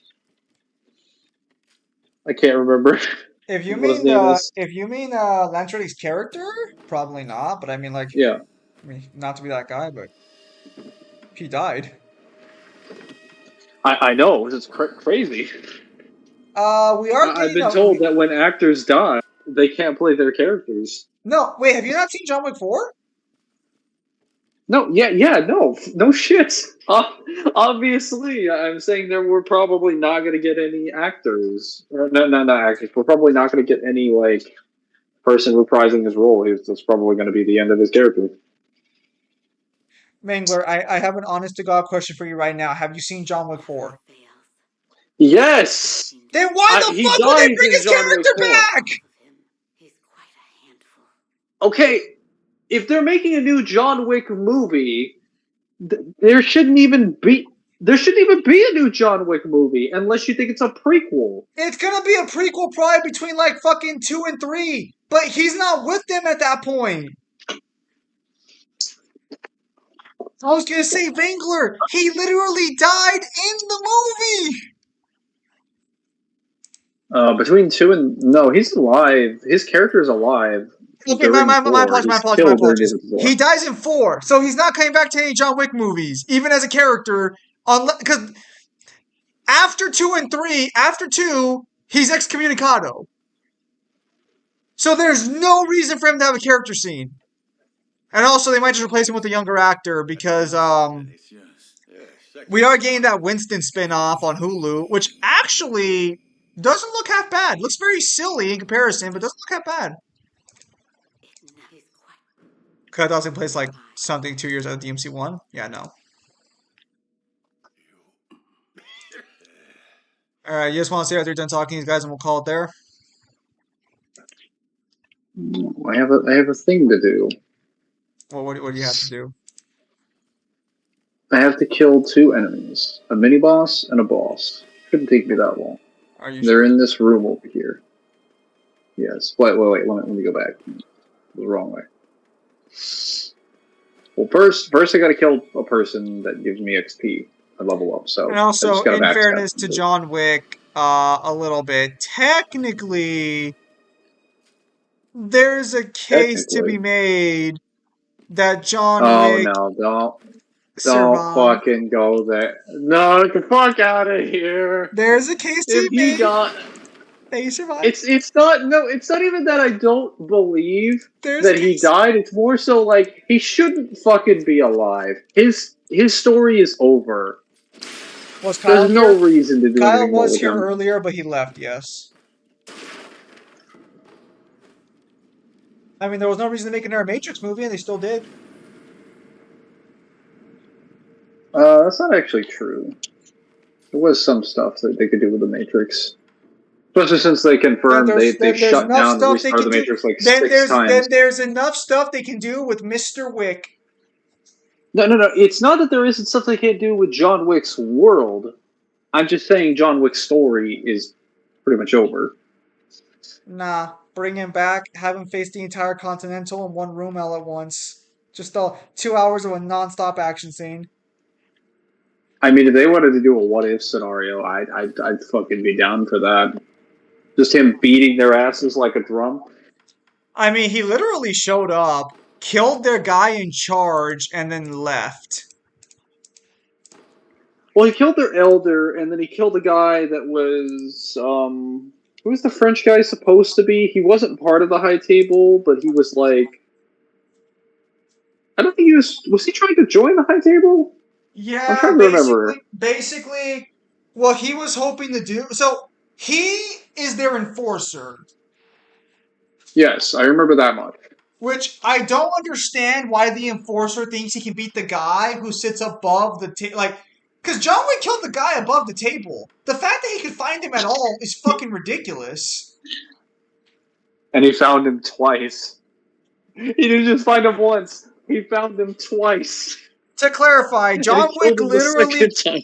he literally killed the final boss of the series in the first fucking 20 minutes of movie 4. Which shouldn't have been possible unless we assume that the Arabian guys are genuinely just not good fighters at all. That makes me wonder, like, if the people in John Wick's movie are truly just trying to LARP as video game henchmen. They're just like, man, you killed my boss and 50 of the other guys, but they weren't me. Straight up, that was They the weren't last me. shitty video. Run them hands. The fact that people think they can take on John Wick is so fucking ridiculous. I'm pretty sure it's a situation where most of them are genuinely like they either don't know enough about him or they do know enough about him, but they don't care because the High Table has them by the balls and is like, yeah, we'll kill you if you don't. It's like, hey, okay, he's gonna kill me too. I'll take my chances fighting me. I'd rather die to John Wick.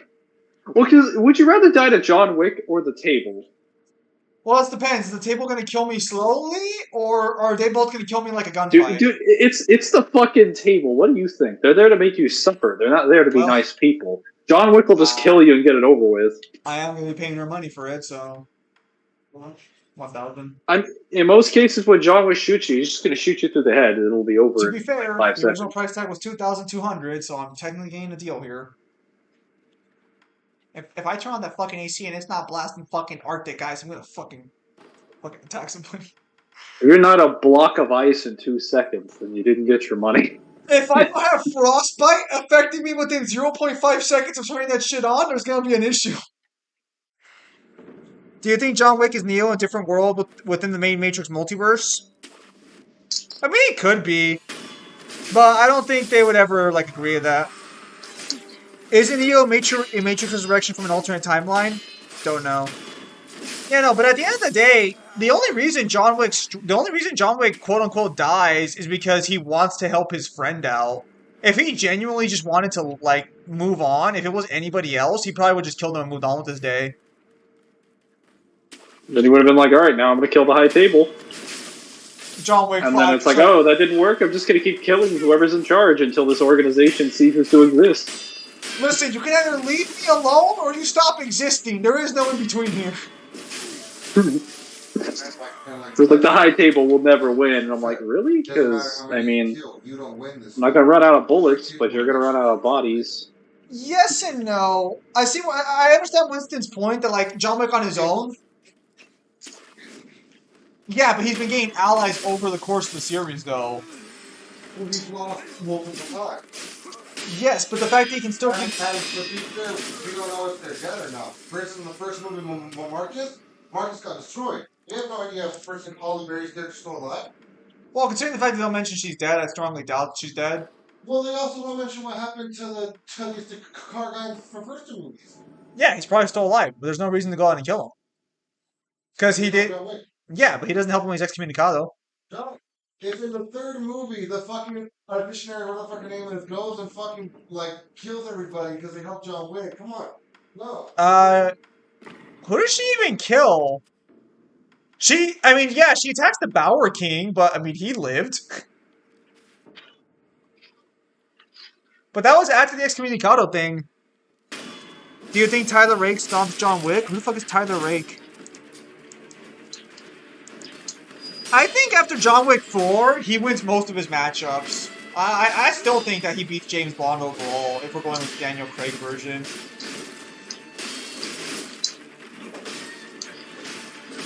Or John Wick. I could argue. But after that car scene, I was like, that's stupid. Well, this man is not human.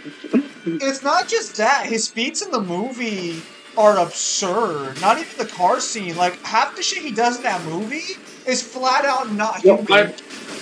I'm using the car scene because the durability is, like, kind of stupid.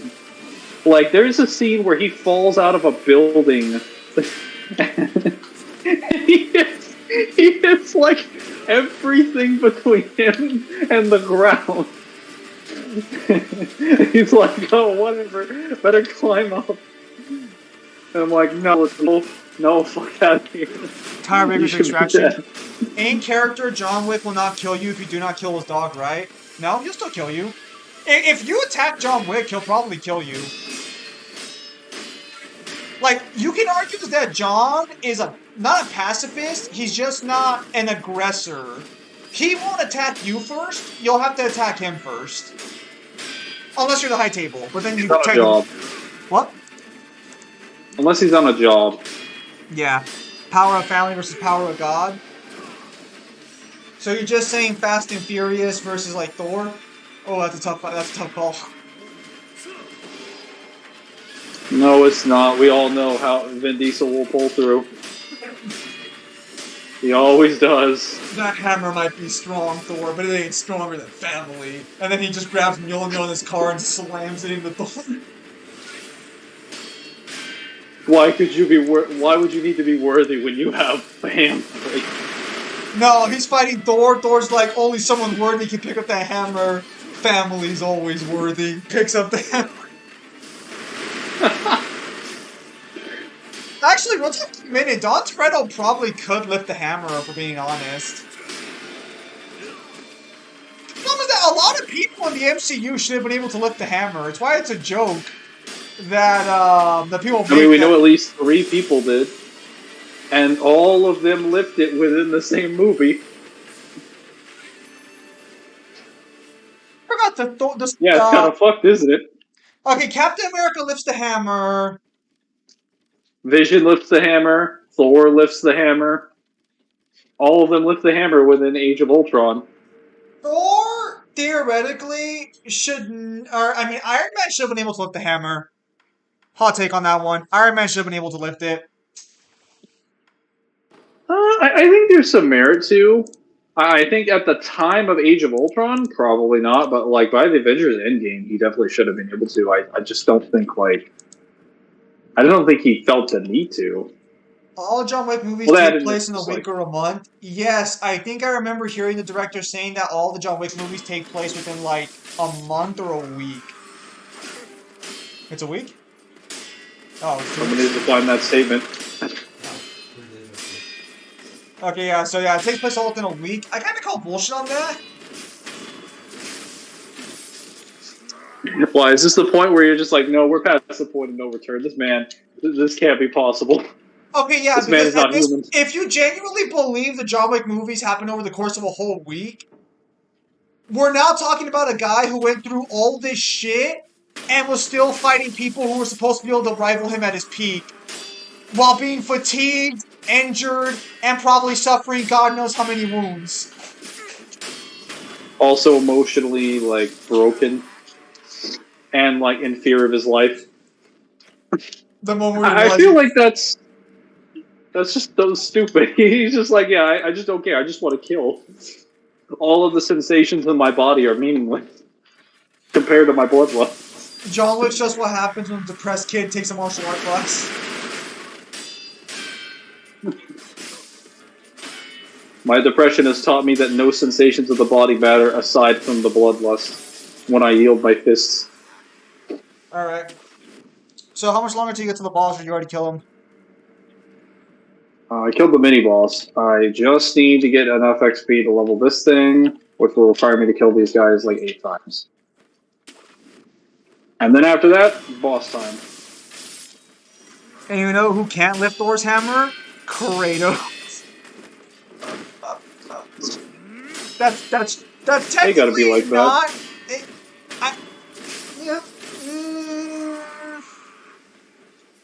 not. So are we talking like actually if he's worthy? Probably not Greek pantheon Kratos. Well, I think we could safely say that.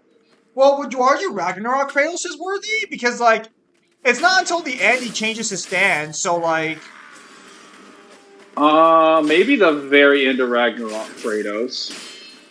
Maybe. can John Wick? But it's like.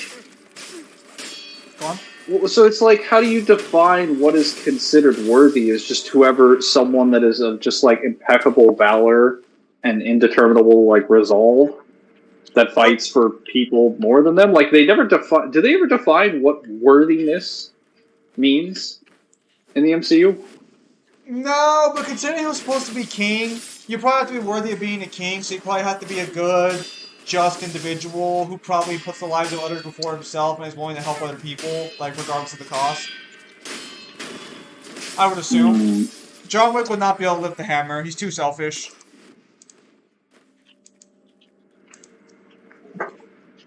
Because you have to understand, John His Wick's... motivation.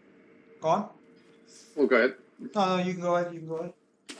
No. It was just going to be related to what you said, so I could add it on. Just fucking say it! I was going to say, John Wick's, if his motive in the movies was to kill the High Table because they're not good for, like, humanity or whatever, then maybe. But that was not his position was literally he just wanted to be left alone and people wouldn't leave him alone, so he's just like, I'm just going to kill all of you. Maybe he's worthy of Thor's hammer because he doesn't just go around killing the entire human race.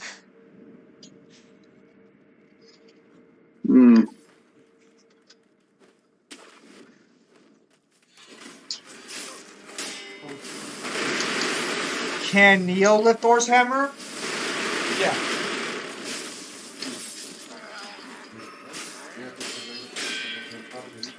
Of course John Wick can lift John Wick's hammer. Of course.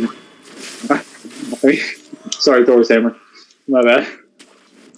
He couldn't do that if he fucks Freya, just saying. What? The fuck? How would John Wick be worthy? Or Neo be worthy? He refused to make the ultimate sacrifice. No, he refuses to sacrifice Trinity, but he's willing to sacrifice himself for it. Yeah, but he refuses to sacrifice what Trinity? Yeah, because he doesn't. Well, because it, well, actually, wouldn't be. That point in time, it was supposed to be. Yeah, but so he's not willing to sacrifice an innocent person for the sake of others. He's willing to put himself on the line. Emotional turmoil wreck, not because it's the right thing to do. I'm pretty sure he. I mean, you have a valid point there, but the fact that he's still willing to put. But the fact that he still is willing to put his life on the line and like sacrifice it without hesitation to Duke into the fucking alien. That's why I'm saying Iron Man should have been able to fucking lift it. There's no. No, would not be able to. No, because he still does good for people. He still saves people. He still spares people. He's still ultimately altruistic. That's certainly the only thing he does, though. No, bro. Look. Neo is digital Jesus, and you will respect him as such. He can lift the hammer. It's not my standards. It is time to kill the boss. Also, you should be prepared for when you fight Nova and Proton. Well, with this a Nova, only special attacks can hurt him. Yeah, no, it's an annoying fight. And also, think about that. That's that campaign. And by the time you get there, only special. Nah, bro, my boy Mephisto has got me. Oh, let's do a $5 thing today, actually. Now for Proton. Oh, dude, you're not gonna have fun with her. She's not fun. Did you already clear the whole thing? I already beat the campaign. I just need to clear the last one. Well, that's what I'm saying. So you're like, because you're just playing it? Yeah. Well, I gotta do it like 4 more times. well, I thought I would get the money for her. Yeah, so I guess I'll be gone late till late today. Well, I'm gonna work at 40. Now, Okay, so ideally you'll be back before I am. I must ask that you accompany me. You know? I thought it was kind of a minute. You Can Neo certainly beat Kratos and have Goku? desire. In the Matrix, he could probably beat Kratos. I don't know if he'd be able to beat Goku in the Matrix unless you want to argue for like multiversal. But that's only in the Matrix. Outside, they would both fucking just kill him. I take his esteemed blood. Is this the boss, Mangler? So, the dragon's And this is my heritage father, yes. against you too. And there is nothing to discuss. Take your leave. Oh.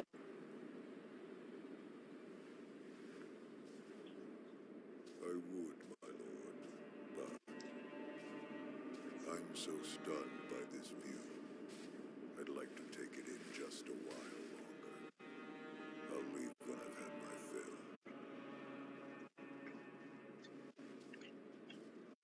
Today the crystal mystic. I guess that could help me level up Mephisto. Father, I think it's mystic you is were still alive. That was my design, but the same could be said for you. Your dad's pretty big. I was certain you died that night. The power of the divine Yep. air brought me back. That's it. What?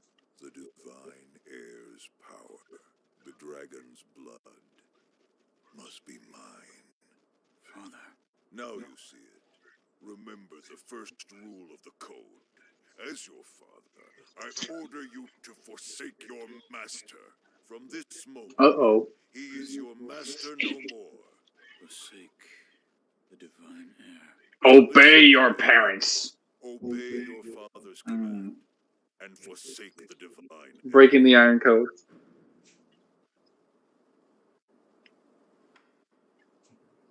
I cannot do as you ask. You. What? A shinobi. Why did Al betray his son again, Mangler, and go against? Passion. Unthinkable. Such a miserable I don't know. display. It's the first complete game. Why, boy? No.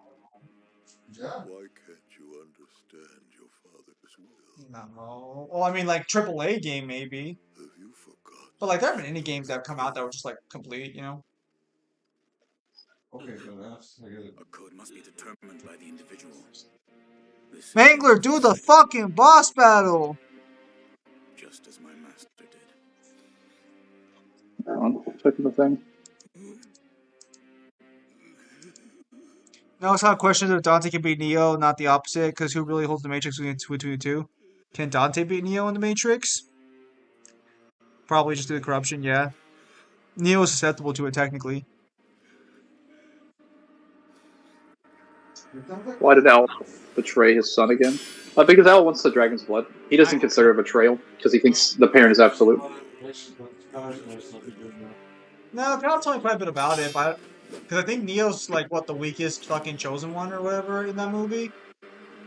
Because there's like multiple. There is no one. Well, okay, there's one, but there is no one. This is movie. Well, Neo was never the one to begin with. It makes more sense that Mr. Smith was the one to begin with. Okay. Unfortunately, there's a movie that came out that retcons all these theories we have. Because now there's a continuation, and Smith isn't the fixer. Smith is the problem again. So the problem, why didn't they get rid of him? Because they can't, because he's the one. I really should sit down and watch it one of these days. Keanu Reeves is always an enjoyable actor. Yeah, but like, isn't it basically like Neo's no longer special or anything? Never really understood why that was something they wanted to go with. Kind of validates the whole point of the last couple of movies, especially with Morpheus not being able to fight, you know, agents or anything. Trinity's the one?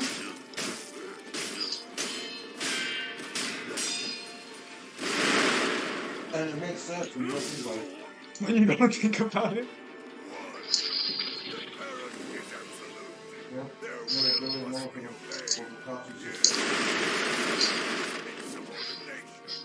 Are they both Saiyans or just one?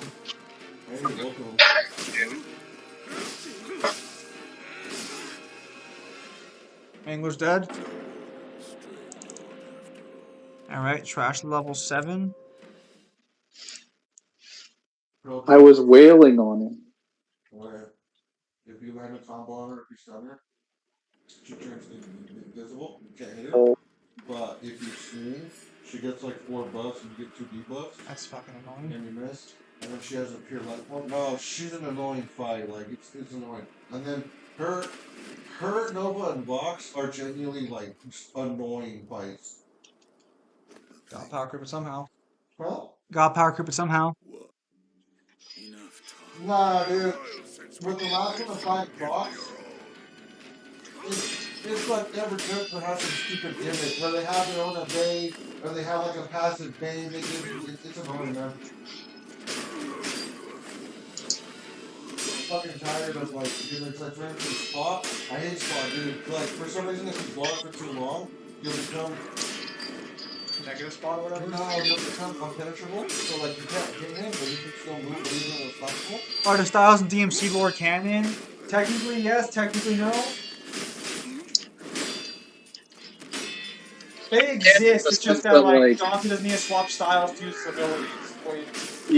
Yeah, I was gonna say Dante doesn't like literally shout gun, trick, sword like every time he uses the ability. He just uses them like they were.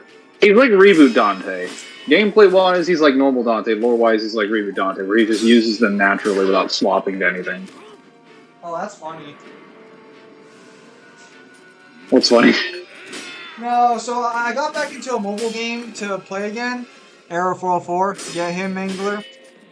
And I got a bundle here for a 5-star bundle for $10 a piece. They'll give me 2,500 credits. Whoa, I did not know you could hit him like 5 consecutive times. What?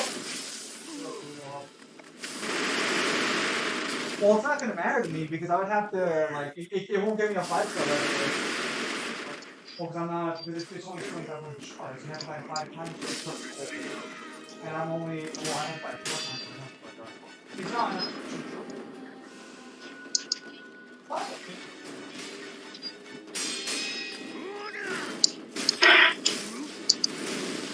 Alright, man, I'm gonna give you like 10 more minutes because I do gotta go run to the bank and shit to take care of things. Oh, I'll kill him before then. Good man. Reboot Virgil versus Prince equal stats? That's a Kyle question, Dark Lord. Sorry, I don't know much about Prince's scaling.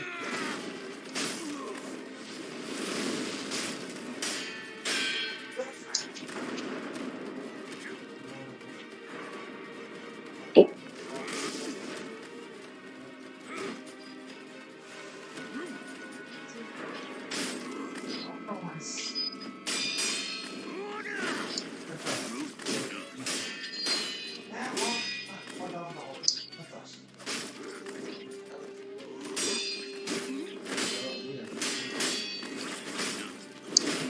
God, make it save.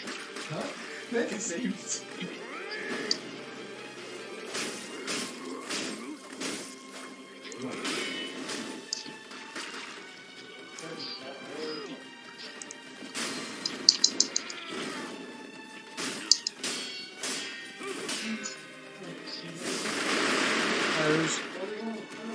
Yeah. Fucking poison shit is making things annoying. Yeah, let's not. But he's almost dead. I gotta go to the bank anyways. Hold on.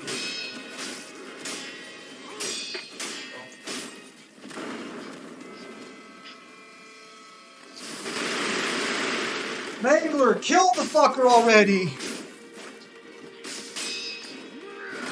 Alright, that's the shadow. Here we go.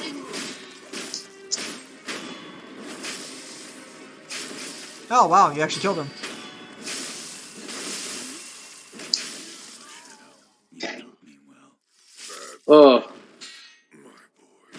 I find it funny that when he dies, the last words that he says is, "That's my boy." Because he's technically proud that you're the one that killed him. Well, it's not that he's technically proud. He is proud that his son accomplished such an impressive feat. Well, so you actually fight him later in the purification ending, and when he says, when you beat him, he says, "Defeated by my son." It's not an entirely unpleasant feeling. I think it's revealed in his lore threads that he basically just wants someone worthy to fight him. He just doesn't recognize you as his son officially until you go through the purification ending of the Divine Dragon's Return ending. So you're gonna skip. So you're not doing that ending then because you killed him. No, purification in both the purification and the Dragon's Return ending, you can get it. You can't get it if you do the sure ending because the sure ending just involves you talking to Owl right there. Except you choose to obey the Iron Code and you forsake Kuro, and then when that happens, Emma comes out and you kill her. Then you kill Ishine. Then the game ends after you kill Owl. Though you also find out, I found out something really disturbing the other day. Owl shows up carrying something in his hand, and he puts it next to Ishine's body when Ishine's dead. I actually found out someone took a 3D model viewer and basically went into the game to see what he was holding in the cutscene, and it was Genichiro's head. So he went out and killed Genichiro, took his head off, and then brought it back. Nice. All right. We're done here. All right. Sounds good. So,